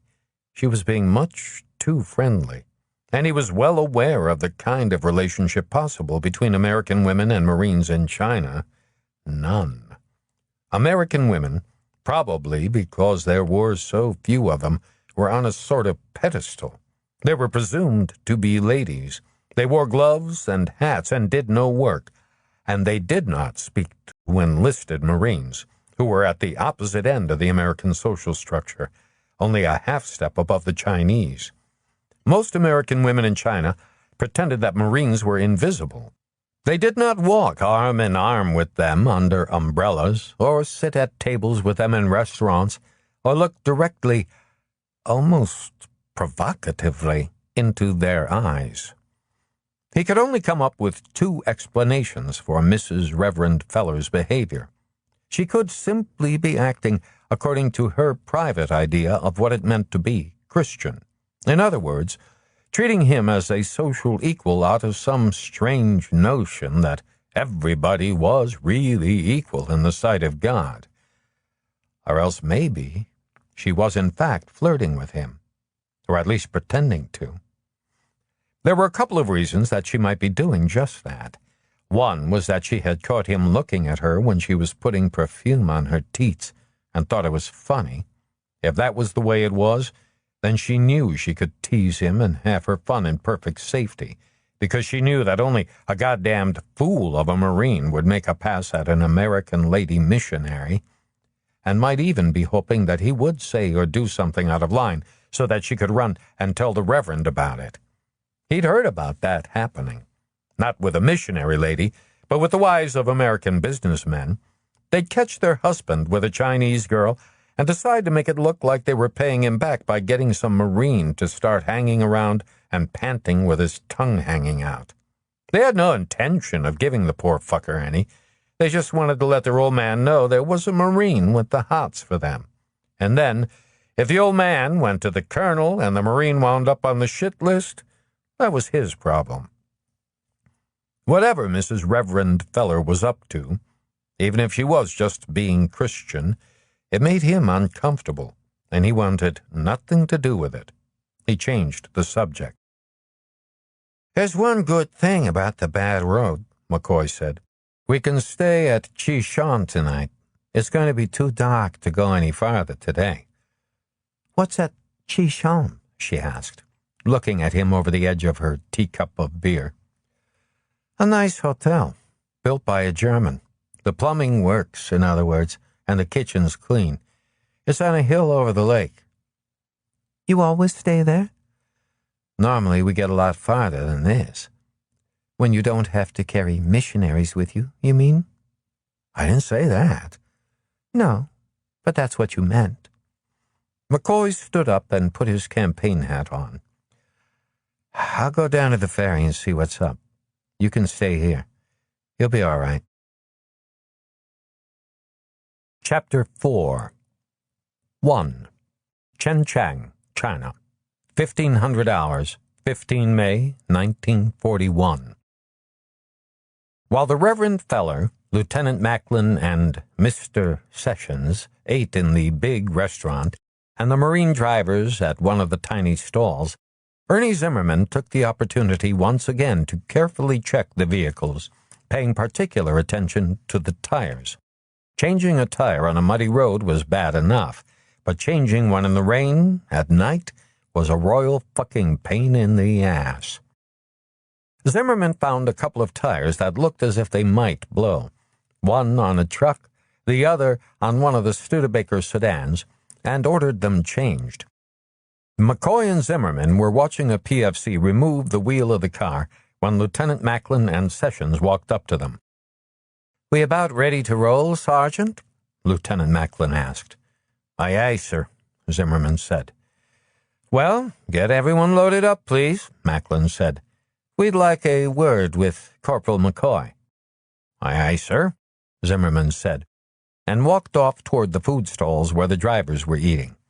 Macklin and Sessions walked out of earshot of the driver changing the tire, and McCoy followed them. "Under the circumstances, McCoy," Sessions said, "I decided that it was necessary to make Lieutenant Macklin aware of my real purpose in being here." "Yes, sir," McCoy said. He was not annoyed, but neither was he surprised. Sessions was more than a little pissed about their conversation in Nanking, and it was clear that Sessions was about to put him in his place. As missionaries have no authority to order Marine corporals around, it was necessary to let Macklin know who he actually was. He had thus told Macklin that he was an officer on a secret mission, and now they were both thrilled about their importance in the scheme of things, and prepared to deal with a lowly corporal who was standing in the way of their doing their duty. Captain Banning had warned him this was likely to happen. "And we've been looking at the map," Sessions said. "Lieutenant Macklin thinks we can make it to Chisham before it gets dark. Do you agree with that?" "Yes, sir," McCoy said. "It's a good place to spend the night. There's a good hotel there." "So Lieutenant Macklin tells me," Sessions said. "More importantly, McCoy, it's not too far from Yanqiang, is it?" McCoy's eyebrows went up as he looked at him. The Japanese 11th Infantry Division was at Yanqiang. "No, sir, it's not." "Have you ever been to Yanqiang, McCoy?" Sessions asked. "Yes, sir." "Do you know how the divisional artillery of the 11th Japanese Infantry is equipped?" "Yes, sir," McCoy said. "They've got 4 batteries, they call it a regiment, of Model 94s. That's a 37mm anti-tank cannon, but the Japs use it as regular artillery because they can throw so much fire, and the Chinese have damned little to use for counterfire." "I want to check that out, McCoy," Lieutenant Sessions said. "Sir?" "I want to find out if the 11th Division has been equipped with German PaK-38 cannon." "They haven't," McCoy said. "What they've got, Lieutenant, is maybe 35 Model 94s, 8 to a battery, plus spares." "You seem very sure of that, McCoy," Lieutenant Macklin said. "Yes, sir, I am." "You know the difference between the 2 cannon?" Macklin pursued, more than a little sarcastic. "The PaK-38 is bigger, with a larger shield and larger wheels than the Model 94, McCoy said, on the edge of insolence, Lieutenant Macklin thought. "And it has a muzzle brake. They're not hard to tell apart." "And you're absolutely sure the 11th Division doesn't have any of those cannon?" Sessions asked. "I took some pictures of their artillery park a couple of weeks ago," McCoy said. "That's what they've got, Lieutenant. 30, maybe 35 94s. Captain Banning sent the pictures to Washington." "But we have no way of knowing, do we, Corporal McCoy, whether or not the Japanese have received German cannon since your last visit, without having another look?" Macklin asked sarcastically. "We have people watching the docks and the railroad and the roads. If the 11th Division had gotten any new artillery, we'd have heard about it." "We?" Macklin asked sarcastically. "Captain Banning," McCoy said, accepting the rebuke, "has people watching the docks and the railroads and the roads." "Under the circumstances, and after all we are so close, I'm afraid I can't just accept that," Lieutenant Sessions said. "How long would you say it is by car from Chisham to Yanqiang?" "If you drive down there, Lieutenant," McCoy said, "they're going to catch you, and you'll find yourself being entertained by the Japs for a couple of days." "What do you mean by entertained?" "They'll take you on maneuvers," McCoy said. "Walk you around in the swamps all night, feed you raw fish, that sort of thing." He stopped, and then his mouth ran away with him. "Some of them have got a pretty good sense of humor. They had Lieutenant Macklin 3 days one time." "That's quite enough, McCoy," Macklin flared. "Well, then, we'll just have to make sure they don't catch us, won't we?" Lieutenant Sessions said. Lieutenant, I'm not going to Yanqiang with you, McCoy said. I'm sorry. How long did you say it will take us to drive from Cheishan to Yanqiang, Corporal? Sessions asked. It's about a 2-hour drive, maybe 2.5 with the roads like this. And you presumably can manage the road at night? Sir, I'm sorry, but I'm not going to Yanqiang with you, McCoy said. I didn't ask you if you had volunteered, Corporal, Lieutenant Sessions said reasonably. The decision to go has been made by Lieutenant Macklin and myself. Your presence will lend your knowledge of the terrain to our enterprise. I don't have to remind you, do I, that despite your special relationship with Captain Banning, you still remain subject to the orders of your superiors? Lieutenant, McCoy said, you're putting me on a spot. The only spot you'll be on, Macklin flared, is if you persist in your defiance. McCoy looked at him, shrugged, and took an envelope from his hip pocket. He extended it toward Sessions. I think you better take a look at this, Lieutenant.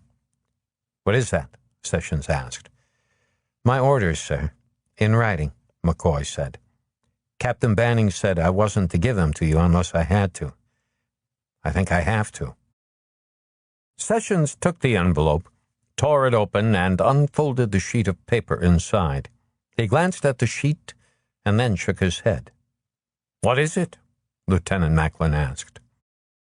It's a set of letter orders, Sessions said, and then read it aloud. Headquarters, 4th Marine, Shanghai, 13 May 1941, subject letter orders to Corporal Kenneth J. McCoy, Headquarters Company, 1st Battalion, 4th Marines. Your confidential orders concerning the period 14 May 1941 to 14 June 1941 have been issued to you verbally by Captain Edward Banning, USMC. You are reminded herewith that no officer or non-commissioned officer assigned or attached to the 4th Regiment USMC is authorized to amend or countermand your orders in any way. Sessions looked at Macklin. Corporal McCoy's letter orders are signed by the Colonel. Well, I'll be damned, Macklin said. I never heard of such a thing. Lieutenant, McCoy said to Macklin, I wish you'd read those orders. Just what the hell do you mean by that? Macklin snapped. With respect, sir, McCoy said, I'd like to burn them. Go ahead and burn them, Macklin said coldly. Sessions handed the orders back to McCoy, who ripped the single sheet of paper into long strips, which he then carefully burned one at a time, letting the wind blow the ashes and unburned stub from his fingers. I presume your confidential verbal orders forbid you to go to Yanqiang? Macklin asked when he had finished. No, sir, except that Captain Banning said I was to use my own judgment if you wanted me to do something like that. Then you have not been forbidden to go to Yanqiang? You've taken that decision yourself? Sessions asked. That's about the size of it, sir, McCoy said. A very self-confident young man, Sessions thought. Highly intelligent. He almost certainly believes in what he's doing, so where does that leave us? I presume you have considered, Corporal, Macklin said icily, that Lieutenant Sessions' interest in the cannon of the 11th Division is not idle curiosity, that he has been sent here by Headquarters, USMC. Yes, sir, McCoy said. Captain Banning told me all about that. And you are apparently unimpressed by my decision that knowing that for sure is worth whatever risk is entailed in going to Yanqiang? Macklin asked, coldly furious. I'm convinced there's no way you could go there without getting caught, McCoy said. You have to go by road. The first checkpoint you pass, they'll phone ahead to the Kempe Tai, and that'll be it. There are ways of getting around checkposts and the Kempe Tai, Macklin said. You have done so. That was different, McCoy said. That was different, sir, Macklin corrected him. That was different, sir, McCoy parroted. Well, then, perhaps you'd be good enough to tell Mr. Sessions and myself how you would go to Yenchiang? If I told you that, it would look like I thought you could get away with it, Lieutenant, McCoy said. So you refuse even to help us? Macklin said incredulously. McCoy pretended he hadn't heard the question. And I don't see any point in taking the risk of going myself, he said. If they had any German cannon, I'd know about it.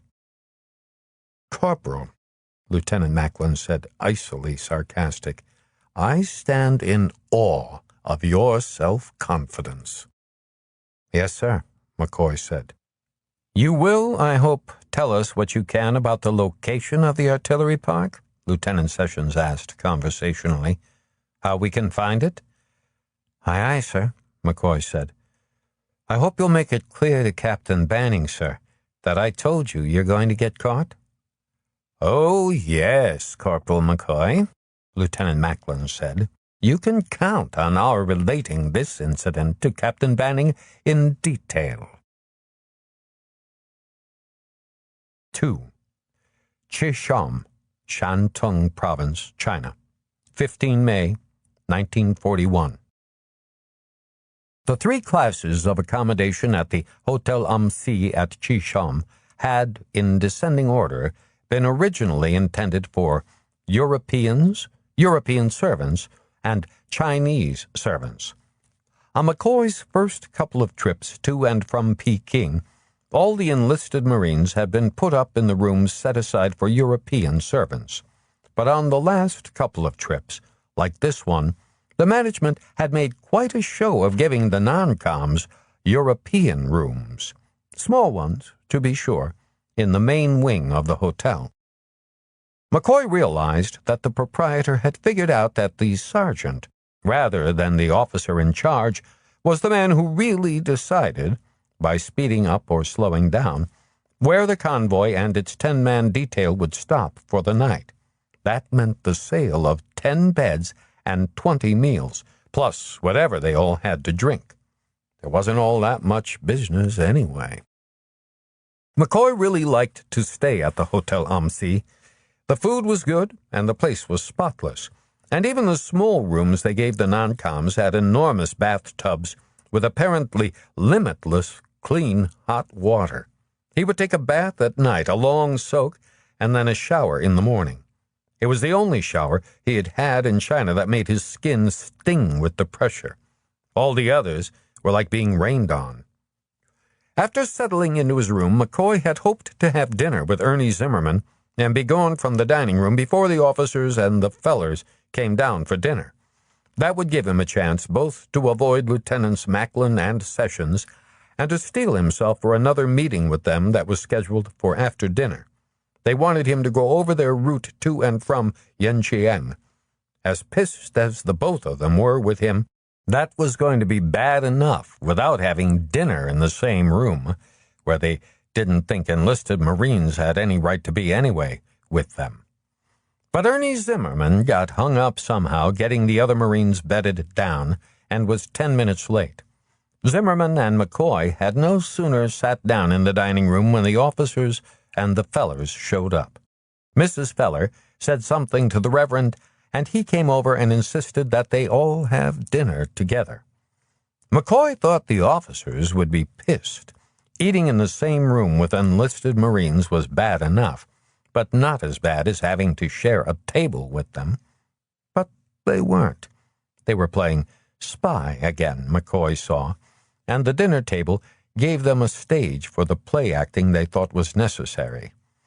Mr. Sessions announced that he had asked Lieutenant Macklin if it would be all right if they spent 2 nights in Qisham instead of the 1 originally planned. The Christian and Missionary Alliance was considering opening another mission in Yenchiang, and they wanted to take advantage of being close to it to have a good look at it. He's a goddamn fool, McCoy thought. They're all goddamned fools. They think they will look more innocent brazening it out. 2 missionaries and a Marine officer in full uniform simply Out for a ride, looking for a new place to save souls. It will take the Japs about 10 minutes to learn they've left here, and there will be a greeting party waiting for them long before they get anywhere near Yanqiang. The only thing more dangerous than an officer convinced he's doing what duty requires is 2 officers doing the same thing. 2 officers and a missionary. They would be back in Shisham by nightfall, Sessions said, and spending the extra day would give Sergeant Zimmerman and his men the chance to go over the vehicles and make sure everything was shipshape. "You're not going with them, Corporal McCoy?" Mrs. Feller asked. "To drive the car?" "No, ma'am," McCoy said. "I'm not going along." Ernie Zimmerman, uncomfortable in the presence of the officers and fully aware there was some friction between them and McCoy, bolted down his food and pushed himself wordlessly away from the table. McCoy went after him. "Ernie, jack up one of the trucks and drop the drive shaft," McCoy said. "What the hell for?" Zimmerman demanded. "Just do it, Ernie, please." "What are they up to?" Zimmerman asked. "You heard it." "What was that bullshit anyway?" "Just get somebody to drop a drive shaft, Ernie, and make sure one of the cars is gassed and ready to go," McCoy said. Then he went to his room to mark the route the damned fools should take to Yanqiang. When McCoy met with the 3 of them in Sessions's room, they made no further attempt to get him to take them to Yanqiang. This surprised him until he realized they'd concluded that the brilliant inspiration of brazening it out was going to work, and they didn't need him. After they came back from successfully spying on the Japs, they'd be in a position to rack his ass with Banning for refusing to go with them. They would have been right all along, and he would have been nothing but an insolent enlisted man with the gall to challenge the wise judgment of his betters. There was nothing he could do to stop them, of course, and, except for having one of the missionary trucks jacked up and the drive shaft dropped so that it might fool the Kempe Tai watching the hotel, there was nothing he could do to help them either. But he set his portable alarm clock for 4:30 and went down to the courtyard to see them off. Mrs. Feller was there, too, the nipples of her teats sticking up under her bathrobe and her blonde hair, now unbraided, hanging down her back. Jesus Christ, without her hair glued to her head, she's a hell of a good-looking woman. I would give my left nut to get in a sack with her. The officers and the missionary were a little carried away with the situation. They saw themselves, McCoy thought contemptuously, as patriots about to embark on a great espionage mission. McCoy had to temper his scorn, however, when Sessions took him aside and told him, dead serious, that no matter what happened today, he wanted him to understand that he understood his position. "This is one of those situations, Corporal, where we both must do what we believe is right. And I want you to know that I believe you thought long and hard about your obligations before you decided you couldn't go with me." "He's not so much of a prick as a virgin." "Good luck, Lieutenant," McCoy said and offered his hand. What the hell? It didn't cost anything to say that. And if Sessions means what he said, then on the off chance they don't get bagged and Macklin tries to get me in trouble, maybe it'll help. As they walked back to the hotel, Mrs. Feller's leg kept coming out of the flap of her bathrobe, and she kept trying to hold the robe closed. He remembered that all through dinner she had kept bumping her knee accidentally against his. McCoy was now convinced she was just fucking around with him, getting some kind of sick kick out of trying to make him uncomfortable, the way some people get a sick kick out of teasing a dog. He intended to stay as far away from her as he could. "Is there any interesting way you can think of to kill the time until they get back?" she asked when they were inside the hotel. She goddamn well knows there are 2 or 3 meanings I could put on that. "Until it starts to rain, which should be about noon, you could fish, I suppose," McCoy said. "They've got tackle. I've got to work on the trucks." That doesn't sound very exciting. I guess not, he said, turning and walking away from her down the corridor to his room. He didn't see her at breakfast, and he ate with the Marines at lunch. They asked him where the officers and the Chrysler had gone, and how long that would keep them all in Shisham. Zimmerman had already told them he didn't know, they said, or else he wouldn't tell them. McCoy told them he didn't know either. At 3:30, a boy came to his room and told him that Sergeant Zimmerman wanted to see him in the lobby. When McCoy went down, there were 2 Japanese soldiers with Zimmerman, a sergeant and a corporal. They were both large for Japanese, and they were wearing leather jackets and puttees. Goggles hung loosely from leather helmets. Motorcycle messengers. They bowed to McCoy and then saluted, and he bowed back and returned the salute. Then Zimmerman gave him 2 envelopes, one addressed to him and the other to Mrs. Feller. "This is addressed to you," McCoy said. "I can read," Zimmerman said, "and they want me to sign for it. I thought I'd better ask you." One of the Japanese soldiers then handed McCoy some kind of a form to sign. He saw that it was just a message receipt form. "Sign it," he said to Zimmerman. "What is it?" "A confession that you eat babies for breakfast," McCoy said. Zimmerman, with obvious reluctance, carefully wrote his name on the form. He gave it to the Japanese sergeant, who bowed and saluted again, then marched out of the lobby with the other Japanese hopping along after him. As he tore open the envelope and took out the message, McCoy heard their motorcycle engines start. From what his note said, Lieutenant Macklin had obviously decided that the Japanese were going to read it before they delivered it. Yen Chiang, Sergeant Zimmerman. The Reverend Mr. Feller, Mr. Sessions, and I have accepted the kind invitation of the commanding general of the 11th Division of the Imperial Japanese Army to inspect the division. I will send further orders as necessary. R.B. Macklin, 1st Lieutenant, USMC. McCoy realized there was absolutely no "I told you so" pleasure in his reaction. He felt sorry for them, and he felt a little sorry for himself. Sooner, if he could get through on the telephone now, or later, Captain Banning was going to eat his ass out for letting them get their asses in a crack. "Well, what the hell does it say?" Zimmerman asked. McCoy handed him the note. I figured it was something like that," Zimmerman said. "How come you didn't go? You knew they was going to get caught?" McCoy shrugged. "You figure the Japs will find out Sessions is an officer?" "What makes you think he's an officer?" "Come on, McCoy," Zimmerman said. "Christ, for his sake, I hope not." "What do we do now?" "We wait 24, maybe 48 hours to see what the Japs do." "Then what?"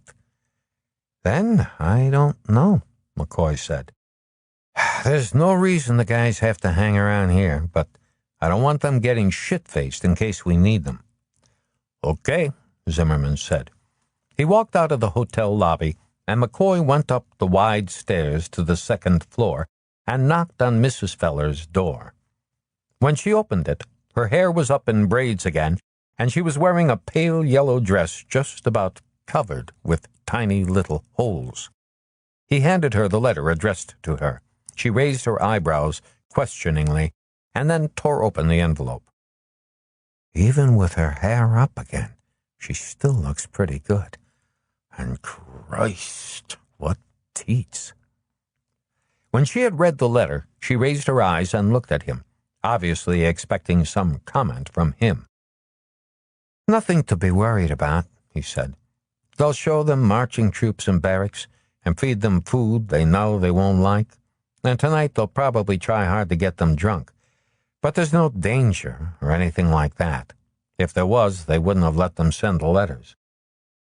"My husband doesn't drink." "He probably will tonight," McCoy said. She seemed to find that amusing, he saw. "His letter says that you will look after me. Are you going to look after me?" "Yes, ma'am," Starting at dinner? I missed you at lunch. I had something to do over lunch, and I'm afraid I'll be busy for dinner, too. If you'd like, I can ask Sergeant Zimmerman to have dinner with you. That won't be necessary, she said coldly. Fuck you too, lady. Are you going to do anything about this? Notify someone what's happened? If I can get through on the phone, McCoy said. It turned out he couldn't get through to Captain Banning in Shanghai, which didn't surprise him, and was actually a relief. Getting your ass chewed out was one of those things the longer you put off, the better. And then he realized there was a way he could avoid it entirely. He thought it over a minute and went looking for Ernie Zimmerman. 3. The Hotel Am See, Shisham, Shantung Province, 0815 hours, 17 May, 1941. McCoy had just finished a hard day and night in the country and was now lowering himself all the way into a full tub of hot, clean water when there was a knock at his door. "Come back later," he yelled in Chinese. "It's Ellen Feller. I'm in the bathtub." Her response to this was a heavy, angry-sounding pounding on the door. Wait a minute, he called. "I'm coming." McCoy hoisted himself out of the tub, wrapped a towel around his waist, and walked dripping to the door.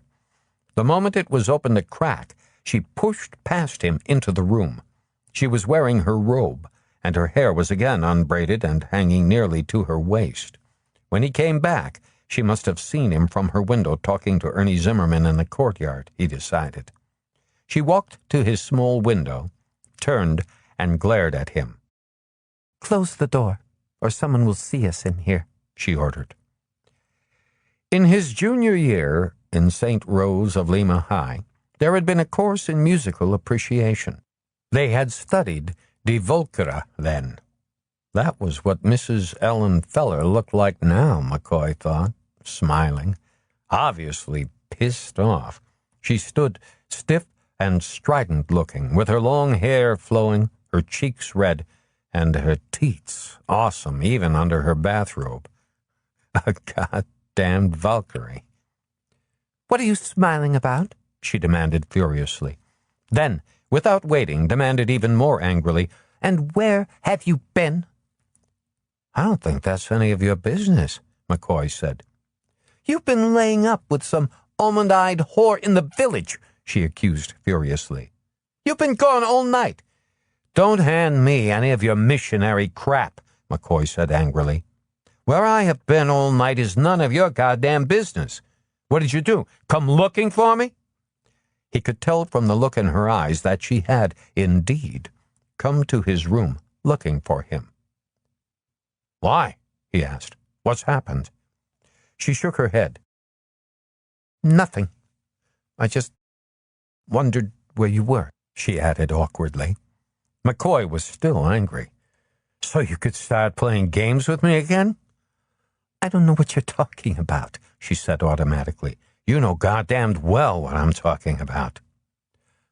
"So that's what you thought," she said after a moment. "Go find some clown in the mission," he said, warming to his subject. "If you get your kicks that way, just leave people like me out of it."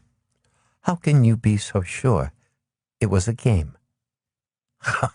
McCoy snorted righteously. "Maybe you should have considered the possibility that it wasn't a game and that you didn't have to go buy a woman. Maybe what you need, Corporal Killer McCoy, is a little more self-confidence." "Jesus Christ." "What's your given name?" Kenneth, he said without thinking. Then, "Why?" "Because if I'm going to get in that bathtub with you and scrub the smell of your whore off you, I thought it would be nice to know your name." "There was no whore." She looked intently at him and almost visibly decided he was telling the truth. She nodded her head. "Then the bath can wait till later. Lock the door." 4. Room 23, the Hotel Am See, Chisham, Shantung Province, 10:15 hours, 18 May 1941. This is very nice, Ellen Feller said, picking the camera up from the chest of drawers and turning to look at him. She was naked. Very expensive? That was a question. It's a Leica. It belongs to the Corps. She held it up and pretended to aim it.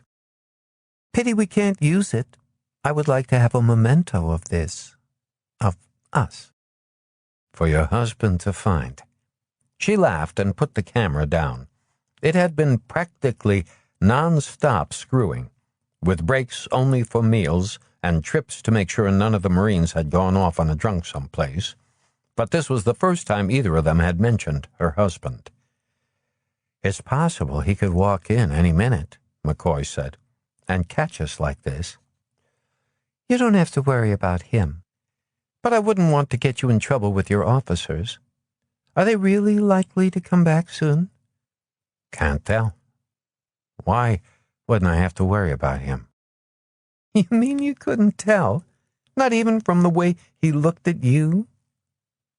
What are you saying, that he's a fairy? She shrugged. Then why do you stay married to him? Why did you marry him in the first place? That's none of your business, she said. She leaned against the chest of drawers and arched her back. She inhaled and ran her fingers across the flat of her belly. And then she told him. When I was 14, my father had a religious experience. Do you know what that means? No, he admitted. He accepted the Lord Jesus Christ as his personal savior, Ellen Feller said evenly, and brought his family, my mother and me, into the fold with him. She didn't mind, I don't suppose, although I suspect she's a little uncomfortable with some of the brothers and sisters of the Christian and Missionary Alliance, and I just went along. Girls at that age are a little frightened of life anyway, and when the hellfire of eternity is presented as a reality, it's not hard to accept the notion of being washed in the blood of the Lamb. Jesus Christ, McCoy said. Yes, Ellen said wryly. Jesus Christ. She pushed herself off the chest of drawers and walked to the bed. Then she leaned over him and ran the balls of her fingers over his chest. So I passed through my high school years convinced that when I had nice thoughts about boys, it was Satan at work trying to get my soul. I was a Catholic, McCoy said. They tried to tell us the same thing. Did you believe it? I wasn't sure. I was, and I went through college that way. It wasn't hard. I was surrounded with them. Whenever anyone confessed any doubts, the others closed ranks around her, or him. We prayed a lot and avoided temptation. No drinking, no dancing, no smoking, no touching. She moved her hand to his groin and repeated, No touching. So how come you married him? Where did you meet him? I was a senior in college. The Christian and Missionary Alliance is, as you can imagine, big on missionaries, and he came looking for missionary recruits. Came from here, I mean, with slides of China and all the souls the Alliance was saving for Jesus. He told us all about the heathens and how they hungered for the Lord. Very impressive stuff. And then that summer, right after I graduated, he came to our church in Baltimore. I'm from Baltimore, to give his report to our church. My father is a pillar of our church, and he was important to my husband because my father is pretty well off. He stayed with us while he was in Baltimore. And made a play for you, McCoy said. Jesus, that feels good. She chuckled deep in her throat and bent over him and nipped his nipple with her teeth. He put his hand on her breast and dragged her down on top of him. Do you want to hear this or not? She asked. Yeah? It's all right with me if you don't. Finish it. What I thought I was getting was a life toiling in the Lord's vineyard, Ellen went on, with a man of God, saving the heathen Chinese from eternal damnation. What he knew he was getting was a wife, and a wife who would not only put to rest unpleasant suspicions that had begun to crop up, but a wife whose father would more than likely be very generous to his mission. He had the mission in Wang Tua then, but probably to him personally. "When did you find out he was a faggot?" McCoy asked. "We were married at 9 o'clock in the morning. At noon we took the train to New York, and then from New York we took the train to San Francisco. I decided that it was wrong of me to think that anything would happen on a railroad train, and we boarded the President Jefferson for Tientsin the same day we arrived in San Francisco." "And nothing happened on the ship?" "Something happened on the ship. I was not surprised that I didn't like it very much, and that it didn't happen very often." "Then he can get it up." "Not like this," she said, squeezing him so hard that he yelped. "But he can. Yes. I suspect he closes his eyes and pretends I'm a boy." "So why the hell did you stay married to him?" "You just don't understand. I just didn't know. I was innocent, ignorant." He snorted. "Meaning I'm not innocent now?" she asked. "No complaints," McCoy said. "There was somebody else, obviously." "Who?" "None of your business," she said. But then she told him.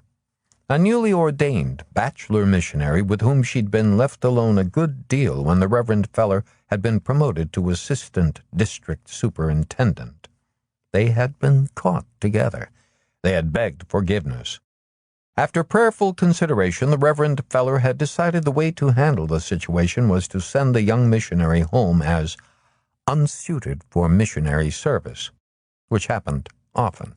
A church would be found for him at home. As a guarantee of impeccable Christian behavior in the future, there was a written confession of his sinful misbehavior left behind in the Reverend Feller's safe. McCoy was sure there'd been more than one, somebody else. She had done things to him he hadn't thought American women even knew about, things that one missionary minister wouldn't have taught her. But he could hardly expect her to provide him with a list of the guys she had screwed. She wasn't like that. He was somewhat surprised to realize that he had come to like Ellen Feller. "After that," Ellen went on, "he never came near me. I thought he was either disgusted with me or was punishing me." "You still didn't know he was queer?" "I didn't find out about that, believe it or not, until just before the Alliance called him home for consultation. That was the reason I didn't go home with him." "How'd you find out?" "I walked in on him," she said, matter-of-factly. He was aware that she had stopped manipulating him and he had gone down. She still had her hand on him, though, possessively, and he liked that. "What did he say?" McCoy asked. "Nothing. He didn't even stop. So I just closed the door and left. Very civilized." "Why didn't you leave him?" "It's not that simple, my darling." McCoy liked when she called him my darling, even though it embarrassed him a little. He couldn't remember anyone ever saying that to him before. It was a lot different from a whore calling him honey or sweetheart or big boy. "Why not?" he asked. "Well, there's Jerry's detailed written confession, for one thing," she said, as if explaining something that should have been self-evident. "So what?" "He would show it to my father." "So what? Tell your father he's queer." "I wouldn't be believed. He's a man of God. My father is very impressed with him. He would think I made the accusation in desperation, to excuse my own behavior." "And fuck your father," McCoy said. Her eyebrows went up. "I know how you meant that." "Jesus," he said. I'm 30 years old. I have no money. I can play every hymn in the hymnal from memory on the piano. I speak Chinese. Unless I could find a job as a Chinese-speaking piano player, I don't know how I could support myself." 30 years old? At first, I thought she was older than that. Then I thought she was younger. 30 is too old for me. What the hell am I thinking about? In a week, she'll get on a ship, and that'll be the last I'll ever see her. "Can you type?" McCoy asked. She nodded. "Then get a job as a typist, for Christ's sake." "For my own sake, you mean?" she said. Then she added, mysteriously, "I have something else that might turn out. I won't know until I get to the States." "Like a couple of 1,000-year-old vases, for example?" McCoy asked. "Or some jade?" Her face clouded, and she took her hand from his crouch and covered her mouth with it. "What did you do? Look in the crates?" "No, a stab in the dark." "My God, does anybody else know?" "My officer thinks that's the real reason your husband came back to China," McCoy said. "He doesn't believe the selfless patriot business." "I have 3 Ming Dynasty vases and some jade my husband doesn't know about. I thought I could sell them and use the money to get a start."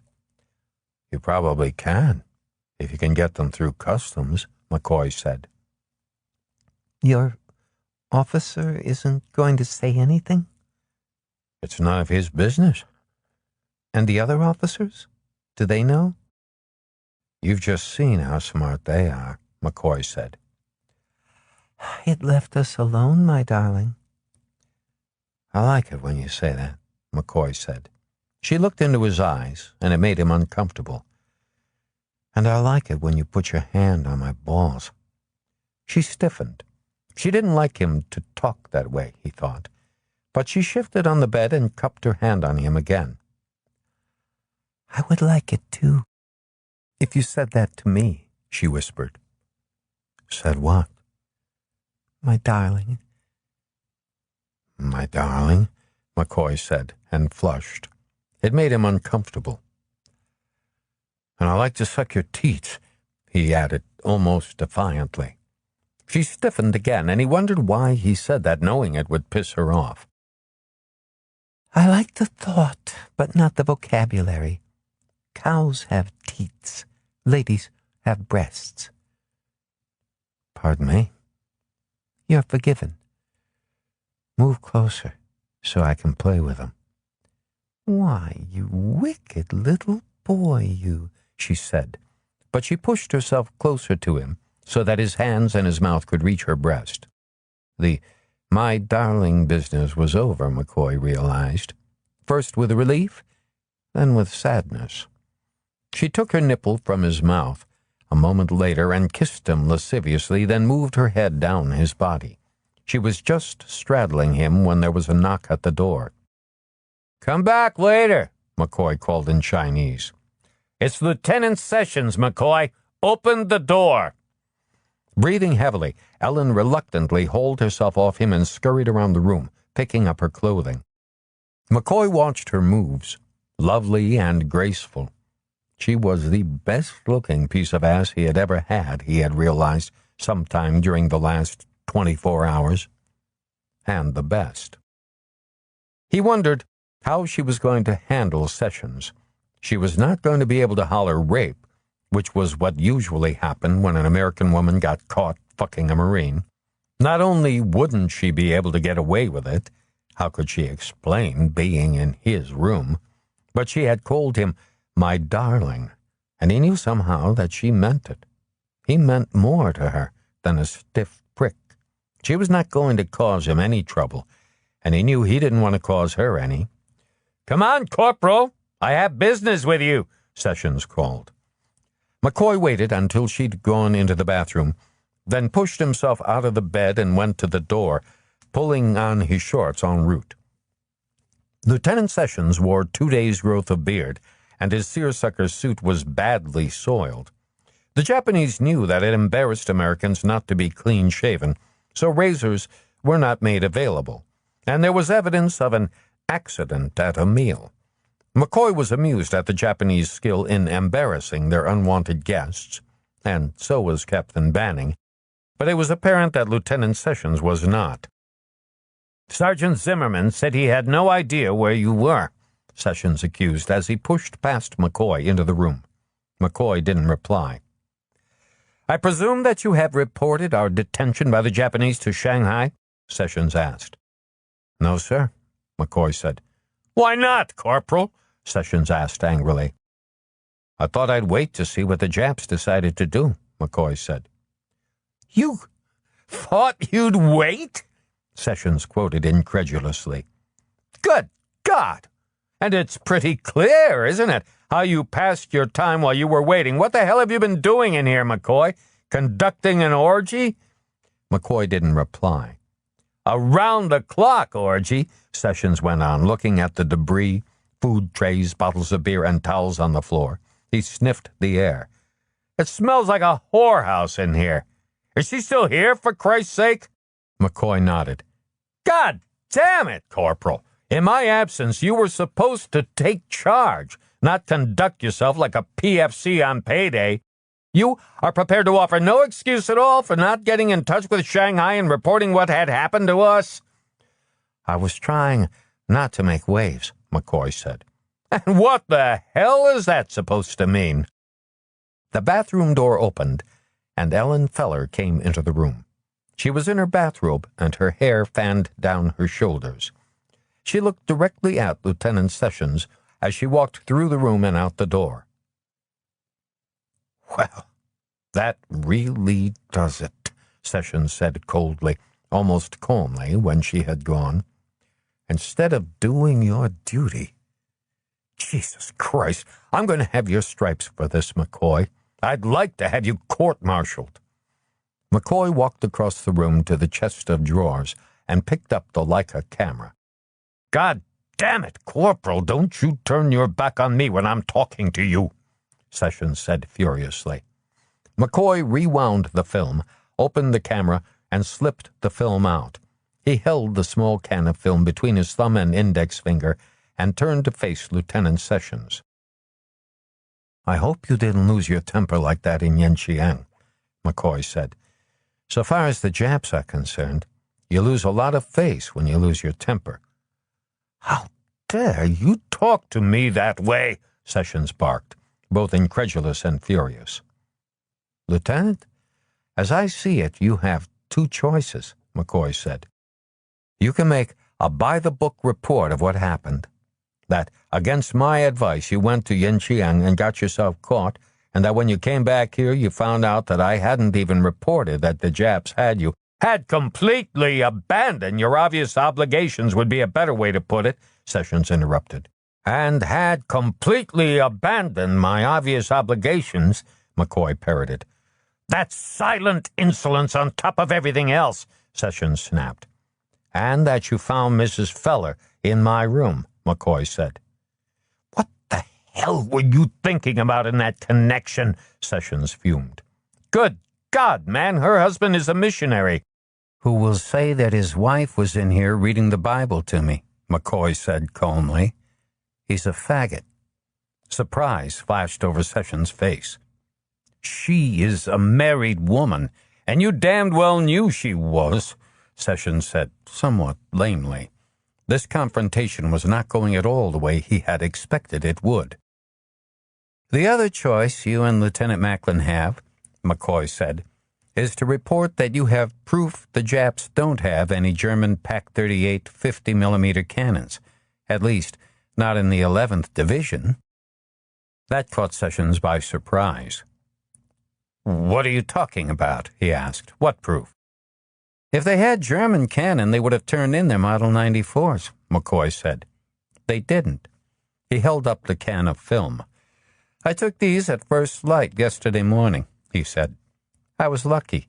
The Japs were up before daylight, lining them up and taking the covers off. Probably weekly maintenance, something like that." It took Sessions a moment to frame his thoughts. "So you went yourself, and of course didn't get caught. That was very resourceful of you, McCoy." McCoy shrugged. How the hell did you do it?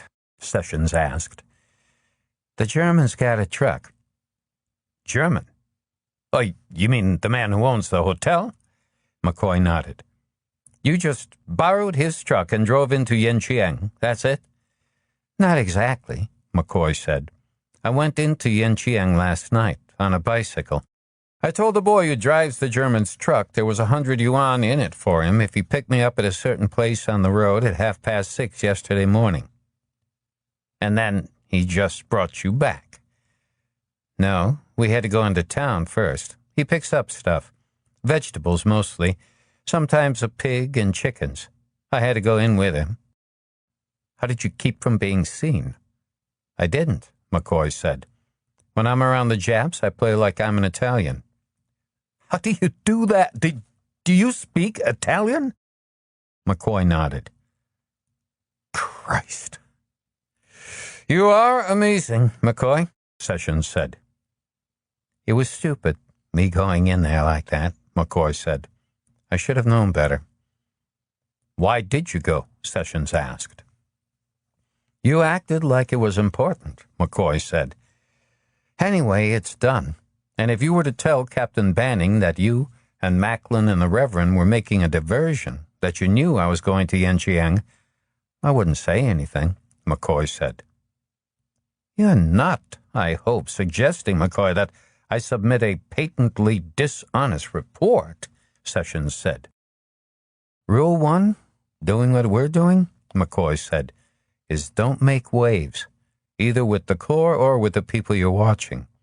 You tell them what really happened, you're going to look like a... The next word in that sentence was clearly going to be horse's ass, Sessions thought.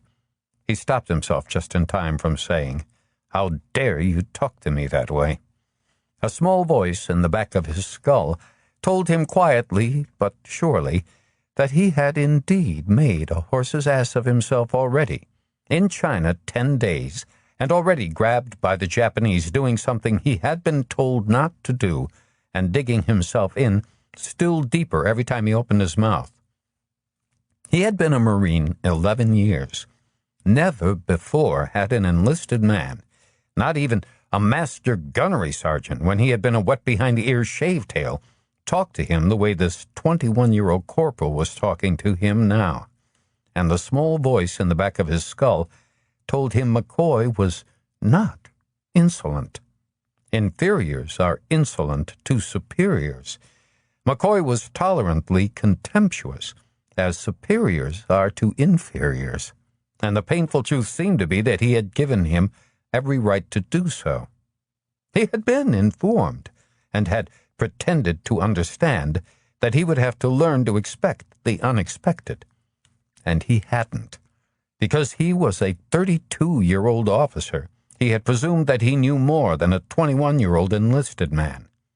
If he followed the book, the code of conduct expected of an officer and a gentleman, especially one who wore an Annapolis ring, he would immediately grab a telephone and formally report to Captain Banning that, against McCoy's advice, he had taken the Reverend Feller and Lieutenant Macklin to Yanqiang, been detained by the Japanese, had a pot of some greasy rice substance dumped in his lap, and then had returned to find that not only was Corporal McCoy fornicating with the missionary's wife, conduct prejudicial to good military order and discipline, but was silently insolent to boot, and that he just incidentally happened to have a roll of 35mm film of the 11th Japanese Division's artillery park.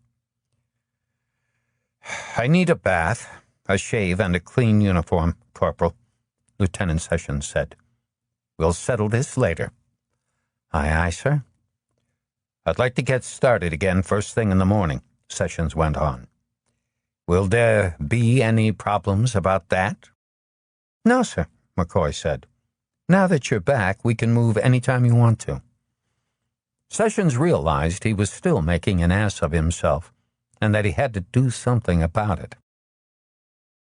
What I intend to do when we get somewhere with secure communications, Corporal McCoy, he said, is advise Captain Banning that I went to Yanqiang against your advice and was detained by the Japanese. I will tell him of your commendable initiative in getting the film of the Japanese artillery park. I can see no point in discussing your personal life. I would be grateful, when you make your own report, if you would go easy on how I stormed in here and showed my ass." "I hadn't planned to say anything about that, sir," McCoy said. "And I'm sure," Sessions said, searching for some clever way to phrase it, "that you will not permit your romantic affairs to in any way cast a shadow on the Corps' well-known reputation for chastity outside marriage." "No, sir," McCoy said, chuckling. "I'll be very careful about that, sir." And then he added, "I'd be grateful if you didn't tell Lieutenant Macklin about Mrs. Feller." Sessions nodded. "Thank you, McCoy," he said, then turned and walked out of the room. Chapter 5 1. The Hotel Am See, Chisholm, China, 22:15 hours, 18 May 1941. McCoy could not sleep.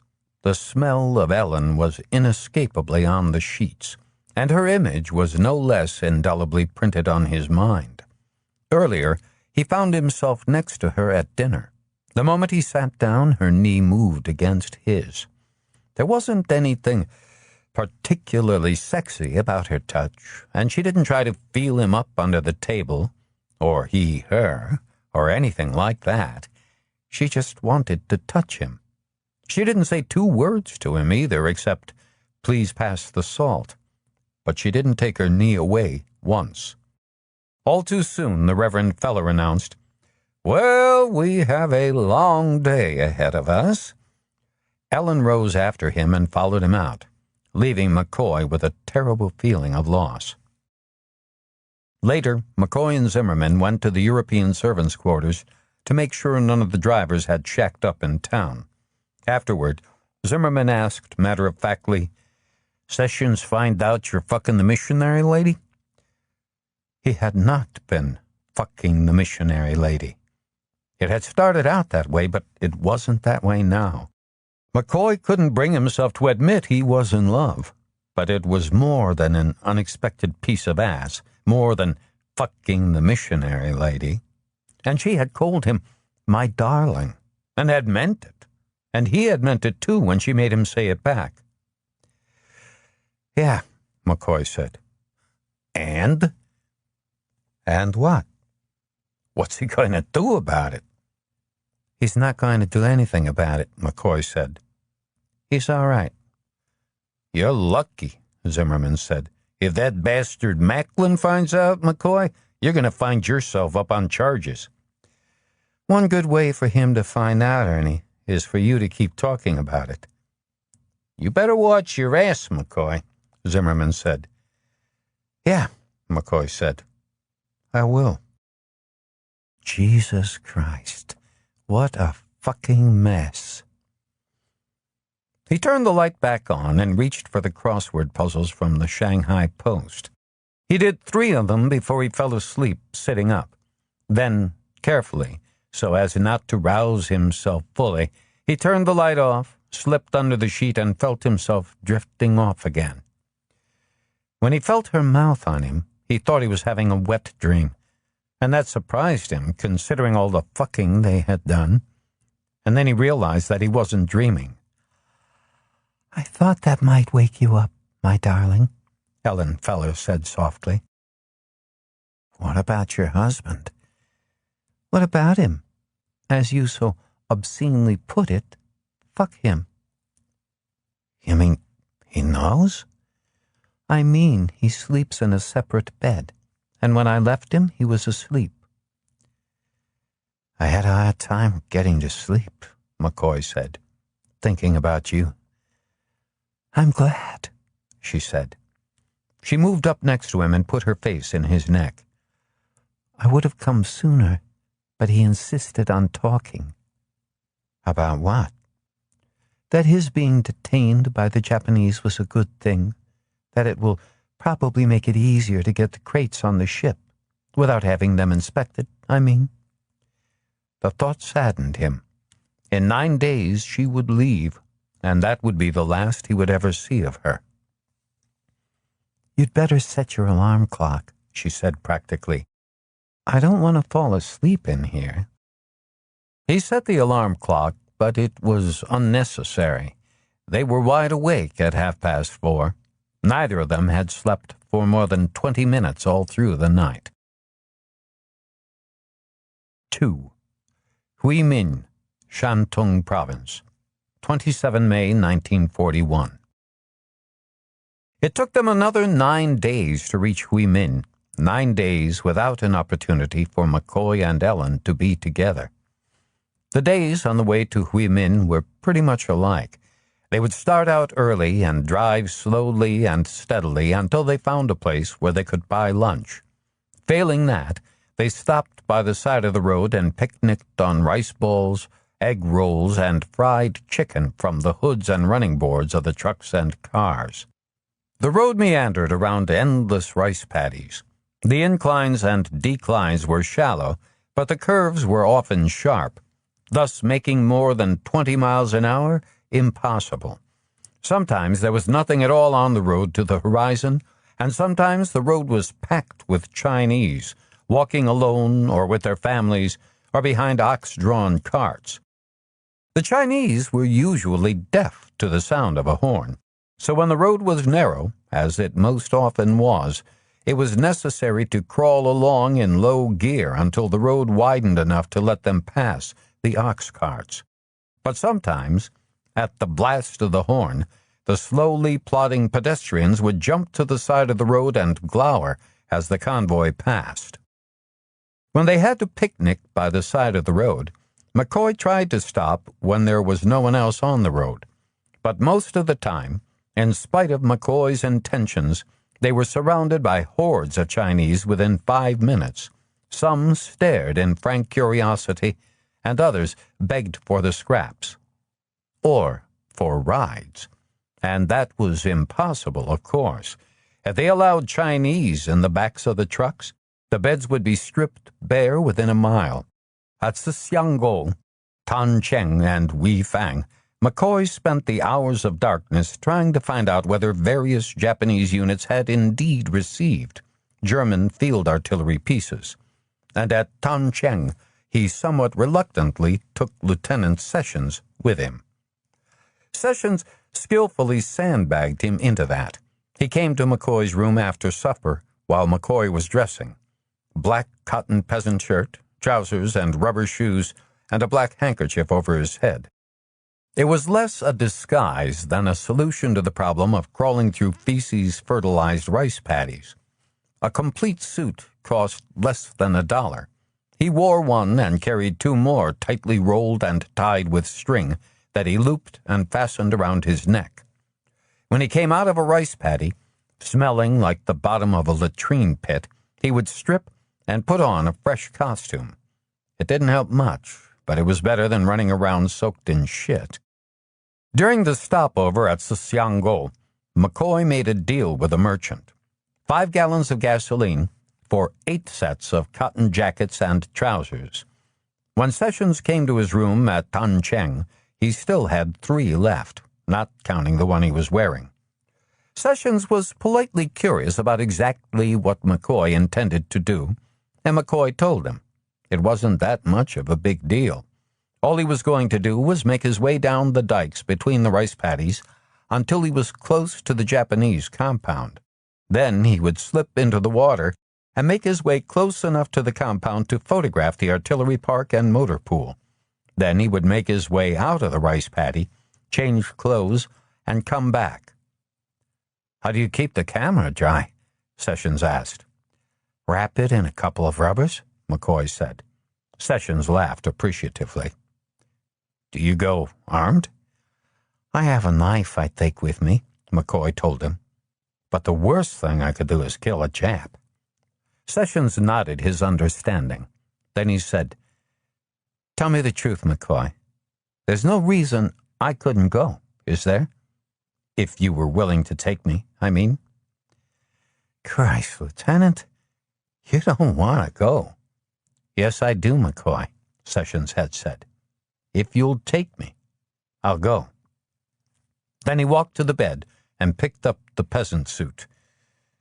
"I'd like to have a picture of me in one of these," he said. "It would impress the hell out of my wife." He looked at McCoy and smiled.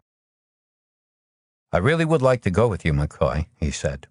It was still a request. "Officers are supposed to be in charge," McCoy said. "That wouldn't work." "You don't have to worry about that," Sessions said. "You're the expert, and I know it. It's your show. I'd just like to tag along." "Once you get your shoes in a rice paddy, they'll be ruined," McCoy said. It was his last argument. "Okay," Sessions said. "So I wear old shoes." So he took Sessions with him. It went as he thought it would, and the only trouble they had was close to the Jap compound. Sessions panicked a little when he hadn't heard McCoy for a couple of minutes and came looking for him, calling his name in a stage whisper. They didn't find any German Pak-38s, but neither did they get caught, and McCoy was by then convinced that the Pak-38s existed only in the imagination of chair-warming sons of bitches in Washington, bastards who didn't have to crawl around through rice paddies or fields fertilized with human shit. Sessions was so excited by his adventure that when they got back to the Christian and Missionary Alliance mission, he insisted on talking about it until it was way too late to even think of getting together with Ellen for a quickie before breakfast. After it was light, they killed the roll of film in the camera by taking pictures of each other dressed up like Chinamen. McCoy hoped that the pictures of Sessions dressed up that way might get the guy off the hook in Washington. They might decide to forget that the Japs had caught him if they saw that he had at least tried to do what they had sent him to do. The next night, however, McCoy refused to take Sessions with him when he went to see what he could find near the mission at Weifang. It was a different setup there. The Japs ran perimeter patrols, and he didn't want to run the risk of the both of them getting caught. Sessions didn't argue, which made McCoy feel a little guilty, because the real reason he didn't want to take Sessions along was that he slowed McCoy down. If Sessions wasn't along, maybe he could get back to the mission in time for Ellen to come to his room. That hadn't done any good. When he got back, Sessions was waiting for him. Sessions kept him talking, even though there hadn't been any German cannon at Weifang either, until it was too late to do anything with Ellen. It was really a royal pain in the ass doing nothing with her during the day but hold hands on the front seat for a moment, or touch legs under a table, or something like that. Or he would catch her looking at him. He decided to take Sessions with him to look at a motorized infantry regiment, the 403rd near Huimin, because it was the last chance they would have on this trip. If there were some of these German cannons at Huimin, Sessions might as well be able to say he found them. Otherwise, having gotten himself caught by the Japanese, he was going to come off this big-time secret mission looking like an asshole. The pictures of him dressed up like a Chinaman weren't going to impress the big shots as much as his report that he had been caught. McCoy was beginning to see that Sessions wasn't that much of your typical headquarters USMC son of a bitch. What was really wrong with him was that he didn't know what he was doing. And he could hardly be blamed for that. They didn't teach how to spy on the Japs at the officer school in Quantico.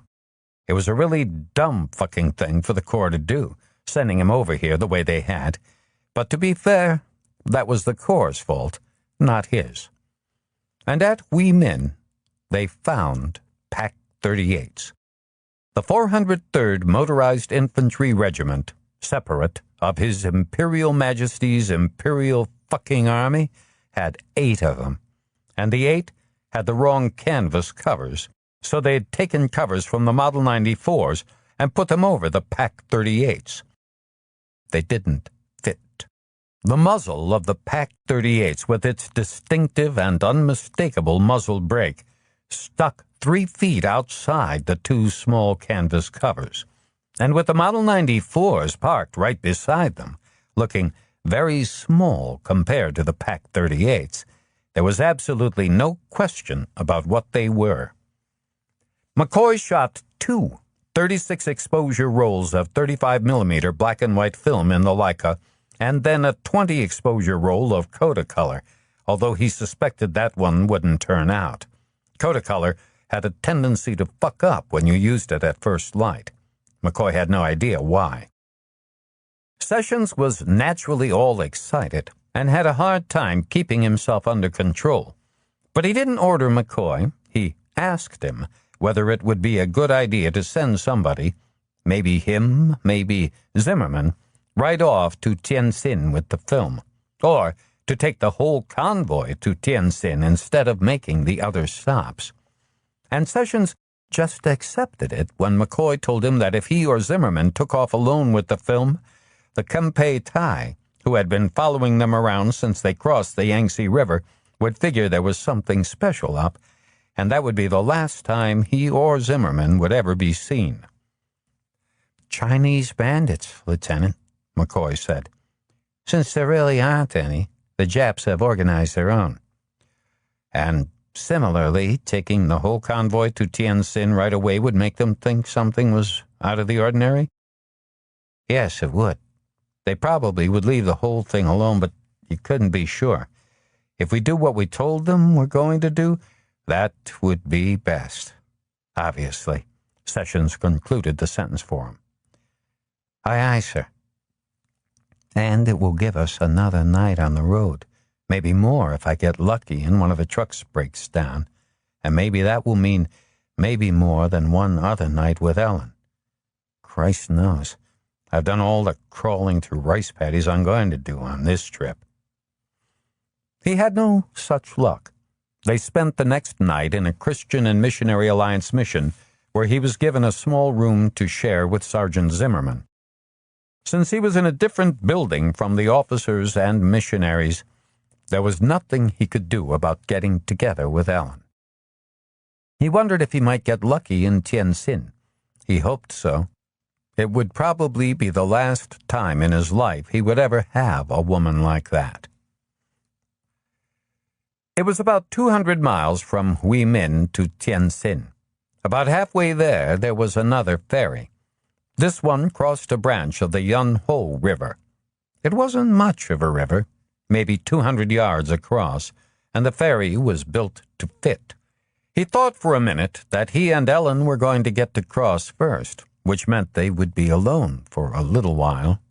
There probably was no place where they could screw, except maybe the back seat of the Studebaker, but he would have willingly settled for that.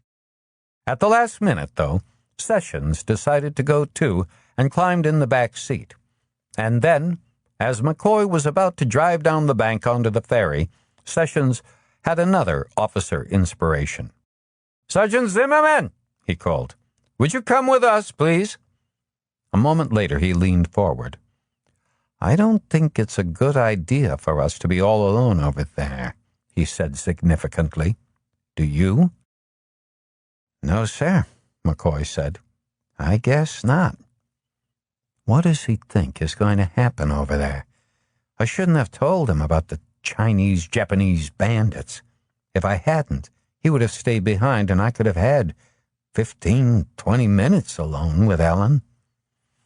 When Ellen turned to smile at Ernie Zimmerman as he moved into the back beside Sessions, she caught McCoy's hand in both of hers and held it for a moment in her lap.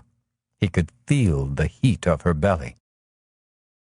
On the other side of the river, he drove the Studebaker far enough up the road to make room for the convoy to reform behind it as they came off the ferry. And then Lieutenant Sessions did something very nice. "McCoy, you stay here in the car with Mrs. Feller. Sergeant Zimmerman and I will walk back to the river to wait for the others." Aye, sir," McCoy said. He took Ellen's hand as soon as they were out of the car. She held it in both of hers and drew it against her breast. McCoy watched the rearview mirror very carefully until Sessions and Zimmerman had disappeared around a bend. Then he turned to her and put his arms around her. "What are we going to do?" Ellen asked against his ear. I don't know. At least I got to put my arms around you. She kissed him, first tenderly, then lasciviously, and then she put her mouth to his ear as she applied her fingers to the buttons of his fly. I know what to do. Just make sure they don't suddenly come walking back. After a moment, she sat up to let him reach down and open her dress. Then he slipped his hand behind her, unclasped her brassiere, and freed her breasts. And then, all of a sudden, the hair on the back of his neck began to curl, and he felt a really weird sensation of chill and excitement at once. He was being a goddamned fool, he told himself. He was just scared that the two of them would be caught together doing what they were doing. And with a strange certainty, he knew that wasn't it at all. He lifted himself high enough on the seat to look in the back seat. Zimmerman's Thompson was on the floorboard. That left Zimmerman and Sessions with nothing but Zimmerman's pistol. What are you doing? Ellen asked, taking her mouth off him. There's a Thompson in the back seat, McCoy said. You grab it and run after me. He pushed his thing back in his pants and took his Thompson from the floorboard. What's the matter?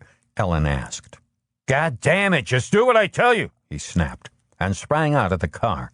As he trotted down the road, he chambered a cartridge in the Thompson. I'm going to race the hell down there and find the two of them sitting on a bench waiting for the ferry, and they are both going to think I've lost my fucking mind. But they weren't sitting on a bench when he trotted around the bend. They were up against a steep bank, and there were 25 Chinese dressed as coolies crowding them. The convoy would be broken in pieces in only one place between Huimin and Tientsin. The only place, therefore, where it could credibly be reported that Chinese bandits had attacked it, and the Japanese had damned well figured that out. And they had handed the Japs the opportunity on a silver platter. Sessions and Zimmerman were isolated and practically unarmed. After the bandits finished with them, they would have come to the car. Zimmerman had the flap on his .45 holster open, but hadn't drawn it. Take the fucking thing off, for Christ's sake! McCoy called out. The Chinese looked over their shoulders at him. Several of them took several steps in his direction. Several others moved toward Zimmerman and Sessions. McCoy was holding the Thompson by the pistol grip, the butt resting against the pit of his elbow, the muzzle elevated. He realized that he was reluctant to aim it at the mob. God damn it, I'm scared. If I aim it at them, the shit will hit the fan. He pulled the trigger. The submachine gun slammed against his arm 3, 4, 5 times, as if somebody was punching him. He could smell the burned powder, and he saw the flashes coming from the slits in the cuts compensator on the muzzle. Everybody froze for a moment, and then the Chinese, who had been advancing on Zimmerman and Sessions, started to run toward them. After that, the shit did hit the fan. Pistols were drawn from wherever they had been concealed. McCoy saw that at least 2 of the pistols were broom-handled Model 98 Mausers, which fire 9mm cartridges full automatic. McCoy put the Thompson to his shoulder, aimed very carefully, and tapped the trigger. The Thompson fired 3 times, and one of the Chinese with a broom-handled Mauser went down with a look of surprise on his face. McCoy found another Chinese with a broom handle and touched the trigger again. This time, the Thompson barked only twice, a dull blam blam, and the second Chinese dropped like someone who had been slugged in the stomach with a baseball bat. As he methodically took 2 more Chinese down with 2 and 3 round bursts from the Thompson, he saw Zimmerman finally get around to drawing his pistol and working the action. A movement beside him startled him, frightened him. He twisted and saw that Ellen was standing a foot behind him. Everything seemed to be in slow motion. He had time to notice that she had her breasts back inside her brassiere, but that there was something wrong with her dress. Then he figured out that she hadn't gotten the right button in the right hole. She had Zimmerman's Thompson in her hands, holding it as if she was afraid of it, and around her shoulder was Zimmerman's musette bag. The bulges told him there were 2 spare drum magazines in it. Her eyes were wide with horror. He returned his attention to the mob and fired again. "Shoot, for Christ's sake!" McCoy shouted. Zimmerman looked baffled. Sessions finally did something. He snatched the Colt from Zimmerman's hand. Holding it with both hands, he aimed at the ground in front of the Chinese. He fired, and then fired again. McCoy heard a slug ricochet over his head. "That dumb son of a bitch is actually trying to wound him in the legs." He put the Thompson back to his shoulder and emptied the magazine in 4- and 5-shot bursts into the mob of Chinese. There was no longer time to aim. He sprayed the mob, aware that most of his shots were going wild, and then when he tugged at the trigger, nothing was happening. The 50-round drum was empty. Conditioned by Paris Island drill instructors to treat any weapon with something approaching reverence, abuse was the unpardonable sin. He very carefully laid the empty Thompson on the ground and only then took Zimmerman's Thompson from Ellen. When he had raised it to his shoulder, he saw that the mob had broken and was running toward the ferry slip. For some reason, that produced rage, not relief. Telling himself to take it easy, to get a decent sight picture before pulling the trigger, he fired at individual members of the now fleeing mob. He was too excited to properly control the sensitive trigger, and the Thompson fired in 4, 5, and 6-shot bursts until the magazine was empty. By then there were 5 more Chinese down, some of them sprawled flat on their faces, one of them on his knees, and another crawling for safety like a worm, his hands on the gaping wound in his leg. McCoy ejected the magazine and went for the spares in the musette bag around Ellen's shoulders. He snared one on the first grab, but as he did so, he dislodged the top cartridge from its proper position in the magazine. He put the magazine to his mouth and yanked the cartridge out with his teeth. Then he jammed the magazine into the Thompson and put it back in his shoulder. 2 Chinese were rushing toward him, one with a knife, the other with what looked like a boat pole. He took both of them down with 2 bursts. One of the 230-grain .45 slugs caught the second one in the face and blew blood and brains all over the road. And then it was all over. No Chinese were on their feet, and when he trained the Thompson on the ground, the ones down there seemed to be dead, except one who was doggedly trying to unjam his broom-handled Mauser. McCoy took a good sight on him and put 2 rounds in his head. There were more than a dozen dead and wounded Chinese on the ground. Some were screaming in agony. Lieutenant Sessions ran over to McCoy, looking as if he was trying to find something to say, but nothing came out of his mouth for several moments. "My God," he whispered finally. McCoy felt faint and nauseous, but forced it down. Then Ellen slumped to her knees and threw up. That made McCoy do the same thing. "What the hell was that all about?" Sessions finally asked. "Shit," McCoy said. Ellen looked at him, white-faced, and he thought he saw disgust in her eyes. "I guess the Japs decided you're not really a Christer, Lieutenant," McCoy said. "Jesus Christ! The film!" Sessions said. "Where is it?"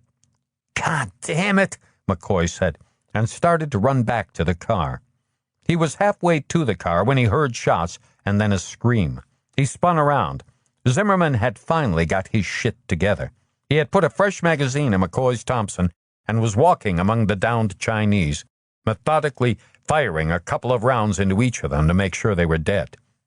Ellen was doing the screaming, while Lieutenant Sessions held her, staring horrified at what Zimmerman was doing. And McCoy saw the cavalry finally galloping to the rescue. The ferry was in midstream. Lieutenant Macklin, who had found his steel helmet somewhere, stood at the bow with his pistol in his hand and a whistle in his mouth. Behind him were the 2 BAR men, and behind them the rest of the drivers, armed with Springfields. McCoy did not see the Reverend Mr. Feller. He ran the rest of the way to the car. The film was where he had left it, in the crown of his campaign hat, concealed there by a skivvy shirt. He got behind the wheel and backed up to where Ellen stood with Lieutenant Sessions. Sessions opened the back door, and she got in and slumped against the seat, white-faced and white-eyed. The ferry finally touched the near shore, and Lieutenant Macklin, furiously blowing his whistle, led the cavalry up the road to them. 3. Lieutenant Sessions learned quick, McCoy decided. You had to give him that. He took charge, the way an officer was expected to. Lieutenant Macklin was running around like a fucking chicken with his head cut off. The first thing he was worried about was that the Chinese would counterattack. They were a bunch of fucking bandits. More than half of them were dead. Military units counterattacked. What was left of the Chinese were still running. The second thing that worried Macklin was what the colonel would think. His orders were to avoid a confrontation at all costs. There had obviously been a confrontation. There's sure to be an official inquiry, Macklin said. We're going to have to explain all these bodies. God, there must be a dozen of them. How are we going to explain all these dead Chinese? There's 18, McCoy said helpfully. I counted them. I guess we're just going to have to say we shot them. Both Sessions and Macklin gave him dirty looks. Sessions still didn't like it that McCoy was contemptuous of Macklin, who was, after all, an officer, and Macklin thought that Killer McCoy was not only an insolent enlisted man, but was more than likely responsible for what had happened. What bothered Macklin, McCoy understood, was not that they had almost gotten themselves killed, but that he himself was somehow going to be embarrassed before the colonel.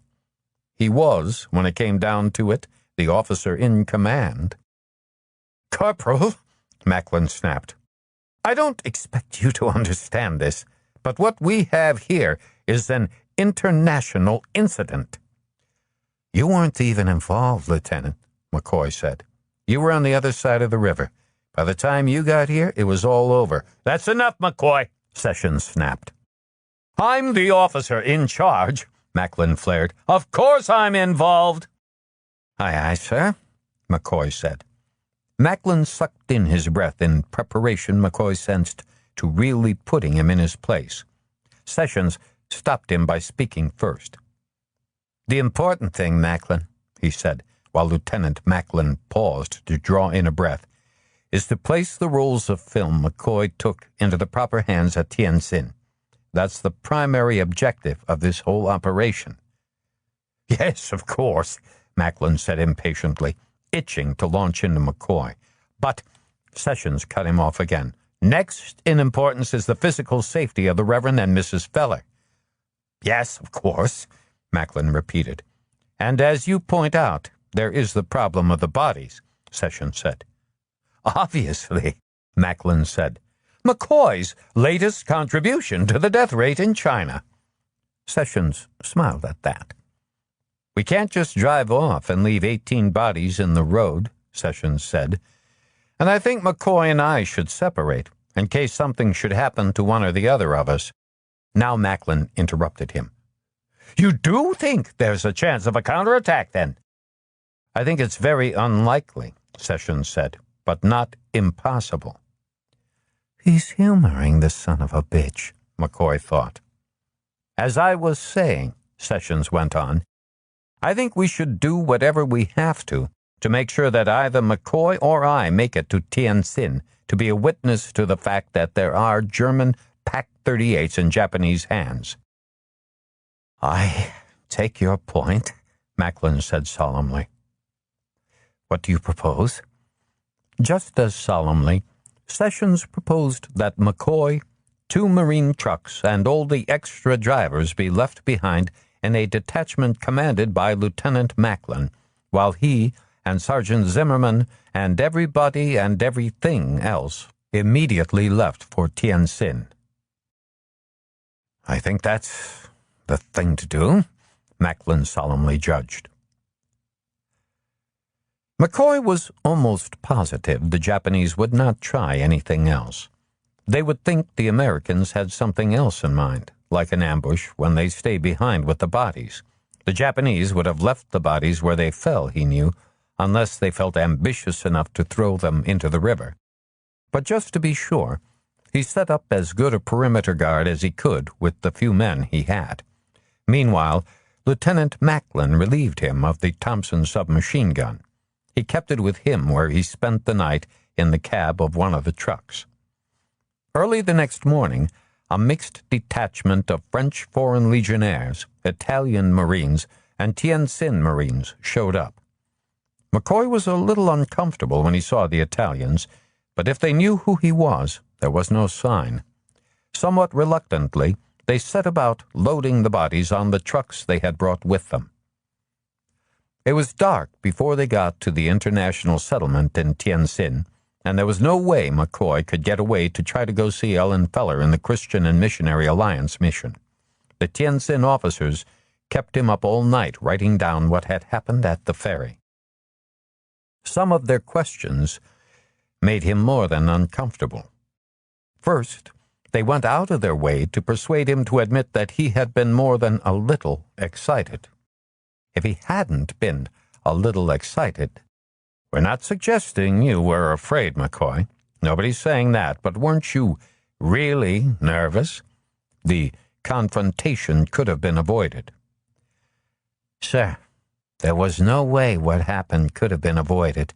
I was scared and excited, but that had nothing to do with what happened."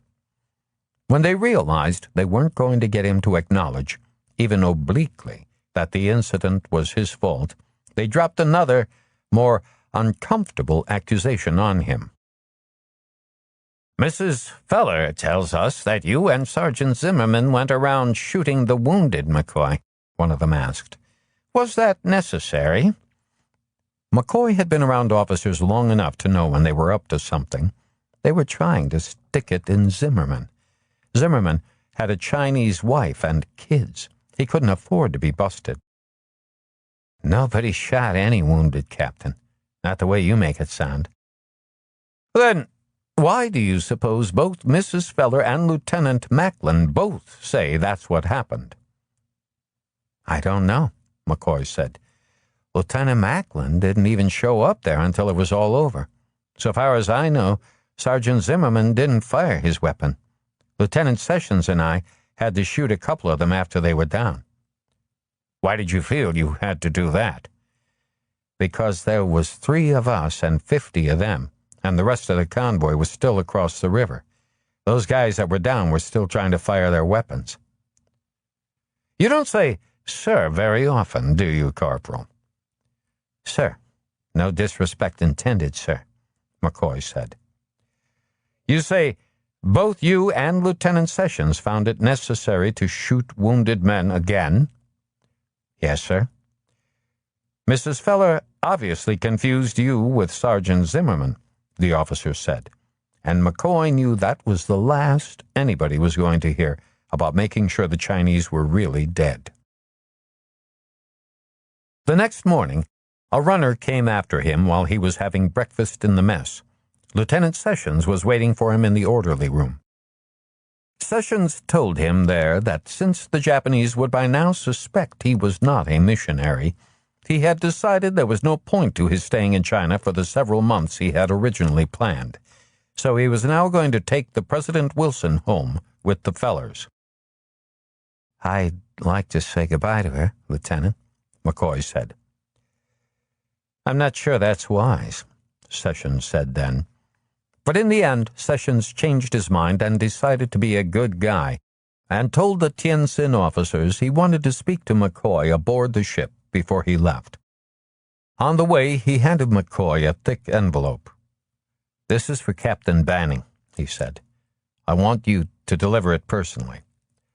"Aye, aye, sir," McCoy said, wondering why he hadn't given whatever it was to Macklin to deliver, until he realized that whatever it was, Sessions didn't want Macklin to see it. "It's a report of everything that happened on the trip, McCoy," Sessions said. When he saw McCoy's eyebrows go up, he chuckled and added, "Everything of a duty as opposed to social nature, that is?" "Thank you, sir," McCoy said. "I was up all night writing it," Sessions said. There just wasn't time for the other letter I want to write, but that's probably just as well. I'll have time to write it on the ship, and it would probably be better coming from someone more important than me." "I don't know what you're talking about, Lieutenant," McCoy said. "You're going to get an official letter of commendation, McCoy," Sessions said, "for your record jacket. I'm going to write it, and I'm going to try to get someone senior to sign it. If I can't, I'll sign it myself." "Thank you," McCoy said. "No thanks are necessary," Sessions said. "You performed superbly under stress, and that should be recorded in your official records." What Sessions meant, McCoy knew, was that without the sixth sense, or whatever the hell it was, that something was wrong, he wouldn't have shown up when he had, and Sessions would probably be going back to the States in a coffin in the reefer compartment of the President Wilson. Sessions meant well, McCoy decided, but he doubted if there would be a letter of commendation. Even if Sessions really remembered to write one, he doubted if headquarters USMC would let him make it official. From the way the officers here were acting, and the higher ranking the officer, the worse it was, what had happened at the ferry was his fault. In their view, he had overreacted to a situation which a more senior and experienced non-com would have handled without loss of life. The letter report he was carrying to Captain Banning was nevertheless important. He trusted Sessions now.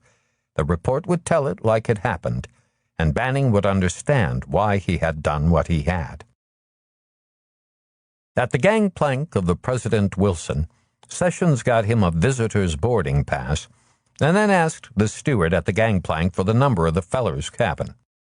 When they reached the corridor leading to the feller's cabin, Sessions offered his hand. "I'll say goodbye here. McCoy, I want to thank you for everything, and to say I think you're one hell of a Marine." "Thank you, Lieutenant," McCoy said. He was more than a little embarrassed. "We'll run into each other again, I'm sure," Sessions said. "Sooner or later." "Good luck, McCoy." "Good luck to you too, sir," McCoy said.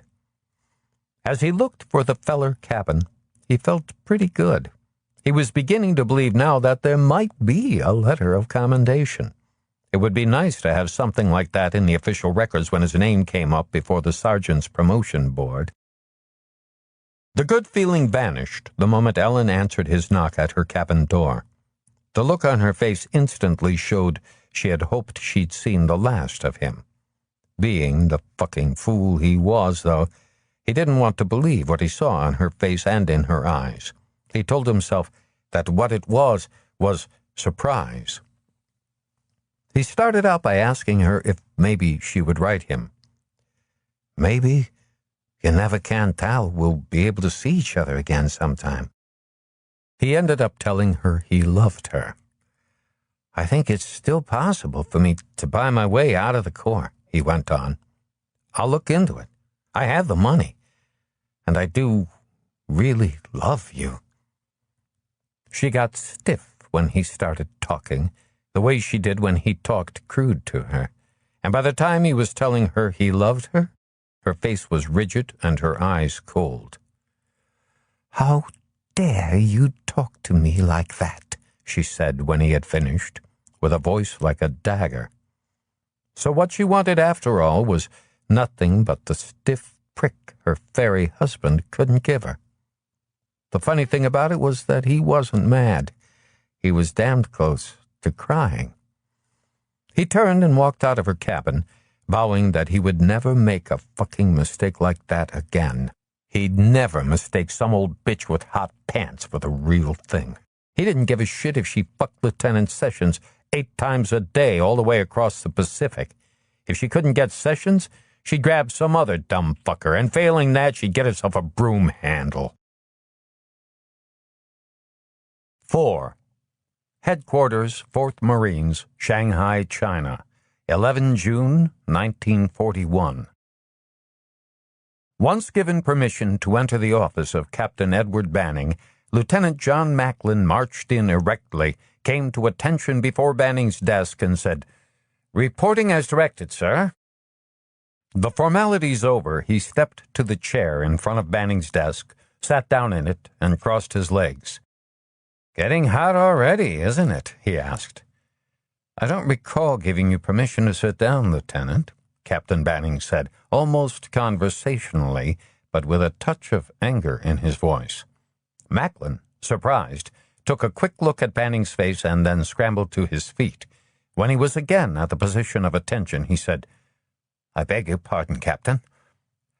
"Lieutenant," Banning said, "I have carefully read your report of the Tientsin-Peking trip, paying particular attention to those parts dealing with your detention at Yanqiang and the incident at the ferry." "Yes, sir." "I have read with equal care the report Lieutenant Sessions wrote on the same subjects," Banning said. Sir?" Macklin asked. "There was a caveat in Lieutenant Sessions's report," Banning said. "He wrote that he was writing in the small hours of the morning because he hoped to finish it before he went home. Thus, he was afraid there would be some small errors in it because of his haste." "I wasn't aware that Lieutenant Sessions had made a report, sir," Lieutenant Macklin said. "May I suggest that it might be a good idea if I had a look at it, with a view to perhaps revising my own report?" Banning's temper flared again when he recalled Macklin's report. It boggled his mind to think that the man blamed the detention at Yanqiang on McCoy's cowardly refusal to do what duty clearly required, and that the tragic events at the river crossing could have been avoided if only Lieutenant Sessions had heeded his warning that Corporal McCoy clearly manifested paranoid tendencies of a homicidal nature and had to be carefully watched. And then, in the presumption that Sessions was on the high seas and safely removed from rebuttal, he'd even gone after him. The possibility cannot be dismissed that Lieutenant Sessions acquiesced if he did not actually participate in the brutal slaughter of the wounded Chinese civilians. Banning waited a moment for his temper to subside. "You are a slimy creature, aren't you, Macklin?" Banning asked calmly. "How the hell have you managed to stay in the Corps this long?" "I don't know what you mean, sir," Macklin said. "You know what a slimy creature is, Macklin. In the Marine Corps, a slimy creature is an officer who tries to pass the blame for his own failures onto the shoulders of a brother officer. I don't know of a phrase obscene enough to describe an officer who tries to cover his own ass by trying to blame his failures on an enlisted man. And you probably would have gotten away with it, you slimy son of a bitch, if Sessions hadn't spotted you for what you are and sent his report back with McCoy. There may be, Captain, some minor differences of judgment between the two reports, but nothing of magnitude that would justify these insulting accusations." "Shut your face, Lieutenant!" Banning shouted. It was the first time he had raised his voice, and his loss of temper embarrassed him. Glaring contemptuously at Macklin, he took time to regain control before he went on. "If I had my druthers, Lieutenant," Banning said, "I'd bring charges against you for conduct unbecoming an officer, or for knowingly uttering a false official statement. But I can't. If I brought you before a court-martial, we would have to get into security matters, and we can't do that. What I can do, what I will do, is see that your next efficiency report contains a number of phrases which will suggest to the captain's promotion board that you should not be entrusted with a machine gun crew, much less with command of a company. It will be a very long time before you are promoted, Lieutenant. You're a smart fellow. Perhaps you will conclude that it would be best if you resigned from the Marine Corps." "Captain Banning," Macklin said after a moment, "there is obviously a misunderstanding between us." "There's no misunderstanding, Macklin," Banning said almost sadly. "What's happened here is that you have proved you're unfit to be a Marine officer. It's as simple as that. The one thing a Marine officer has to have going for him is integrity, and you just don't have any. I'm sure I'll be able to explain this misunderstanding to the colonel, Macklin said, and that is my intention, sir. Banning looked at him for a moment and then picked up his telephone and dialed a number. Captain Banning, sir. I have Macklin in here. I have just informed him of the contempt in which I hold him. He tells me that he believes he can explain the misunderstanding to you. There was a hesitation before the colonel replied. I suppose he is entitled to hear it from me, the colonel said. Send him over. Aye, aye, sir, Banning said, and replaced the telephone in its cradle. You're dismissed, Macklin, Banning said. The colonel will see you, if you wish. Macklin did an about-face and marched out of his office. Banning knew what sort of a reception Macklin was going to get from the colonel. He had had to argue at length with him to talk him out of a court-martial. It was only Banning's invocation of the good of the corps that finally persuaded the colonel to reluctantly agree that the only way to deal with the problem was to immediately relieve Macklin of duty until such time as he could be sent home. 5. Headquarters, 1st Battalion, 4th Marines, Shanghai, China, 12 June, 1941. The first sergeant sent a runner into town to McCoy's apartment by rickshaw. Liberty or no liberty, the first sergeant wanted to see him right away. McCoy shaved and put on a fresh uniform and went to the compound. I hope you're packed, McCoy, the first sergeant said when he walked into the company office. Then he handed him maybe 20 copies of a special order held together with a paperclip. Headquarters, 4th Regiment USMC, Shanghai, China, 10 June 1941. Subject, letter orders to Corporal Kenneth J. McCoy, 32875, USMC, Headquarters Company 1st Battalion, 4th Marines. 1. Reference is made to cable message, HQ USMC, Washington, D.C., subject, McCoy Kenneth J. Transfer of, dated 4 June 1941. 2. You are detached effective this date from Headquarters Company 1st Battalion, 4th Marines, and transferred in grade to 47th Motor Transport Platoon, USMC, U.S. Navy Yard, Philadelphia, Pennsylvania. 3. You will depart Shanghai aboard the first available vessel in the naval service, sailing for a port in the United States. On arrival in the United States, you will report to nearest USMC or U.S. Navy base or facility, who will furnish you with the necessary transportation vouchers to your final destination. 4.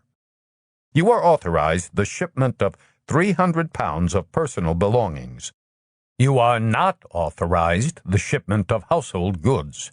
You are not authorized delay en route leave. You will carry with you your service records, which will be sealed. Breaking the seal is forbidden. 5. You will present these orders to the officer commanding each USMC or USN station or vessel en route. Such officers are directed to transmit by the most expeditious means to Headquarters USMC, Washington, D.C., attention Q303A, the date of your arrival, the date and means of your transportation on your departure, and your estimated date of arrival at your next destination. By direction, J. James Gerber, Major, USMC, Adjutant. What the hell is all this? I guess the Corps wants to get you out of China, killer, before they run out of people for you to cut up or shoot, the first sergeant said.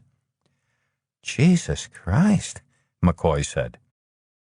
The first available vessel in the service of the U.S., the first sergeant quoted, is the Whaley. She sails Friday morning. You will be aboard. You know the Whaley, McCoy? I know the Whaley, McCoy said. Fucking grease bucket. It's going to Pearl Harbor, not the States, the first sergeant said. They'll put you aboard something else at Pearl. With a little bit of luck, you could spend 2-3 weeks in Pearl, the first sergeant said. Top, I don't want to go home, McCoy said. The first sergeant's reaction to that was predictable. You don't want to go home. You know what I mean, Top, McCoy said. I just shipped over to stay in China. McCoy, I don't know how you got to be a corporal without figuring this out for yourself. I don't know, come to think of it, how you got to be a corporal, period. But this is the Marine Corps. In the Marine Corps, the way it works is the Marine Corps tells you where to go and when. There really wasn't any point in arguing with the first sergeant, and McCoy knew it, but he did so anyway, thinking that maybe he could get an extra few days, an extra 2 weeks. If he had that much time, maybe he could think of something. Oh, for Christ's sake, Top, I got stuff to sell. I'll have to give it away if I have to get rid of everything by Friday. How about letting me miss the whaley and catch whatever's next? Like what, for instance, do you have to get rid of cheap? I'm always on the lookout for a bargain. Come on, Top. You could fix it if you wanted to. Fuck you, McCoy, the first sergeant said. A little time on a tanker will be good for you. Can I tell Captain Banning about this? McCoy asked.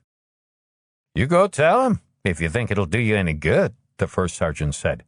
And then get your ass back here and start packing. When the gunny tells me your gear is shipshape, then maybe I'll think about letting you go into town and see about selling your stuff. Captain Banning waved him into his inner office as soon as he saw him coming through the door. I guess you've just got the word from your first sergeant? Yes, sir. Before you start wasting your breath, McCoy, let me tell you that not only is the colonel overjoyed at your departure, but he has told me to make sure, personally, that you get on the whaley. I'm on his shit list, am I? Let us say that you have been the subject of considerable cable traffic between here and Headquarters Marine Corps, following the shootout at the OK Corral. If you plan to make a career of the Marine Corps killer, you're going to have to restrain your urge to cut people up and shoot them. That's unfair, Captain, McCoy said. Yeah, Captain Banning said. I know it is, McCoy. You didn't start that fight, and according to Sessions, you handled yourself damned well once it started. For what it's worth, I argued with the colonel until he told me to shut my face. But he's still getting crap from the Italians, and the consul general's been all over his ass about you. I was there when he asked whether you were just a homicidal maniac or whether you were trying to start World War II all by yourself. So, for doing what I was told to do, keep Sessions and Macklin alive, I get my ass shipped home in disgrace. That's about the sum of it, Banning said. But you don't have everything straight. First of all, the colonel's not shipping you home in disgrace or otherwise. I think underneath he sort of admires you. You were ordered home by the Corps. I suspect that the consul general had something to do with it, raised hell about you through the State Department or something like that, but the colonel didn't do it. And you're not going home in disgrace. Not only do you get to keep your stripes, but your company commander is going to give you an efficiency report that makes you sound like Lou Diamond Jr. I know, because I wrote it. McCoy was obviously puzzled by that, and it showed on his face. It doesn't say anything about your working for me, McCoy, Banning said. You understand that you can't talk to anybody in or out of the Corps about that? Aye, aye, sir. But it should impress the hell out of your new commanding officer, Banning said. I'm going to a truck company, McCoy said. A goddamned truck company. I'm a machine gunner. I'm going home in a couple of months myself, Banning said. You keep your nose clean in the truck company, and when I get settled, I'll see what I can do for you. Either working for me or doing something else interesting. Or if you really want to, getting you back in a heavy weapons company. Thank you, McCoy said. What are you going to do about the stuff in the apartment? As soon as my gunny decides my gear is shipshape, the first sergeant said I could go into town. I'll call your first sergeant and tell him I'm sending you into town, Banning said. Take whatever time you need to do what you have to do, and then go back to your company. I want to put you aboard the Whaley first thing Friday morning. If you're not on her, McCoy, the colonel will have my ass." "I'll be aboard her, sir," McCoy said. Chapter 6. 1. U.S. Marine Corps Base, San Diego, California, 9 July, 1941. The USS Charles E. Whaley was as miserable a pile of rust and rivets as McCoy expected it would be. Since she was not a man of war, there was no Marine detachment aboard, which translated to mean that he had hardly anybody to talk to. Sailors don't like Marines anyway, and there were 6 pig-boat swab jockeys from Sub for China being shipped to Pearl Harbor, and they really hated China Marines. The only swabby who gave him the time of day was a bald, hairy machinist's mate second class, who quickly let him know that he didn't mind spending a lot of time at sea, far from women. Reeking of diesel fuel, riding light in the water, the Whaley took 17 days to make Pearl Harbor, swaying and pitching even in calm seas. There was plenty of time to think things over and conclude that he'd been handed the shitty end of the stick. Again, like always, starting with Ellen, goddamn the bitch feller. And getting sent home from China was also getting the shitty end of the stick, too. Christ, he'd practically given away the furniture in the apartment, and despite the efficiency report that was supposed to make him sound like Lou Diamond, even a bunch of dumb fuckers in a fucking truck company would smell a rat about somebody who was sent home from China just after he shipped over for the 4th Marines and got promoted. And the new assignment stank, too.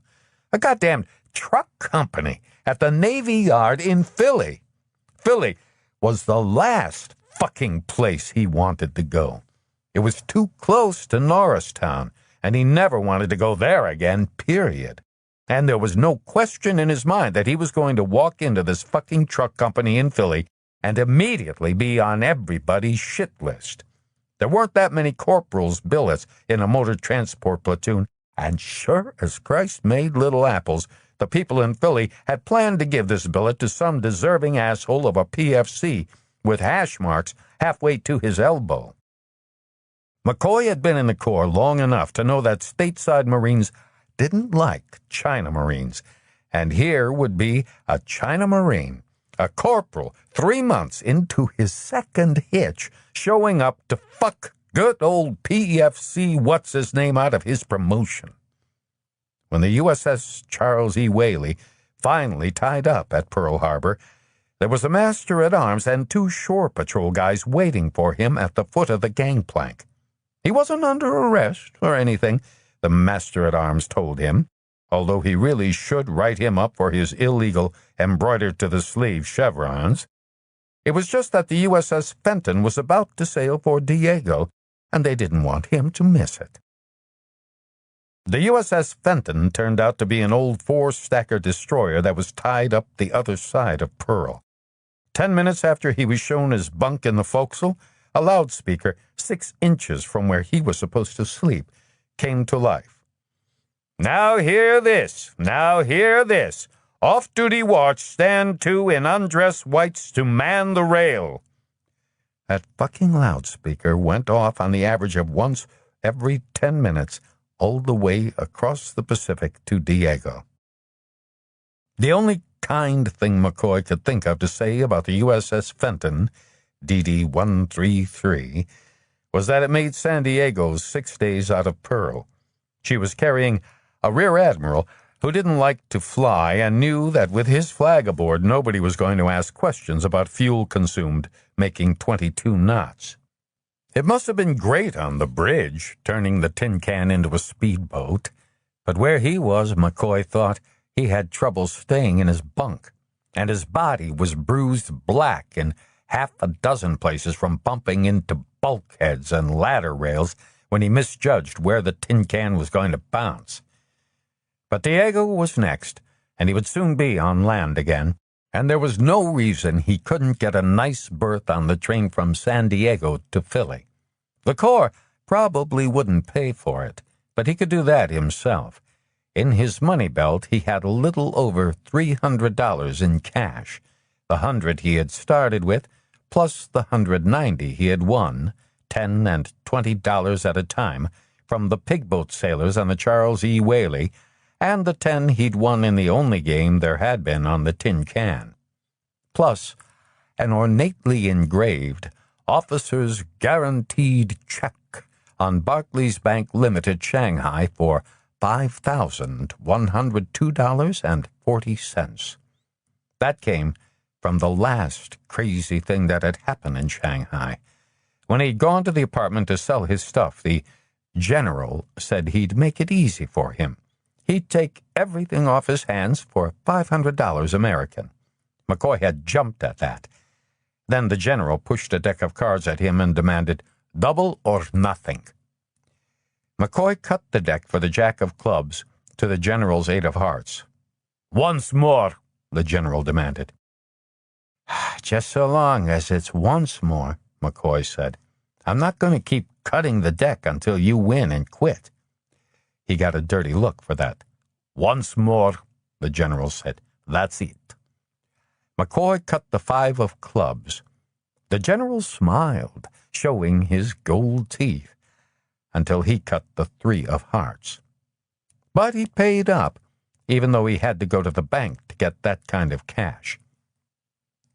McCoy added the general's 2,000 American to the money already in Barclays Bank, and then asked for a cashier's check for the whole thing. After a moment, they understood that what he wanted was what they called an officer's check. He made them make it payable in dollars. The Limeys were in a war, and he didn't want to take the chance that they'd tell him to wait for his money until the war was over when he went to cash it. He could goddamned well afford a Pullman berth from California to Philly, even if they wouldn't give him credit for the government rail voucher, and he had to pay for the whole damn thing himself. McCoy had taken boot camp at Paris Island, and he had shipped to China out of Mare Island in San Francisco, so this was his first time in Diego. His initial impression of the place, or anyway of the part that he saw, which was the Marine Corps recruit depot, was that it was a hell of a lot nicer looking, at least, than Paris Island, although he supposed that that didn't make a hell of a lot of difference to boots. They probably had the same kind of semi-literate, sadistic assholes for DIs here that they did at Paris Island.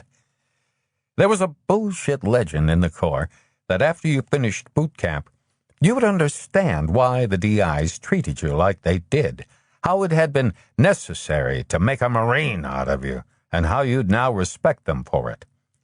As he watched a Diego DI jab his elbow in the gut of some kid who wasn't standing tall enough or who had dared to look directly at the DI or some other chicken shit offense, McCoy remembered his own Paris Island DI. If I ever see Corporal Elwood Dowd, that vicious, shit-kicking hillbilly again, he thought, I'll make him eat his teeth, even if I have to go after him with a 2x4. McCoy found the post transportation office without trouble in a Spanish-looking building with a tile roof. He set his sea bags down and presented his orders to a sergeant behind a metal-grilled window like a teller's station in a bank. You need a partial pay, Corporal? The sergeant asked. Let it ride on the books, McCoy said. I was a little lucky on the ship. Your luck just ran out, the sergeant said. I hate to do this to you, Corporal, but you report to the brig sergeant. What? They'll explain it over there. I just do what I'm told. All I want from you is a rail voucher to Philadelphia, McCoy said. You would have been smarter to pay your own way and put in for it when you got there. But you didn't. You came here, and my orders are to send the next 3 corporals who come in here over to the brig. There's a shipment of prisoners headed for Portsmouth. The guard detail needs a sergeant and 3 corporals. Now that you're here, they can go. Give me a break. Forget I came in. I can't, the sergeant said. I got to send a TWX to Washington saying you're in the States. You read the orders. The brig sergeant was a 40-year-old gunnery sergeant, a wiry, tight-lipped man with 5 hash marks and a face so badly scarred that McCoy wondered how the hell he managed to shave. "What did you do, Corporal? Fuck up in China?" he said when McCoy gave him his orders. "Not as far as I know, Gunny," McCoy said. "I'm being transferred in grade." "Well, we got 16 sailors headed for Portsmouth," he said. "Mostly repeat ship jumpers. 1 deserter, 1 assault upon a commissioned officer, 1 thief, and 3 fags. You plus a 2nd lieutenant, a staff sergeant, and 2 other corporals are going to take them there. And all the time, you thought the Corps didn't love you, right?" "There's no way I can get out of this?" "You're fucked, Corporal," the gunny said. "You just lucked out." In addition to the other corporals, the sergeant, and the lieutenant, the guard detail consisted of 7 privates and PFCs. The other corporals and the sergeant were at least 10 years older than McCoy. The lieutenant was McCoy's age, a muscular, crew-cut, tanned man who, to prove his own importance, McCoy thought, went right after McCoy. "You're a little young to be a corporal, aren't you? Have you had any experience with a detail like this?" "No, sir." "You've qualified with the shotgun?" "No, sir." "Why not?" "I don't know, sir." "What's your skill?" "Motor transport, sir." "They must be pretty generous with motor transport promotions in China," the lieutenant said. "I guess so, sir." "Frankly, I had hoped to have a more experienced non-com," the lieutenant said. "One, at least, who has qualified with the shotgun." "I'm an expert with the Springfield and the .45, sir. I think I can handle a shotgun." "You can't handle a shotgun, Corporal, until you're qualified with the shotgun," the lieutenant said, as if explaining something to a backward and unpleasant child. "I'll have the gunnery sergeant arrange for you to be qualified." "Aye, aye, sir." A corporal drove McCoy to the range in a pickup truck. The same corporal watched him fire 10 brass-cased rounds of double-aught buckshot from a Winchester Model 1897 12-gauge trench gun at a silhouette target at 15 yards. He then drove him back to the brig and told McCoy it was SOP to clean a riot gun whenever it had been fired. That meant it had to be detail-stripped. McCoy couldn't just run a brass brush and then a couple of patches through the bore. As careful as McCoy was, he managed to spot his shirt, tie, and trousers with bore cleaner, which meant that he might as well use them for rags or throw them away, because no matter how many times you washed them, you couldn't get bore cleaner out of khakis. When he reported back to the lieutenant told him that he had a soiled uniform. "Aye, aye, sir. I'll change it." "When you do change it, Corporal, make sure you have a shirt with regulation chevrons." "Sir?" "Get rid of those Tijuana stripes, Corporal." McCoy decided to take a chance. He had nothing to lose anyway. "Sir, embroidered to the garment chevrons are regulation in China." "You're no longer in China, Corporal," the lieutenant said, "and I don't want to debate this with you. I expect to see you here at 07:30 tomorrow in the correct uniform." "Aye, aye, sir." "And, Corporal, I've inquired, and regulations state that at my discretion the non-coms may be armed with the pistol. Since you say you are an expert with the pistol, I think you had better draw one rather than arm yourself with a trench gun." "Aye, aye, sir," McCoy said. The 47th Motor Transport Company at Philadelphia, McCoy thought, had to be an improvement over what he was doing now. Otherwise, he was going to belt some chicken shit son of a bitch like this before his discharge came and get dragged to Portsmouth with a trench gun pointed at his back. He went to the clothing store and bought 3 shirts and had regulation chevrons sewn to their sleeves. And then he fought down the temptation to get a hotel room in Diego. The way his luck was running lately, he'd get in a fight or something and get his ass in a crack. The duty NCO at the brig found a cot for him, and he slept there. In the morning, The lieutenant gave everybody detailed instructions and a little pep talk. Then they went to the brig gate to take over the prisoners. The prisoners were in blue denim with a foot-high P stenciled on the knee of the trousers and on the back of the jacket. They each carried a small cotton bag, which contained a change of underwear and socks, another set of P-marked denims, a toilet kit, less razor, since attempted suicide was a possibility, especially among the deviates. They would shave themselves under the supervision of their guards, and their choice of either New Testament or Roman Catholic missal. They were handcuffed, the right wrist of one man to the left wrist of the man beside him, and their ankles were chained, which made them walk in a shuffle. On the brig bus, the lieutenant informed the guard detail that if a prisoner escaped, Marine Corps regulations stated that the guard responsible for that prisoner would be confined in his place.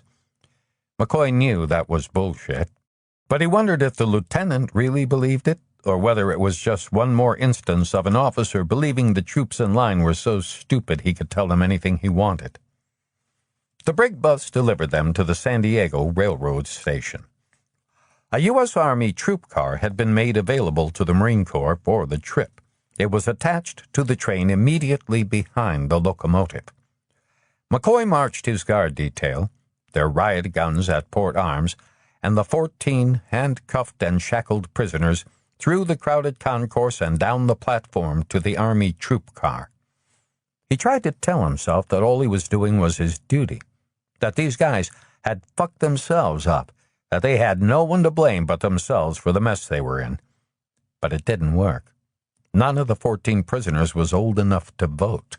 Most of them looked not only frightened and humiliated, but insignificant, like little boys, and so did most of their guards. He was going to have a quiet word with the guards on his shift to make sure that one of the little boys didn't, without goddamned good reason, turn his shotgun on another of the little boys. McCoy was relieved when they were all inside the Army car. He could not ever remember being so uncomfortable, so ashamed of himself was more like it, than when he had marched this pathetic little band through the station. The sergeant showed up just before the train pulled out to show McCoy and the other corporals where he and the lieutenant would be sleeping, and to explain the arrangements the lieutenant had come to with the conductor regarding chow. The dining car would make available sandwich meals for the prisoners, which would have to be picked up by the guard detail. When things settle down, maybe you corporals can get a meal in the dining car, but for now the lieutenant says he doesn't want you to leave the car. The lieutenant made 4 ritual appearances every day at 0600, 1200, 1800, and 2400 hours. He stayed about 10 minutes, making sure that every prisoner had eaten, washed, and shaved, and had washed his previous day's uniform and underclothing. McCoy managed to eat in the dining car only once. The waiters made it perfectly clear by lousy service and exaggerated courtesy what kind of shit they considered the guards to be. He didn't need any more reminding. He took every other meal in the U.S. Army troop car, which meant that he ate nothing but sandwiches and coffee all the way across the North American continent. It wasn't what he had dreamed about on the Pacific, a plush seat in a Pullman car and meals and drinks in the club car as America the Beautiful rolls past the windows. But that, of course, was fantasy. This was reality. This was the fucking United States Marine Corps. 2. Boston, Massachusetts, 16:30 hours, 16 July, 1941. McCoy had to change trains at Boston for the Philadelphia train. He had plenty of time. The Boston and Maine from Portsmouth had put him into Boston at 5 minutes to 3. By 3:15, he had a reserved seat on the club car. They had given him a train voucher to Philly and 2 meal tickets at the Portsmouth Naval Prison, but he had torn them into tiny pieces and thrown the pieces into a trash bucket. He didn't want a fucking thing to do with anything concerning the Portsmouth Naval Prison, or, more importantly, with the fucking United States Marine Corps. He had made that decision somewhere between Diego and Chicago, and still wondered why he hadn't thought of it before. For his own sake, not in connection with any dumb fucking ideas he had about doing something with Ellen goddamn the bitch feller. He had $5,000 fucking dollars. There was absolutely no reason he had to stay in the Marine Corps and put up with all the shit. He could buy his way out of the Corps and get a job. Things were better now, and he had a high school diploma. Maybe even go back to Shanghai and see if he couldn't work something out with Pyotr Petrovich Muller or the general. 5,000 simoleons plus was a lot of money. Even if he spent whatever it cost for passage back to Shanghai, he would have enough left over not to have to worry about getting a job right that minute. He could look around, see what looked good, and move into that. So it was really a good thing in the end that the fucking Corps had sent him home as a fuck-up for doing what he was supposed to do, and even a better thing that he had gotten involved in the prisoner escort detail. It had convinced him to get the hell out of the fucking Corps. Otherwise, he would have stayed in China sticking his neck out, and sooner or later the Japs would have done to him what they tried to do to Sessions. The prisoner escort detail had gotten worse toward the end, after they had changed trains in Boston for New Hampshire, and really rough when they actually got to Portsmouth.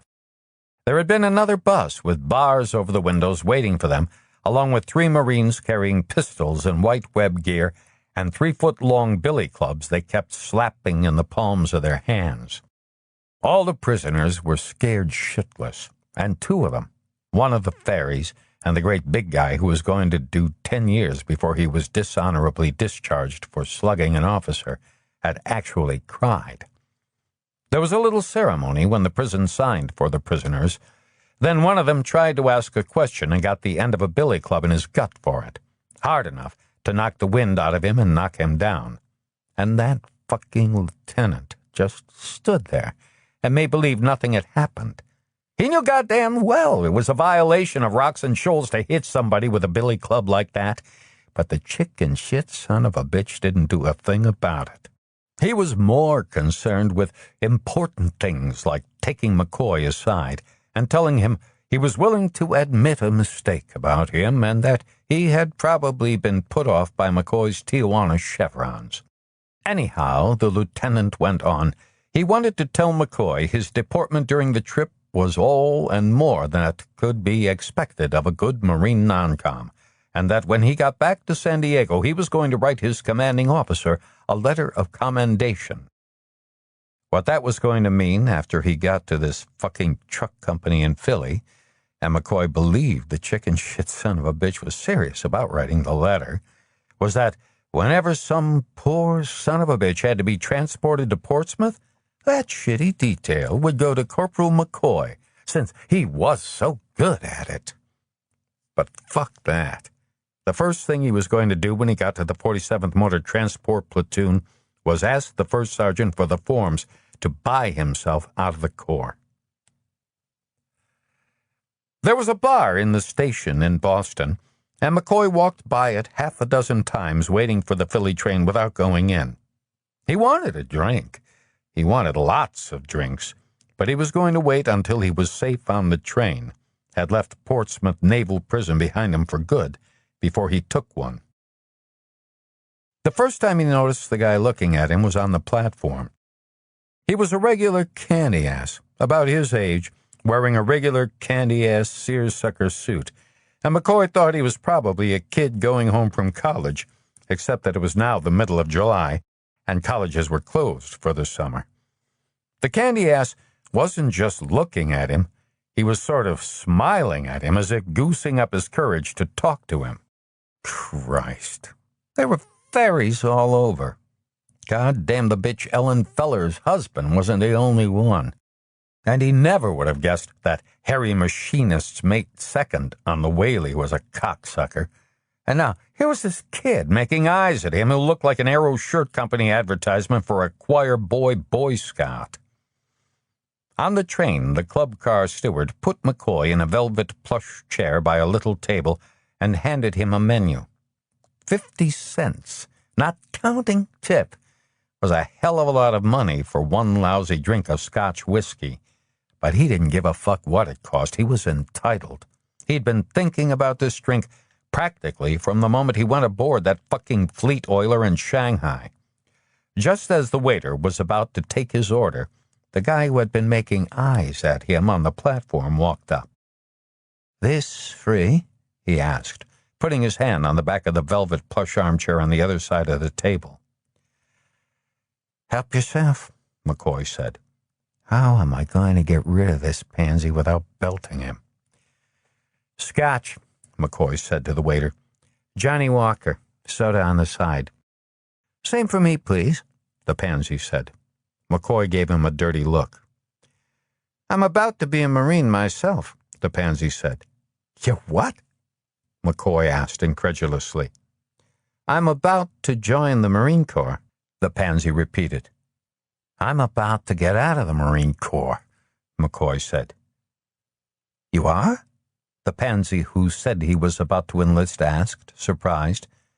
"I thought all discharges were frozen." "I'm getting out," McCoy said firmly. He remembered hearing rumors of a freeze or a year's extension or something like that, but he hadn't paid a hell of a lot of attention. Jesus Christ. What if this candy ass is right? Then what? "You sound as if you're not happy in the Marine Corps," the young pansy said. He doesn't talk like a pansy and wave his hands like a woman, but then neither did the machinist mate second. "Do I?" McCoy replied unpleasantly. "Then you're just the guy I want to talk to," the young man said. "The way the recruiters talk, it's paradise on earth. All the food you can eat, all the liquor you can drink, and all the prettiest girls throwing themselves at you." "You're really going in the Corps?" McCoy asked, his curiosity aroused and his suspicions diminished just a little by the pretty girls. "I'm really going in the Corps," the young man said. He put out his hand. "Malcolm Pickering," he said. McCoy took it.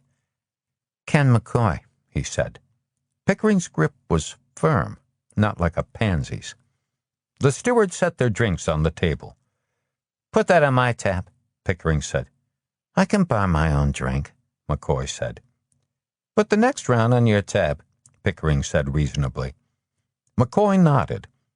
He twisted the cap off the miniature bottle and wondered idly if putting it in its own little bottle was how they got away charging $50 for one lousy drink. He picked it up and read the label. It held 1.6 ounces.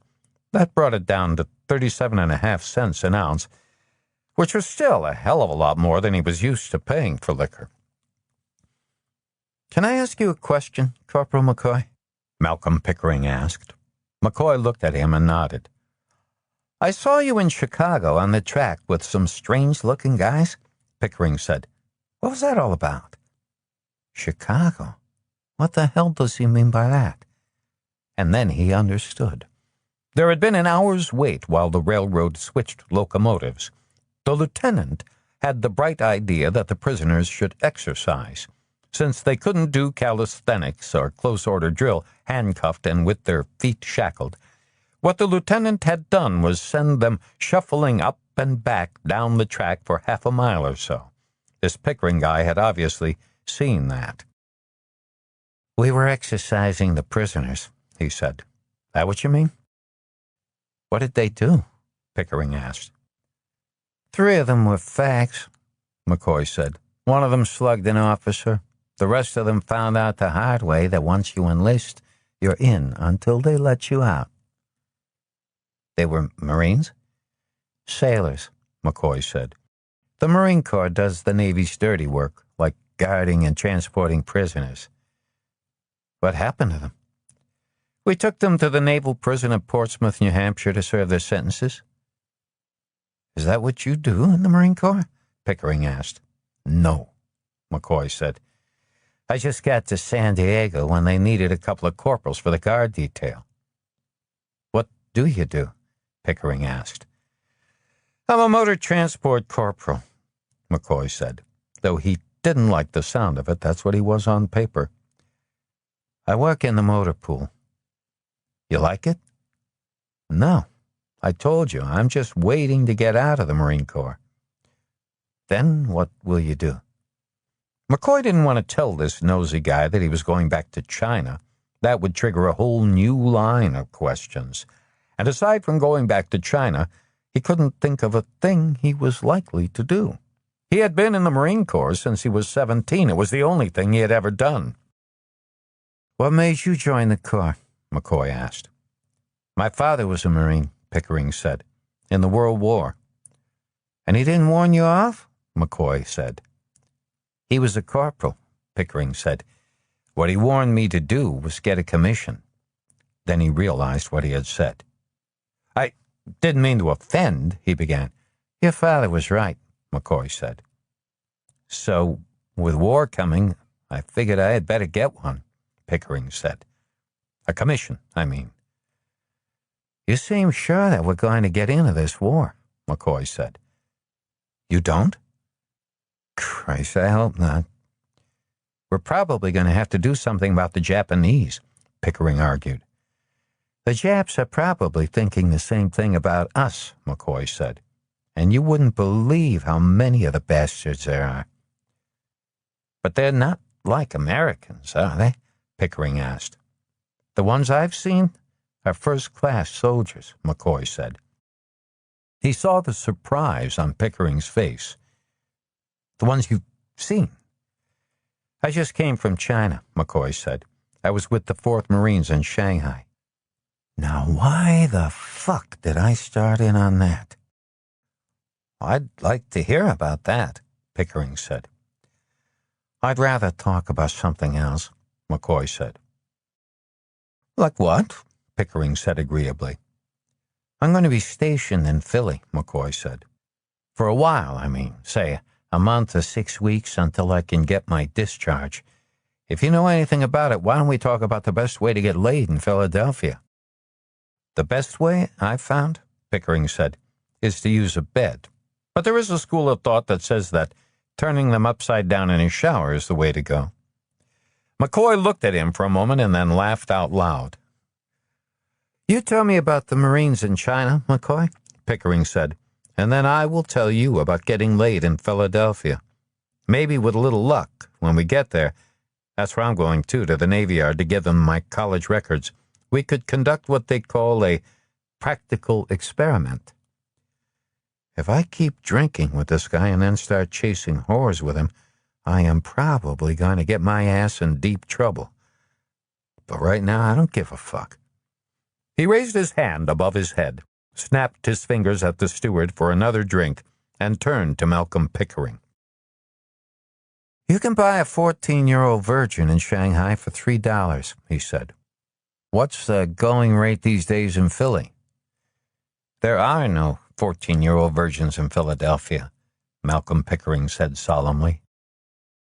I'll be goddamned if I don't really like this candy-ass civilian. 3. The Bellevue Stratford Hotel, Philadelphia, Pennsylvania, 0905 hours, 17 July 1941. The first thing McCoy remembered when he woke up was that there had been a woman in bed with him, which meant he was likely to find his money and his watch gone. The second thought was more frightening. The guaranteed officer's check from Barclays Bank Limited, Shanghai, had been in his money belt with the $300. The whore probably wouldn't be able to cash it, but sure as Christ she would have taken it, and it was going to be a real pain in the ass to get it replaced. When he sat up, his head hurt like a toothache, as if his brain had shrunk and was banging around loose inside his skull. His lips were dry and cracked, and the tip of his tongue felt like the sole of a boot. How the hell am I going to get from wherever the hell I am to the Navy Yard without any fucking money? Or for that matter, out of the hotel? Jesus Christ. I hope at least they made me pay in advance. He looked around the room, and that made it worse. This was no dollar-a-night hot sheet joint. This was not only a real hotel, but a fancy hotel. Great big fucking room, drapes over the windows, a couch and a couple of armchairs, and Christ only knows what he had paid for the bottles sitting on a chest of drawers across the room. Before the whore got his money, he thought, at least he'd spent a hell of a lot of it. And then he saw the money belt. It was on the little shelf over the wash basin in the bathroom. That figured. Just before she left, the whore had taken the money belt into the bathroom, just in case he should wake up and see her going through it. Once she had emptied it, she hadn't given a damn where she left it. He needed a glass of water, and desperately. Maybe, if he hadn't been rolled too, he could borrow, say, $10 from Pickering. It wasn't the end of the fucking world. He had his pay record with him, and he had at least 2 months back pay on the books. All he had to do was come up with enough money to get from here to the Philadelphia Navy Yard, and he could draw enough money to keep him going. And he would go to some bank and ask them what you were supposed to do when you lost a guaranteed officer's check. He would say he lost it, and since he hadn't signed it, they would have to sooner or later make it good. He staggered across the room to the bathroom and saw that it was really a high-class place.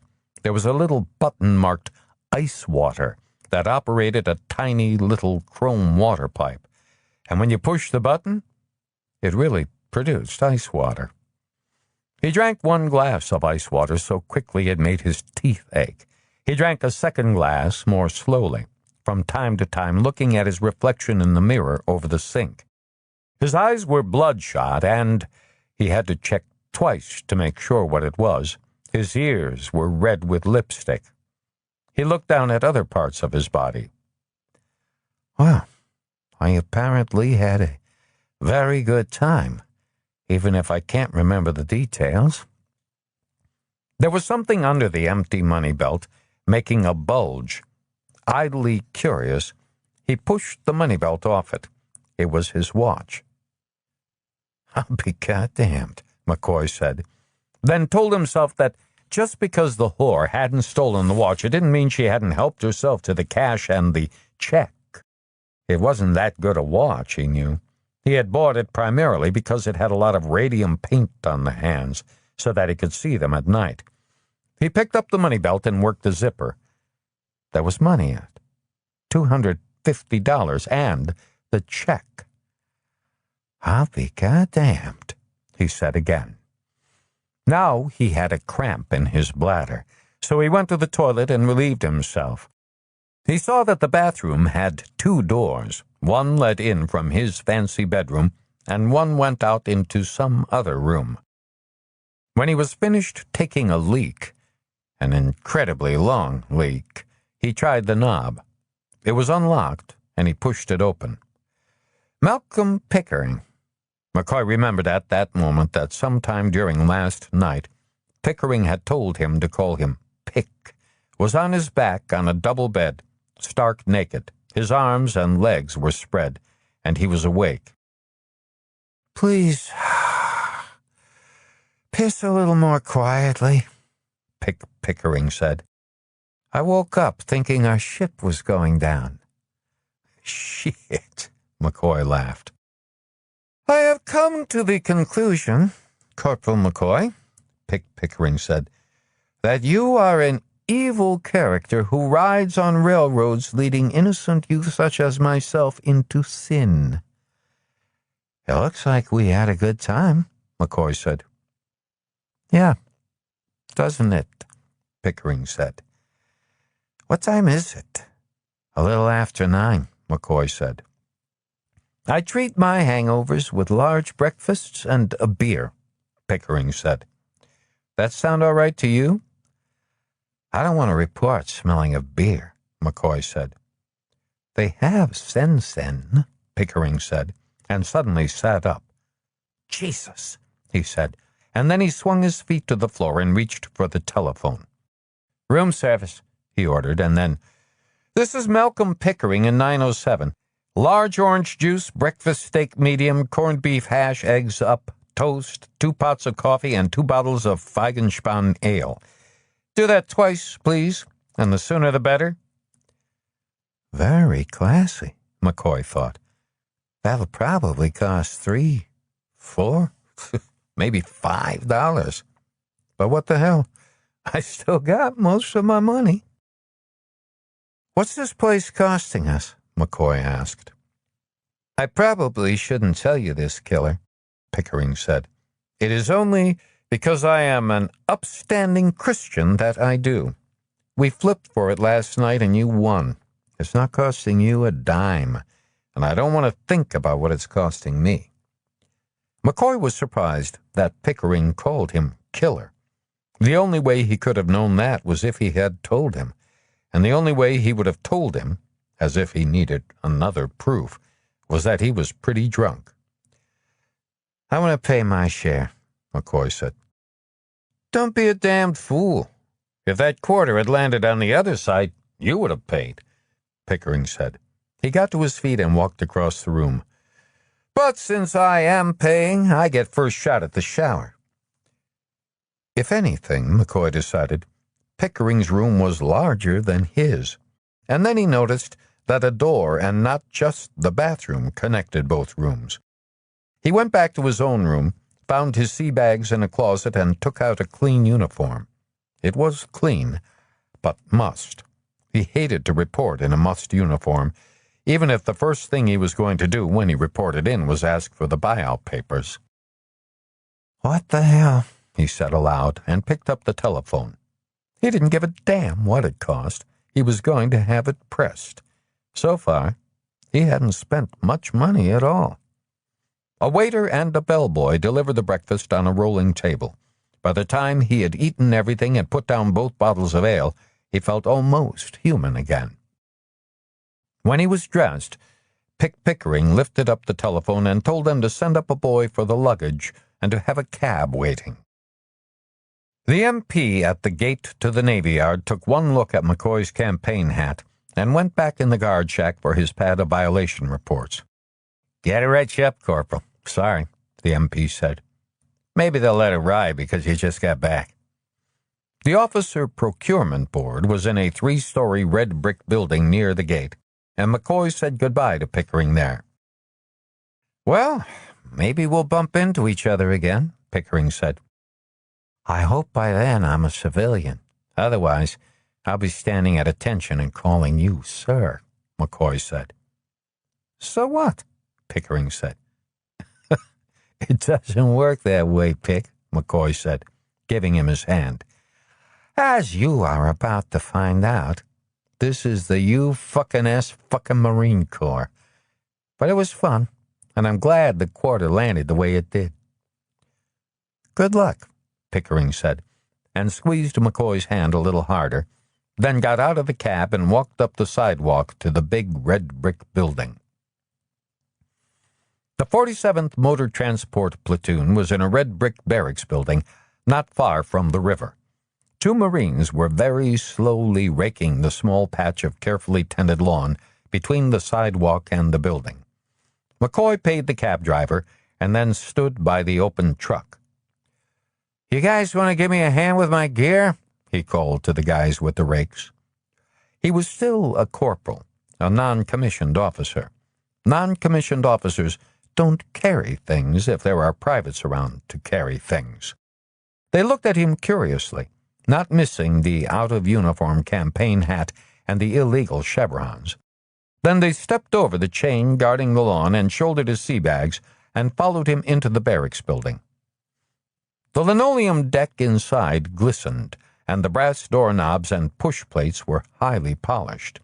This was the States, McCoy thought, where American Marines, not Chinese boys, waxed the decks and polished the brass, and Marine corporals watched them to make sure they did it right. There was a sign on the orderly room door: "Knock, remove headgear, and wait for permission to enter." McCoy checked his uniform to make sure it was shipshape, removed his campaign hat, knocked, and waited for permission to enter. "Come," a voice called, and he pushed the door open and walked in. There was a company clerk, a PFC, behind his desk, and a first sergeant, a squeaky clean guy of about 35, behind his. Behind the first sergeant was a door marked Lieutenant A.J. Fogarty, USMC commanding. "You must be McCoy," the first sergeant said. "You was due in day before yesterday." "At Portsmouth, they told me I had 48 hours to get here," McCoy said. "I'm not due in until noon tomorrow." "What were you doing at Portsmouth?" the first sergeant said. "I was in a squad of prisoner chasers from Diego," McCoy said. "Shit," the first sergeant said. "Nobody told us anything about you going to Portsmouth. You went on the morning report as AWOL this morning. Now we'll have to do the whole fucking thing over." "Well, I'm stepping right off on the wrong foot.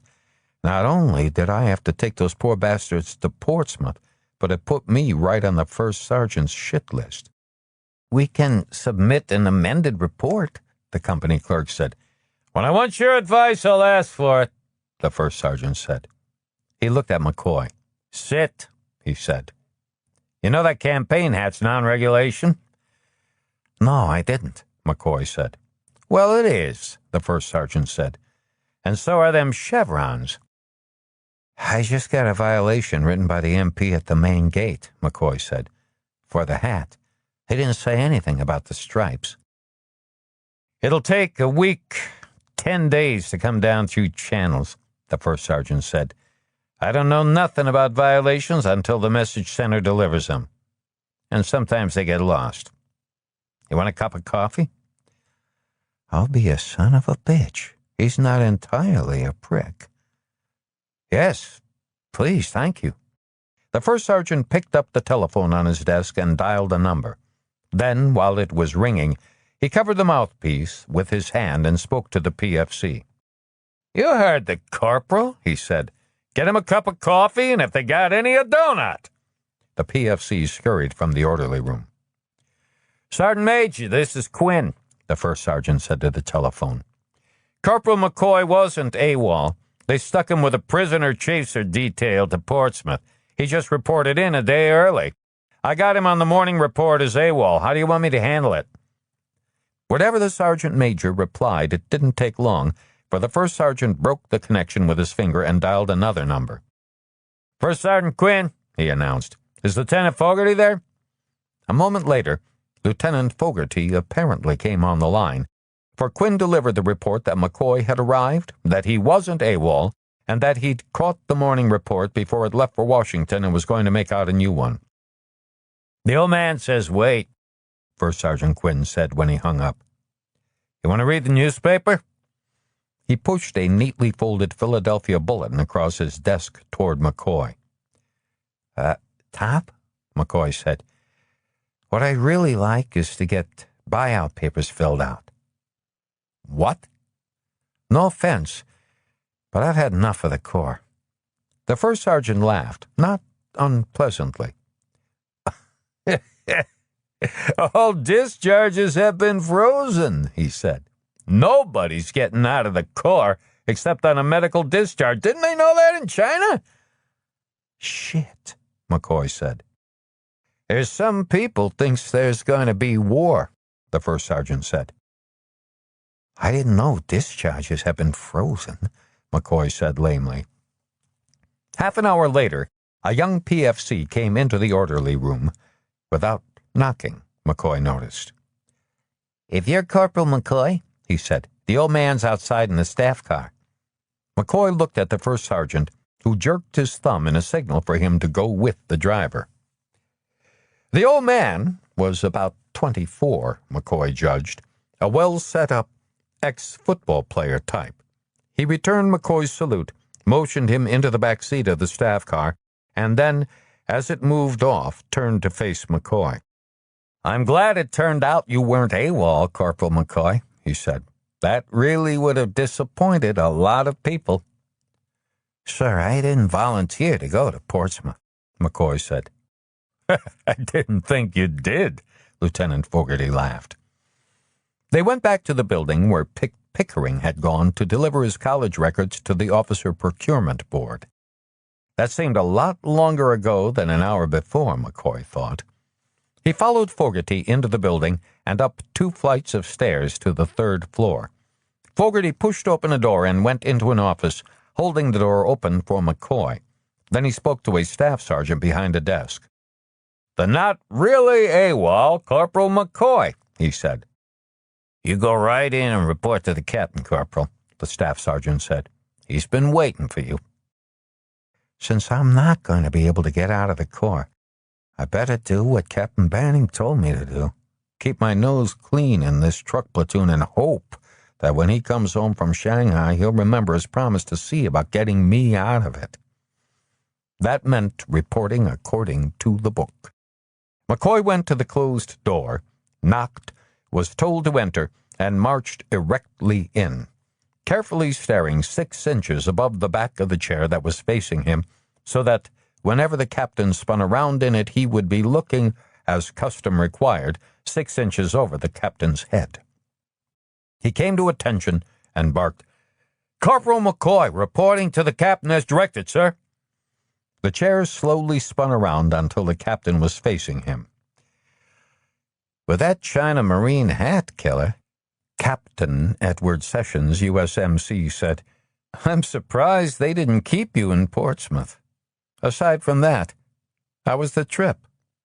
McCoy was literally struck dumb. "You seem just a little surprised, McCoy," Sessions said, chuckling. "Can I interpret that to mean Captain Banning didn't guess what we had in mind for you?" "What's going on here?" McCoy said. "For public consumption, we're part of the administrative staff of the Marine Detachment, Philadelphia Navy Yard, and you were assigned to the 47th Motor Transport Platoon because that was a good way to get you to Philadelphia without a lot of questions being asked. What this really is, not for public consumption, is the Philadelphia Detachment of the Office of the Assistant Chief of Staff Intelligence of the Marine Corps." "I don't understand," McCoy said. "I'm disappointed," Sessions said. "2 things, McCoy. The first is that my boss believes you know a lot about the Japanese in China that no one else knows, including Captain Banning, and we want to squeeze that information out of you. Secondly, he thought the Japanese would probably decide to do to you what you kept them from doing to me. Either reason would have been enough to order you home." "So what happens to me here?" "I hope you have a clear head," Sessions said, "because there are 2 officers here who are about to pump it dry." "And then what?" "Then there are several interesting possibilities," Sessions said. "We'll get into that later." "When did you make captain?" McCoy asked, and belatedly added, "Sir." "I was a captain all the time," Sessions said. "The orders were cut 2 days after I sailed for Shanghai." He leaned across his desk and offered McCoy his hand. "Welcome home, McCoy. Welcome aboard." Chapter 7. 1. Golden's Pre-Owned Motor Cars, North Broad Street, Philadelphia, Pennsylvania, 1 August, 1941. There was no doubt in Dickie Golden's mind that despite the seersucker suit, the kid looking at the 1939 LaSalle convertible coupe on the platform was a serviceman. For one thing, he had a crew cut. For another, he was deeply tanned. For another, he didn't look quite right in his clothing. He was wearing a seersucker suit, but he was obviously no college kid. He was probably a Marine from the Navy Yard, Dickie Golden decided. They looked somehow different from sailors. He was too young to be more than a PFC, but maybe, just maybe, he was a lance corporal, and the finance company would sometimes write up a lance corporal if he could come up with the 1/3 down payment. There was, of course, no way this kid could come up with 1/3 down on the LaSalle convertible, even though it was really one hell of a bargain at $695. Cadillac had stopped making LaSalles as of 1940, which really cut into their resale value. And the last couple of years Cadillac made them, they had practically given them away. But that hadn't worked, and LaSalle's were orphans now. A 1939 Cadillac convertible like this one, with the same engine, about the only real difference between a little Cadillac and a LaSalle was the grille and the chrome, would sell for $1,300. The down payment on this would have to be at least $250, and the odds were the kid looking at it didn't have that kind of money. Dickie Golden did the rough figures in his head. Say he had the $250, that would leave $500 over 2 years plus $100 a year for insurance. A $700 note over 2 years at 6% was right at $29 a month. They paid Marine privates $21 a month. He didn't know what they paid Lance Corporals, but it wasn't much more. But Dickie Golden decided, what the hell, it wasn't up. It was possible the kid had just come off a ship or something, with money burning a hole in his pocket from a crap game. He just might have $300 for a down payment. More likely, he could switch the kid over to something he could afford. If he wanted an open car, there was a 37 Pontiac convertible at $495 and a 33 Ford. A little rough, needed a new top, for $229. He walked over to the kid. "Good-looking car, isn't it?" Dickie Golden said. "I've been thinking of buying it myself for the little woman." McCoy didn't reply to that. "You got the keys?" he asked. McCoy had just about decided to buy the LaSalle. Everything else was crazy. Why not buy a crazy car? McCoy had just come from dinner with an officer and his wife. That was why he was wearing a suit. Maybe an apartment in a tall building at 2601 Parkway wasn't like officers' quarters on a base, and maybe there was some difference between a regular officer and an intelligence officer, but he was a corporal, USMC, and Sessions was a captain, USMC. It was the first time he had ever heard of a captain's wife insisting that a corporal come to dinner. More than that, grabbing him by the arms and hugging and kissing him on the cheeks with her husband watching. She was a good-looking woman. Decent-looking, wholesome. She looked a lot like Mickey Rooney's girlfriend in the Andy Hardy movies. "Ed told me what you did at the ferry, Ken," Mrs. Sessions said. "I can call you Ken, can't I?" "Yes, ma'am." "Well, you can't call me ma'am," she said. "I won't have that. You'll call me Jean." He hadn't replied. On the wall was an 8x10 enlargement of the picture he had taken of Sessions in the black cotton peasant clothes. "I want to thank you for my husband's life," Mrs. Sessions said when she noticed him looking at it. And then, when she saw how uncomfortable she had made him, she added, "I know he's not much, but he's the only one I have." Then Captain Sessions put a drink in his hand, and soon afterward they fed him. First-class chow that McCoy had never had before. One great big steak for all of them, served in slices.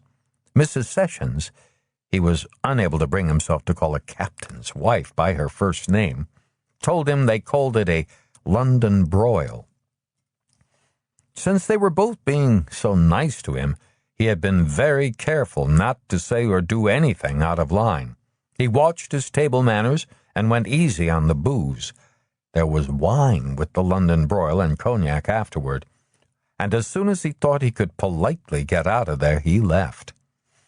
Which had put him, all dressed up on North Broad Street at 8 o'clock at night with no place to go but a bar, and he didn't want to go to a bar. Drinking at a bar and trying to pick up some dame and get his ashes hauled did not seem like the right thing to do after a respectable dinner with a Marine Corps officer and his lady in their home. So he had figured he would walk up North Broad Street and maybe see if he could find a car in one of the used car lots. At least get an idea of what they were asking for iron these days. And then he'd seen the LaSalle and decided, what the hell? Why not see what he could do? The down payment on a car like this would be $300, maybe a little more," Dickie Golden said, not wanting to let the kid take the car for a ride if there was no way he could handle it. "And the payments, including insurance? About $30 a month over 2 years. Could you handle that much?" "Yeah," McCoy said. "I could handle that much." "You're a Marine, aren't you?" Dickie Golden said. One more fact out of him, and he would go get the keys. "Yeah," McCoy said. "The finance company don't like to make loans on a car like this to anybody's, not at least a Lance Corporal." "I'm a corporal," McCoy said, "and I can make the down payment, okay? You want to let me hear the engine? Take it for a ride?" Dickie Golden put out his hand. "I'm Dickie Golden, Corporal. I didn't catch the name." "McCoy," McCoy said. "Well, I'm pleased to meet you, Corporal McCoy," he said. "You really know how to spot a bargain, I'll tell you that."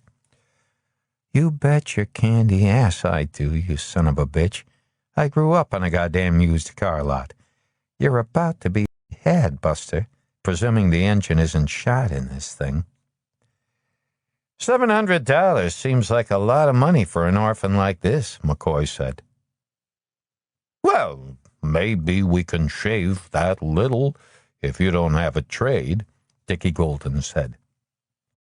The battery was almost dead and went dead before the engine would crank. A colored man with a battery on a little wheeled truck was called. Dickie Golden said he would replace the battery. "Maybe all it needs is a charge," McCoy offered helpfully.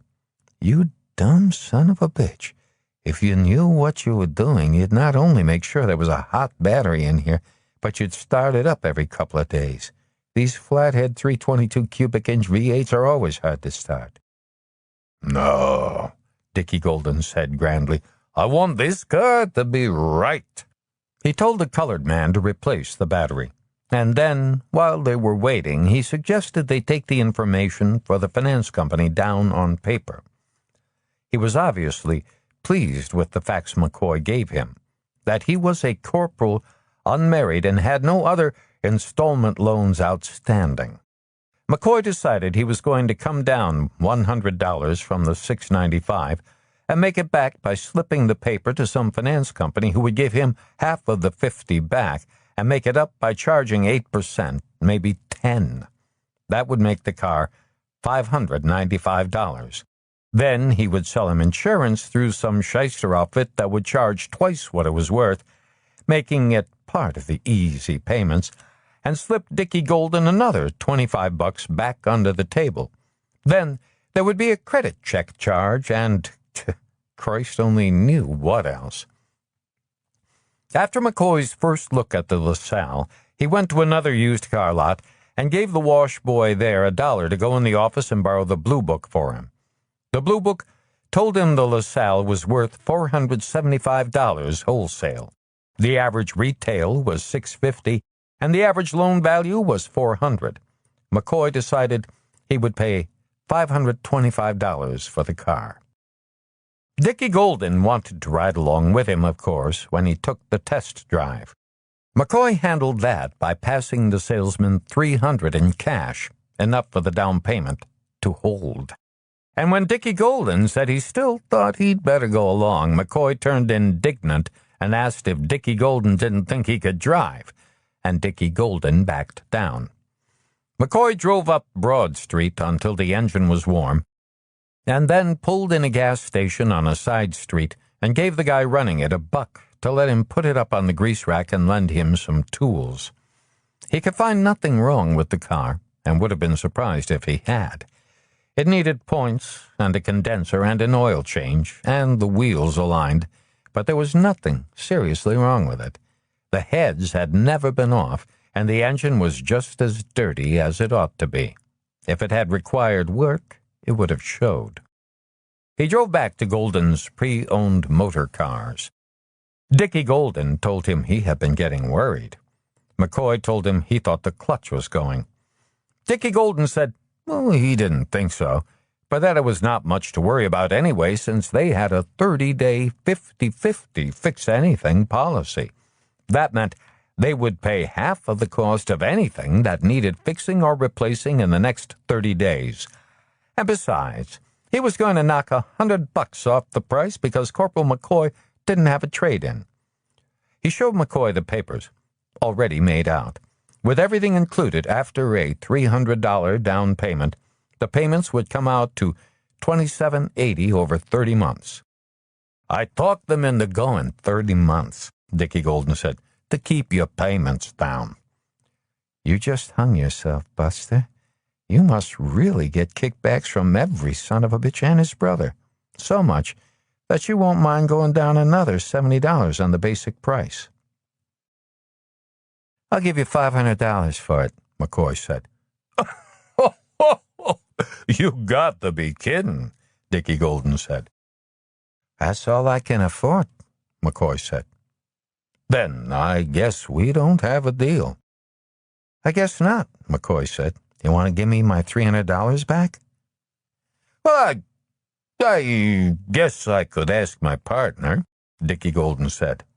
I don't think he'll go along with this, but I'd like to see you in the LaSalle, and I could ask him if I can catch him at home. If you've got a partner, at home or anywhere else, I'll kiss your ass at high noon at Broad and Market. Why don't you ask him? McCoy said. Dickie Golden was gone 20 minutes. When he came back, he had a whole new set of papers all made out. My partner says $525 is as low as we can go, Dickie Golden said. That's less than wholesale. McCoy read the finance agreement with interest. Then he handed Dickie Golden $225. Deal, he said. What's this? Golden said, looking at the money but not picking it up. I already gave you $300, McCoy said. That's the other $225. No, this deal was to finance the car and for you to buy your insurance through us. What do you want me to do? Call a cop? It's against the law in Pennsylvania to take kickbacks from finance companies and insurance companies. What are you, some kind of wise guy? You just write on there, paid in full in cash, McCoy said, or we call the cops. Give me those papers back and get your ass off my lot.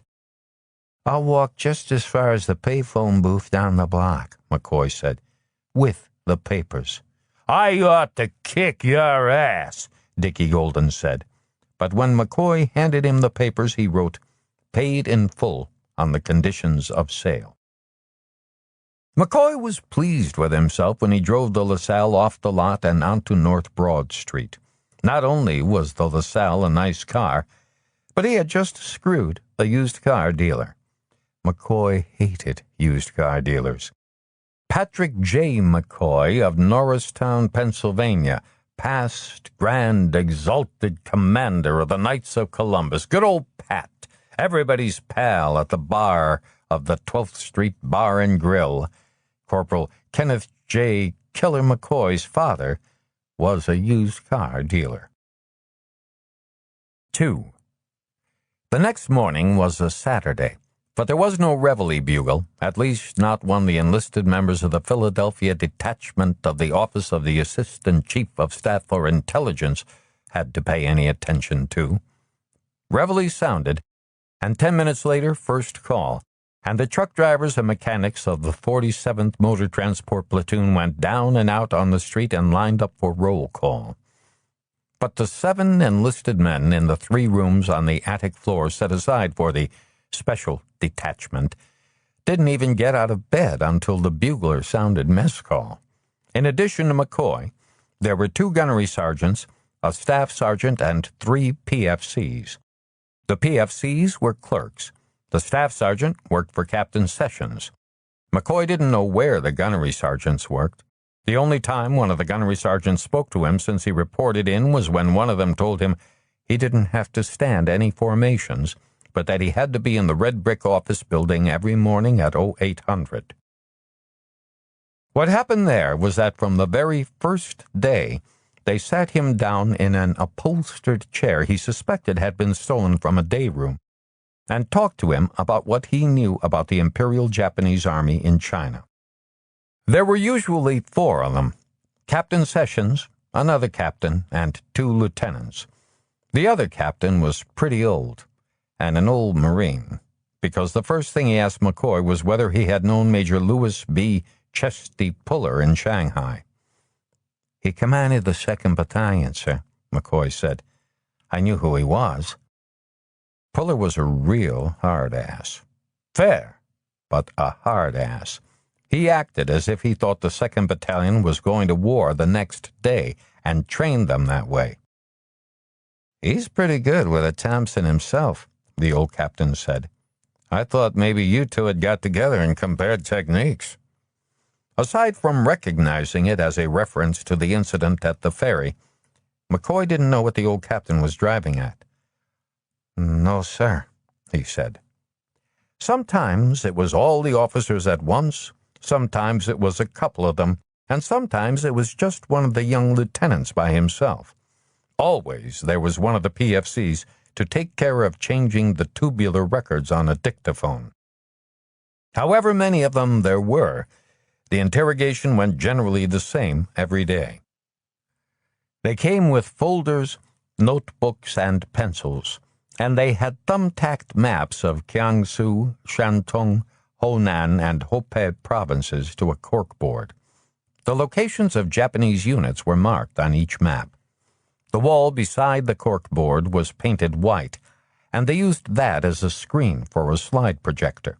Sometimes there were photographs, including some he took himself. Some of these were blow-ups, and some had been converted to slides.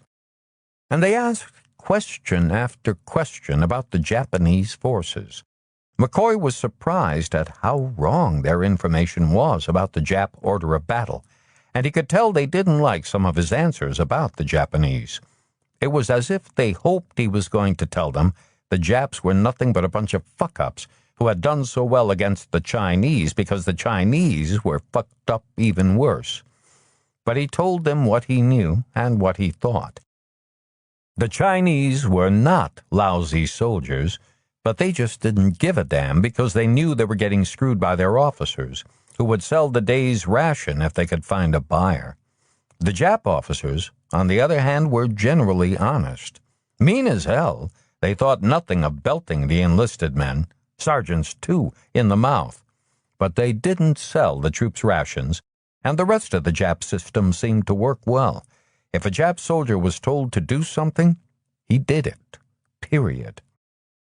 One of the young lieutenants had studied Japanese in college. When he was alone with McCoy, he spoke a few words of Japanese to him. He didn't speak it all that well, but he spoke better Japanese than the old captain, who had done 8 years, 1927 through 1935, with the 4th Marines in Shanghai, spoke Chinese. McCoy learned, they didn't tell him, but he learned, that none of the young lieutenants was a regular. They had all come into the Corps right after college. McCoy wondered what the hell they were doing, sitting around asking an enlisted man questions. As young lieutenants without any experience, they should instead have been out with troops in the field. Once, a couple of civilians, an old one and a young one, dropped in while he was standing in a skivvy shirt by a map of Honan province. The room was right under the roof and was hot as hell. When they entered the room, McCoy stopped talking, not knowing who they were. "Don't let me interrupt," the older civilian said. "Carry on, McCoy," the old captain ordered. So he carried on. That was the day he was straightening them out about how good the Japanese soldiers were, and he went on with that. From time to time, the old civilian would snort, as if he didn't think McCoy knew what the hell he was talking about. But McCoy decided to let the old guy fuck himself. The civilians stuck around until he was finished. When they were gone, McCoy asked who they were. For some reason, the officers thought that was funny. They laughed at him, and he never got an answer. McCoy had no idea how long the interviews were going to go on. At first, he had hoped they would go on forever. But by the end of the second week, he knew he was just about talked out. If there was something he knew about China they hadn't gotten out of him, he couldn't think of what it was. When first coal blew that Saturday morning, he got out of bed and took a shower. Standing under the shower, shaving, reminded him of China and made him a little homesick for it. The only time in China he'd had to shave himself was when he was on a convoy. The rest of the time, there had been Chinese boys to do it for him. After he was dressed, he went down to the mess for breakfast, and then he walked to the gate. When he had tried to bring the LaSalle onto the yard the night before, the guard at the gate wouldn't let him, because he didn't have either a yard sticker, license plates, or proof of insurance. But the guard had let him park the LaSalle inside the gate and had explained to McCoy that he could get a sticker on Saturday morning from the provost marshal if he got there before noon with proof of insurance and license plates. McCoy started the LaSalle and drove to an office of the Pennsylvania Motor Vehicle Bureau, where he registered the car and got a cardboard temporary license plate until they mailed him a real one from Harrisburg. Then he went to an insurance agency and bought insurance. It was still early, and he didn't like the way the wear on the tires looked, so he found a Cadillac dealer. While they were aligning the front end, he went to the parts department and bought a set of points and condensers and a set of spark plugs and a carburetor rebuild kit. Finally, on the way back to the Navy Yard, he saw a Sears Roebuck where he bought a small set of tools on sale. Later, he got a sticker from the provost marshal and drove to the barracks. He would spend the weekend rebuilding the carburetor and changing the points and the plugs, and maybe giving it a good shine with Simon eyes. Dickie Golden, for sure, had used some quickie polish, which made it look good but wouldn't last more than a week. What he was doing, he knew, was not what he should really be doing. Working on the car was a dodge, an escape. He should really be going back to Norristown, even if he had to ride there on the interurban rapid transit. But he didn't want to go home now, or next week, or maybe ever. So maybe he would get lucky between now and next weekend. Maybe something would happen that would keep him from going home then, like a transfer to the West Coast, or maybe getting run over by a truck. 3. United States Navy Yard, Philadelphia, Pennsylvania, 08:30 hours, 4 August, 1941. "Close the door, Ken," Captain Sessions said, "and then help yourself to coffee if you'd like. I want to talk to you." McCoy expected that Sessions was going to talk to him about the LaSalle. He knew there was scuttlebutt around about it. Where the hell did a corporal come up with enough money to buy a car like that? Scuttlebutt had a way of getting around, and that meant to the officers, so he thought it had finally become official. He poured black coffee in a china cup. When he turned around, Sessions waved him into a chair. "Have you given any thought, Ken, about what you'd like to do next?" That meant that the interviews, as McCoy suspected, were now over. "Yes, sir," McCoy said. Sessions made a come-on gesture with his hand. "Captain Banning said that when he gets home, he would try to find a home for me," McCoy said. "He said I should keep my nose clean, and he would either get me to work for him again or send me back to heavy weapons." "Have you ever considered becoming an officer?" Sessions asked. McCoy thought that over a moment before answering. There were a number of officers around the Corps who had been enlisted men, and a number of non-coms had at one time or another been officers. An even larger number of old non-coms had been officers in the Haitian constabulary, where the troops they had commanded had been Haitians. McCoy had sometimes imagined that there would probably be a chance somewhere down the road after he had more time in for him to get to be a warrant officer and maybe even a commissioned officer. But he sensed that Sessions wasn't talking about some time in the future. "You're talking about now, sir?" McCoy asked. Sessions nodded. "The Corps is about to really expand, McCoy. Even if we don't get in the war, the Corps is going to be 5 times as big as it is now. We're going to need large numbers of officers, and many of them are going to come from the non-commissioned officer corps. People like yourself, in other words. Are you interested?" "I don't know," McCoy said, more thinking aloud than a direct reply.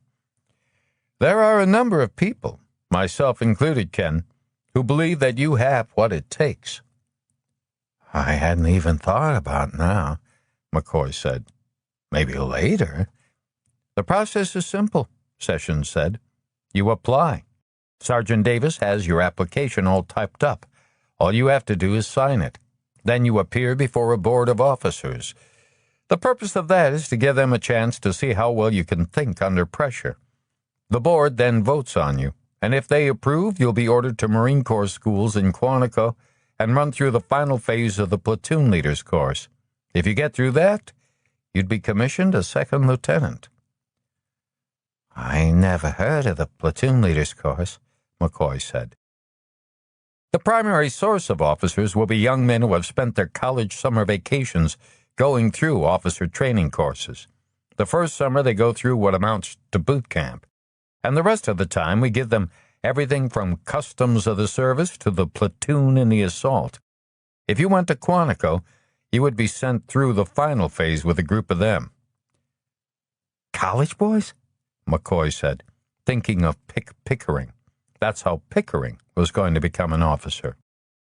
"Going through college is not a disease, McCoy," Sessions said.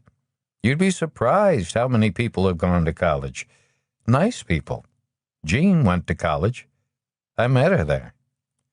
McCoy smiled at him. "I meant I'm not sure I could hack it in that kind of company. All I've got is a high school diploma.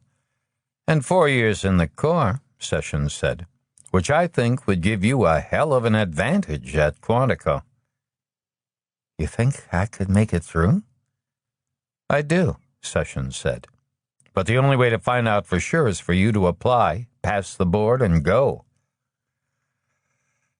"It's worth a shot, I guess," McCoy said, thinking aloud. "What have I got to lose?" "Sergeant Davis has your application all typed up," Sessions repeated. "I'll approve it, of course." "Thank you," McCoy said simply. 4.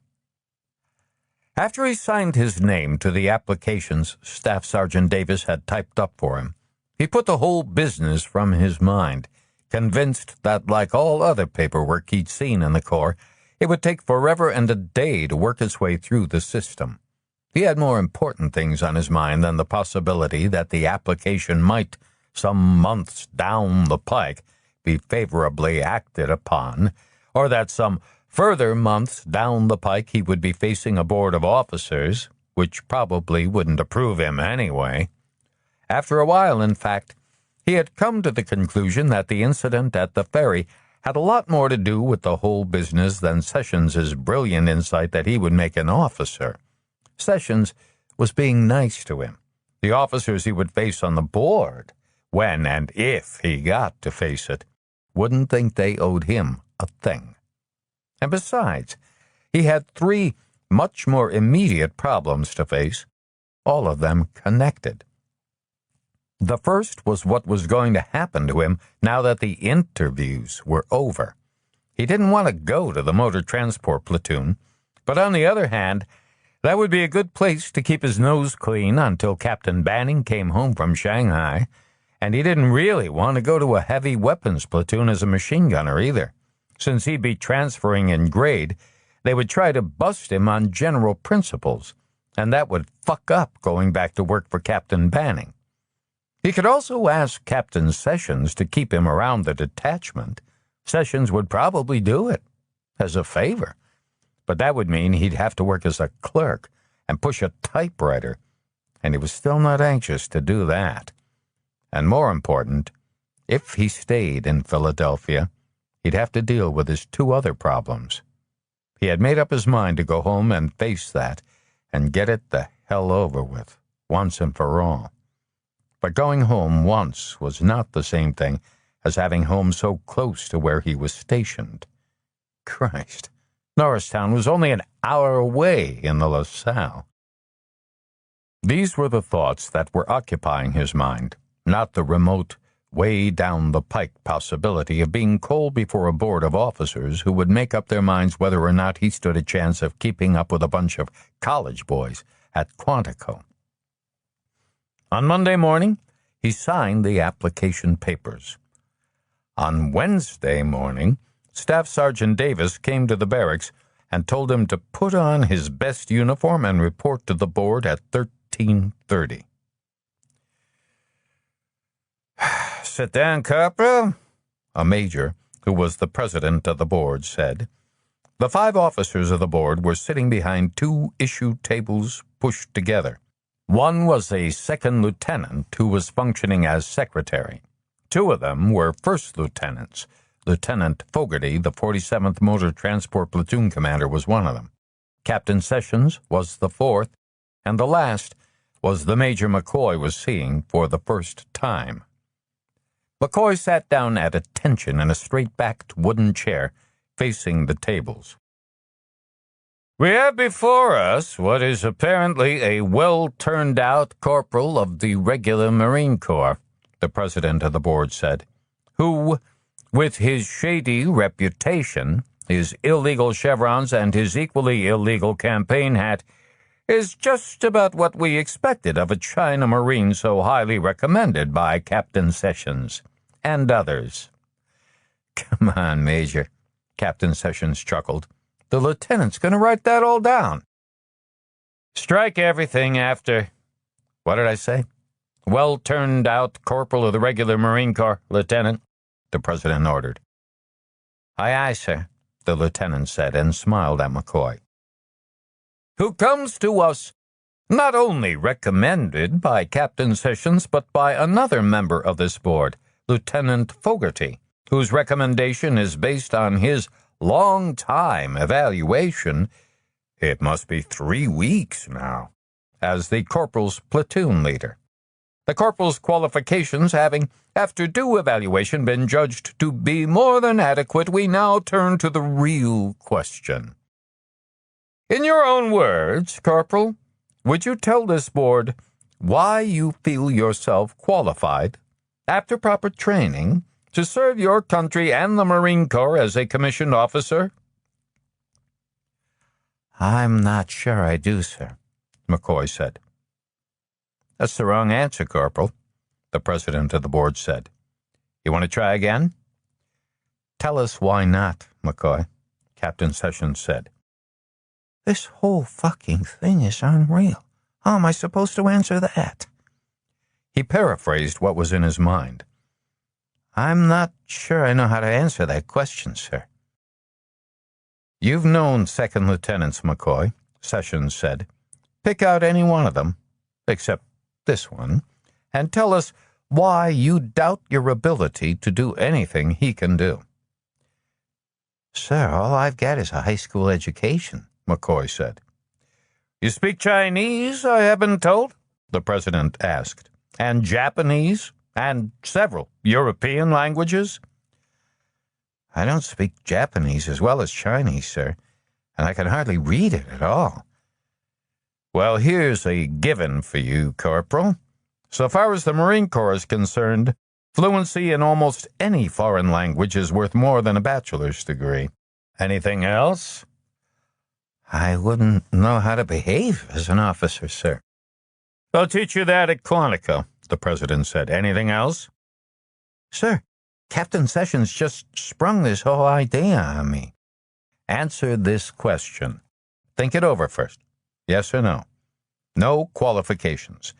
Do you want to be an officer, or don't you?" McCoy thought it over, for what seemed to him like a very long time. The president of the board began to tap his fingertips impatiently on the table. Captain Sessions' left eyebrow was arched, a sign of impatience, often followed by an angry outburst. "Yes, sir," McCoy said. "You are temporarily dismissed, Corporal," the president said, "while this board discusses your application. There may be other questions for you. Please wait in the corridor." Aye, aye, sir, McCoy said. He stood up, did an about-face, and marched out of the room. He had just managed to close the door when he broke wind. It smelled like something had died. The board will offer comments in inverse order of rank, the president said. Lieutenant? Sir, I'm a little concerned about his attitude, the second lieutenant said. He certainly took his time thinking it over when you asked him straight out if he wanted to become an officer. It has been my experience, Lieutenant, the major said, that what's wrong with most junior officers is that they leap into action without thinking things over carefully. Yes, sir, the lieutenant said. Lieutenant Bruce? So far as I'm concerned, Lieutenant Bruce said, he's what we're supposed to be looking for, a non-com with proven ability who can handle a wartime commission. Lieutenant Fogarty? I'm impressed with him, Fogarty said simply. He's a little rough around the edges, maybe, but they can clean up his language and teach him which fork to use at Quantico. Ed? The president asked, turning to Captain Sessions. I admit, of course, to a certain personal bias. He saved my life. One finds all sorts of previously unsuspected virtues in people who do that. There was laughter along the table. But even if he hadn't saved my skin, and even if a certain unnamed, very senior officer had not made his desires known, I would enthusiastically recommend McCoy for a commission, Sessions added. Does he know about the general? I'm sure he doesn't. The general and his aide were in civilian clothing and they weren't introduced, Sessions said. Being as objective as I can, I believe the Corps needs officers like McCoy. Because he's a linguist, you mean? The president asked. He'd be a linguist anyway, Sessions said. But that would be a waste of his talents, even though people who speak Chinese and Japanese are damned hard to come by. We will now vote in the same order, the president said, unless someone wants to call him back and ask him something else. He looked up and down the table. Lieutenant? He asked, when he saw that no one had any additional questions. I vote yes, sir, the lieutenant said. One by one, the others said exactly the same thing. This board, whose president is not about to put his judgment in conflict with that of the Assistant Chief of Staff for Intelligence, USMC, the president said, and waited for the expected chuckles. After they came, he went on. Especially after he said, slowly, carefully, and with great emphasis, I think we ought to put bars on that boy's shoulders, if for no other reason than he seems to be the only one in the Marine Corps besides me and Chesty Puller who doesn't think the Japs can be whipped with one hand tied behind us. He waited again for the chuckles, then concluded. This board has, in secret session, just unanimously approved the application of Corporal McCoy to attend the platoon leader's course at Quantico. Lieutenant, you are directed to make the decision known to the appointing authority. Aye, aye, sir, the lieutenant said. Call him back in here, will you? The president said. The lieutenant went to the door, opened it, and motioned McCoy back into the room. McCoy marched in and stood to attention beside the straight-backed wooden chair. Corporal, the president said, this board has considered your application carefully, and after review by the appointing authority, that decision will be made known to you through channels. In the meantime, you will continue to perform your regular duties. Do you have any questions? No, sir. The president rapped his knuckles on the table. This board stands adjourned until recalled by me. McCoy, thinking he had been dismissed again, started to do another about-face. Hold it, Corporal, the president said. Sit down a minute. McCoy sat down, more or less at attention. Corporal, unofficially, what that platoon leader's course actually is Paris Island for officers. What it's really all about is to make Marines, Marine officers, out of civilians. To do that, they're going to lean hard on the trainees. That might be harder for a Marine corporal to take than it would for some kid straight from college. It would be a shame if some Marine corporal, who a lot of people think would make a good officer, were to say, "I'm a corporal. I don't have to put up with this crap. They can stick their commission." Do I make my point? Yes, sir.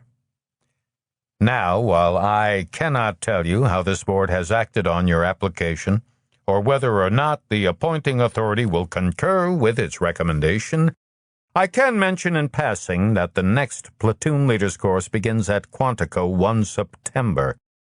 And if I were you, I wouldn't make any plans for the period following 1 September. Perhaps between now and 1 September, your platoon commander could see his way clear to putting you on leave. Yes, sir, Lieutenant Fogarty said. No problem there, sir. Well, that's it then, the President said. Unless anyone else has something. I want to see the Corporal a minute when this is over, Captain Sessions said. Stick around, please, Killer. Killer? The President asked wryly. Is that what you call him? My curiosity is aroused. With respect, sir, that is a little private joke between the Corporal and myself, Captain Sessions said. 5. Norristown, Pennsylvania, 10 August 1941. Norristown was dingier, dirtier, grayer, and greasier than McCoy remembered, and he had a terrible temptation just to say fuck it and turn the LaSalle around and go back to Philly. In China, McCoy had told himself more than once that he would never go